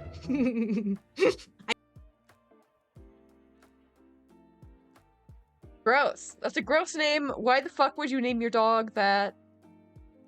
Sure, I have questions. I bet you he kissed that dog. It sounds like he was definitely kissing that dog on the lips, you know? Also, he had a black and tan hound named Drunkard, which is really precious. I love Sweet Lips. Oh my gosh. That made me giggle a little I hate too it. hard. I hate it. But George left a big time legacy. Yeah, no shit. He's on the dollar bill, Bailey. I know. You see, in his professional life, I mean, he absolutely was killing the game. During the War for Independence, George thrived as a spy master. He would dig around to find horrible stories about atrocities the British committed and would end up, like, leaking them to the press. And on the battlefield, he was equally badass. He had not 1 but 2 horses shot out from under him, and had 4 bullet holes shot through his coat over the course of the War of Independence. I'm feeling more bad for those horses. Sorry. But that's awful. He saved the American Revolution twice, at the Delaware River and in Yorktown. And when it came time for all the founding daddies to attend the Constitutional Convention and figure out how to run a country on their own, he was unanimously chosen to be the one in charge. Probably because of that huge dog. I bet. And he was the first person to sign the United States Constitution. So this guy was doing a lot of firsts. George was, if nothing else, a survivor. Throughout his life, he had all the Oregon Trail diseases. I'm talking malaria, smallpox, tuberculosis, and diphtheria. All of those were potentially deadly at the time, and it's just like nothing could bring this guy down. But ultimately, his undoing was a simple cold. Plus a psychotic doctor. They go hand in hand sometimes. After coming home from Died from a cold. Bitch, a little weak ass. I'm kidding. No, I mean, that's what most people were dying of. riding his horse in the snow, George had, he's like, oh my God, my throat kind of hurts, you guys. And most likely he would have made a recovery if the doctors hadn't decided to bleed him. Yes, blood. Back in the day, doctors believed that cutting you open, just cutting you open and letting the bad blood come out would cure you of anything. They're like, oh, you got a foot pain? Bleed, blood, solved. And that's how George Washington ended up saying, oh, you're sick? Ghosts in your blood. Bye-bye to 40% of the blood in his body. George Washington died on December 14th, 1799. Now, I'm not a doctor. I don't know if you guys know this, but I'm not. But I'm gonna say it doesn't look like the cold is what took him out, Maybe it was losing all that blood. I don't know. So one big myth about George is that he made history by emancipating all of his enslaved workers in his will. Now, one reason this wasn't actually such a big deal was because other founding fathers, like Ben Franklin, for example, he had just gone ahead and freed his enslaved workers while he was still alive. But not only did George say hey, they can't be free until I'm dead. Thanks to Martha Washington, it didn't even go as planned. When George died, all of his property passed to his wife, Martha, and Martha wasn't ready to free anyone. She only freed a few enslaved people that she thought were going to kill her. She was paranoid, okay? But ultimately, the majority of them ended up being inhumanely separated from their families once Martha died. The enslaved were split up between Martha's grandchildren and children. In his whole life, George only freed one man, and his name was Billy Lee. Now, Billy Lee was, his right-hand man throughout the whole Revolutionary War. So I guess it was the least he could do. Thanks! One guy, okay. And then remember the teeth, the wooden teeth that I thought was factual and I was misled. Oh, she is coming back to the teeth. They were actually made of cow teeth, horse teeth, but mostly it was human teeth. Yeah, which were... Yeah. What? I don't think there were ever cow teeth. They would be way too big. What? Pulls from the mouths of his enslaved. Which is oh my God, I did not remember learning that in third period U.S. history, Mr. Randall. I'm not putting it on him. It just, I don't remember that being in the book at all. Out loud. Now, something I was wondering was how the heck did George end up on the dollar bill? And was he offended about it? Any comments, George? Do you think you deserve better? More money? Are you mad that Ben got the 100? Well, he actually wasn't until 1869 when they decided, hey, how about the #1 president our country ever had gets to be the face of the dollar bill? Nice. But it turns out it was kind of awkward for a guy named Solomon P. Chase. Yeah, the U.S. Secretary of the Treasury, who was actually on the dollar note before him. So they're like, sorry, guy, you're out. Wow, I didn't realize there was another guy. I never even thought about it. At the end of the day, George is remembered for being our first president. He was unanimously elected to the job, not once, but twice, in 1789 and in 1792.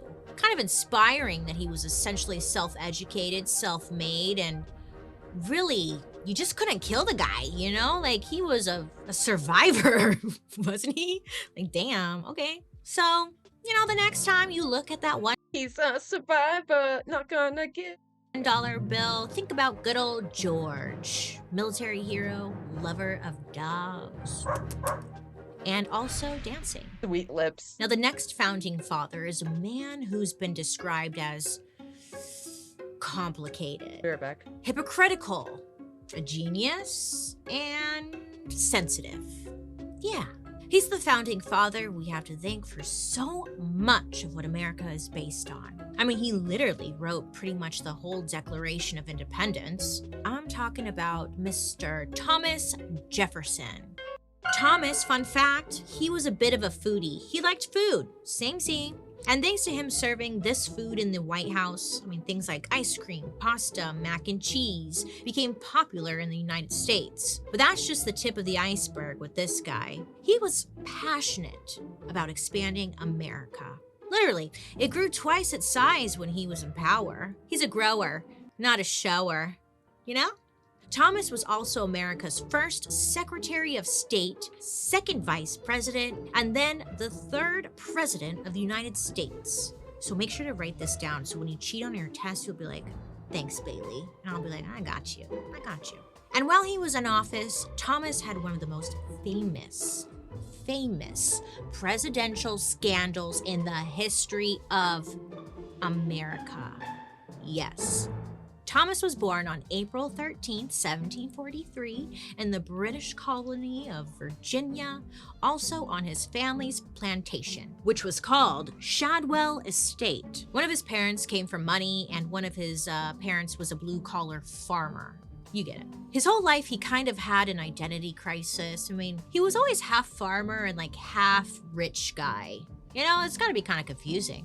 Still, he had access to the best of everything. I mean, especially when it came to education. Word on the street was that the Jefferson family was considered very cultured and successful. And just like pretty much every white dude at this time, you know, he grew up surrounded by enslaved people his family had owned. Thomas actually said his earliest memory was being carried on a pillow by a slave. Wow. Okay, that's it? That's what he was going with? Okay. Thomas was the oldest of 10 children, and it was said that he was very shy, quiet. He was a serious kid who struggled with a lisp and a speech impediment. And I was like, oh my God, yeah, same, Thomas, same. But he was also a little smarty pants. Same. I also didn't know that. Interesting. And he always did very, very well in school. He was what is known as a polymath, aka a person of wide knowledge and learning. This man was interested in everything from architecture to archaeology to botany and even music. I guess he could like rip it on the violin. I know, I love the violin. I played for like 3 years when I was growing up. I feel like I was expecting this to be like way cooler. Like way more based. He like is just like repeating all the same positive history shit that we do here in school. This is not what I came for, Bailey. Growing up, but I'm allergic to silver. I know we're kind of like going off here, but I'm allergic to silver. And like on the violin, it has those like silver bars on the side, and I would play, and then I would develop this fat rash. Oh. So like people made fun of me and stuff, and then I stopped. Aw. All right. So when Thomas was 14 and away at boarding school, he received some very, I'm not laughing. Allergic to silver? What are you? A fucking vampire? Werewolf? Wait, which is it? This is a werewolf thing. Bosch just showed in Tofu chat? Dude. What? Is he lost? Chatting with us weird. Oh god. Go away. Go away. You're not supposed to know that we exist. Oh no. I gotta go see that. Oh man. Laughing, but I am. He received some devastating news. Devastating, Bailey. Devastating. His father, Peter, had suddenly died. I know, very George Washington. Like, same, right? Thomas, well, just like Georgie, had to become the head of the family. I mean, he was in charge of everything at just 14 years old. So when Thomas, he rushes home and he finds out that his father's will specifically says to leave everything to Thomas's mother. Until Thomas turned 21, everything was indeed in his mom's control. And back then, this didn't mean that Thomas's dad was some kind of feminist hero. It was essentially like a slap in the face, telling his son, like, you're not man enough. I'm gonna leave it to the woman. Yeah, that's kind of Slap in the face right there. And then to top it all off, I mean, even though Thomas wasn't taking over the family's estate, he still got like left with all of the work to do around the property. He's like, hey, this sucks. So every single weekend, rain or shine, he would have to haul his ass back to Shadwell Estate and do whatever his mom and sisters told him to do. So essentially, he had all the responsibilities and none of the benefits. Oh, wah, Jefferson, wah. Now, we know a lot about Thomas Jefferson because he himself was obsessed with writing letters to friends about everything from like... Well, so we know what Jefferson wanted to say about his own, like, way that he wanted to craft his own biography. The Lizzo stuff came up and he said, see, I told you all musicians are scumbags. Oh my god. What? Huh? Bro, are you okay? I feel like that's a little bit of projection. What he ate, to like how he was feeling. Again, kind of going back, like there wasn't shit to do. Yeah, I was just saying I hate that Vosh has discovered Twitch. I wish he would go back to YouTube and leave us alone. Not nearly based enough to be in Tofu's chat. Okay, they're like, hey, sky's still blue, woke up again. He wrote tens of thousands of letters over his life and only mentioned his mom like twice, you know? So, whoops. But the 2 times that he mentioned his mom, it was implied that he like really resented her. Ooh, plot twist. Thomas. Classic. You don't say. Thomas fucking Jefferson was kind of misogynistic and hated his mother? What? Jefferson is a murderer. He had to get rid of her. That could be a good movie. Even though Thomas and his father weren't really close, you know, because he's dead, Thomas basically felt abandoned and like his mom and sisters were just ordering him around and using him to do all the work. And this was making him grumpy. So Thomas is over it and he's ready to grow up and get the heck out of his home life. So he studies his ass off. He's with the heathens in YouTube chat is where he belongs. Exactly. It's like studying, reading books. He graduates school with really high honors, and he ends up getting into the College of William and Mary in Williamsburg, Virginia. And at this point, the year is 1761, and he's only 16 years old. And this guy is studying mathematics, metaphysics, and philosophy. Top that. I guess when he first gets there, he does what so many of us want to do when we go off to college. You may have guessed it. He rages, he parties, he goes hard. Thomas partied his first year at college away, which he later said he... Wait, that's crazy. I can't believe they were like partying in college back then. Imagining like a young Thomas Jefferson just getting like fucking sloshed, doing a keg stand. Really regretted, but they always say that. And it's like, you're successful. Why do you regret it? Anyways, I feel like it's good to get it out of your system, you know? Eventually, he got his shit together and started working for a law office in Virginia. And after working for a few years as a law clerk, he got into law school and then passed the... Bailey, none of this has been dark history. It's just regular history. Bar. And when he was 21, he was finally freed from having to deal with his mom being a boss at Shadwell and took control of the estate fully. Hell yeah! So now all that land and everything was his. Great! You got what you wanted, Thomas. Are you happy? Well, around the same time, Thomas married a wealthy widow named Martha Skelton. Yeah, where's the darkness? Yeah, like, you know there's a lot more dark shit that you could have dug up. Like, I feel like I'm just in history class. Martha herself had been married and had an infant, but sadly both her husband and the baby died. Oh my God, I know, sad. By all accounts, I mean, Thomas and Martha really loved each other.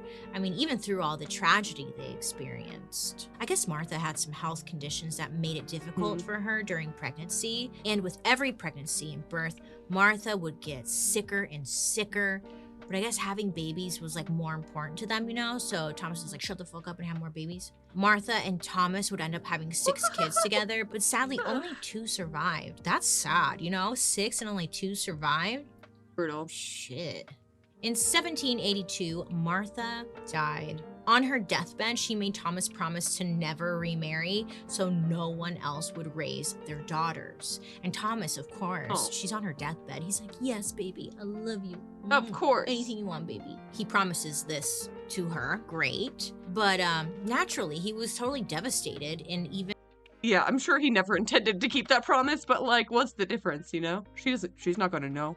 And it was said he was suicidal after Martha had passed. And because Martha died, Thomas inherited his father-in-law's massive amount of properties.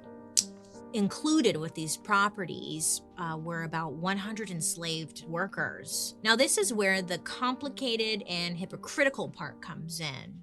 As an attorney, Thomas took on several... Okay. My head is absolutely killing me. So we're going to finish this tomorrow. Hopefully it gets significantly darker in the back half. I'm very disappointed. I might have to dig up my own dark history on the Founding Fathers. But thank you for being here. I appreciate you. I will be back tomorrow. Thank you for hanging out. Water, take care of yourself. Have a good one.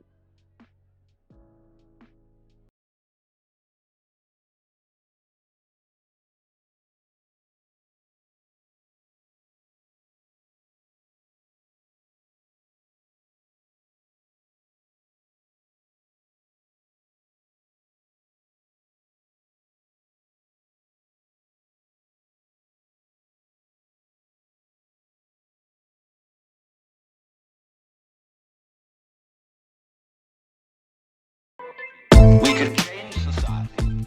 We can get enormous enthusiasm going out of the idea that there is a revolution afoot and that this revolution is going to set everything to right. Do you know a revolution that ever set anything to right?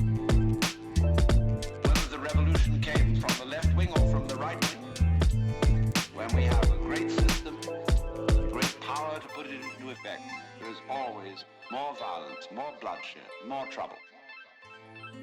Diabolical things are done in the name of righteousness. We don't change. We're doing the same thing today, but under different names. We can look back at those people and see how evil that was, but we can't see it in ourselves. So therefore, beware of virtue.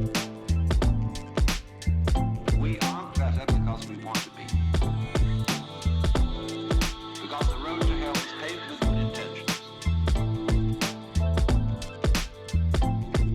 Because all the do-gooders in the world, whether they're doing good for others or doing it for themselves, are troublemakers. Lao Tzu, the Chinese philosopher, said, the highest virtue is not virtue, and therefore really is virtue. But inferior virtue cannot let go of being virtue.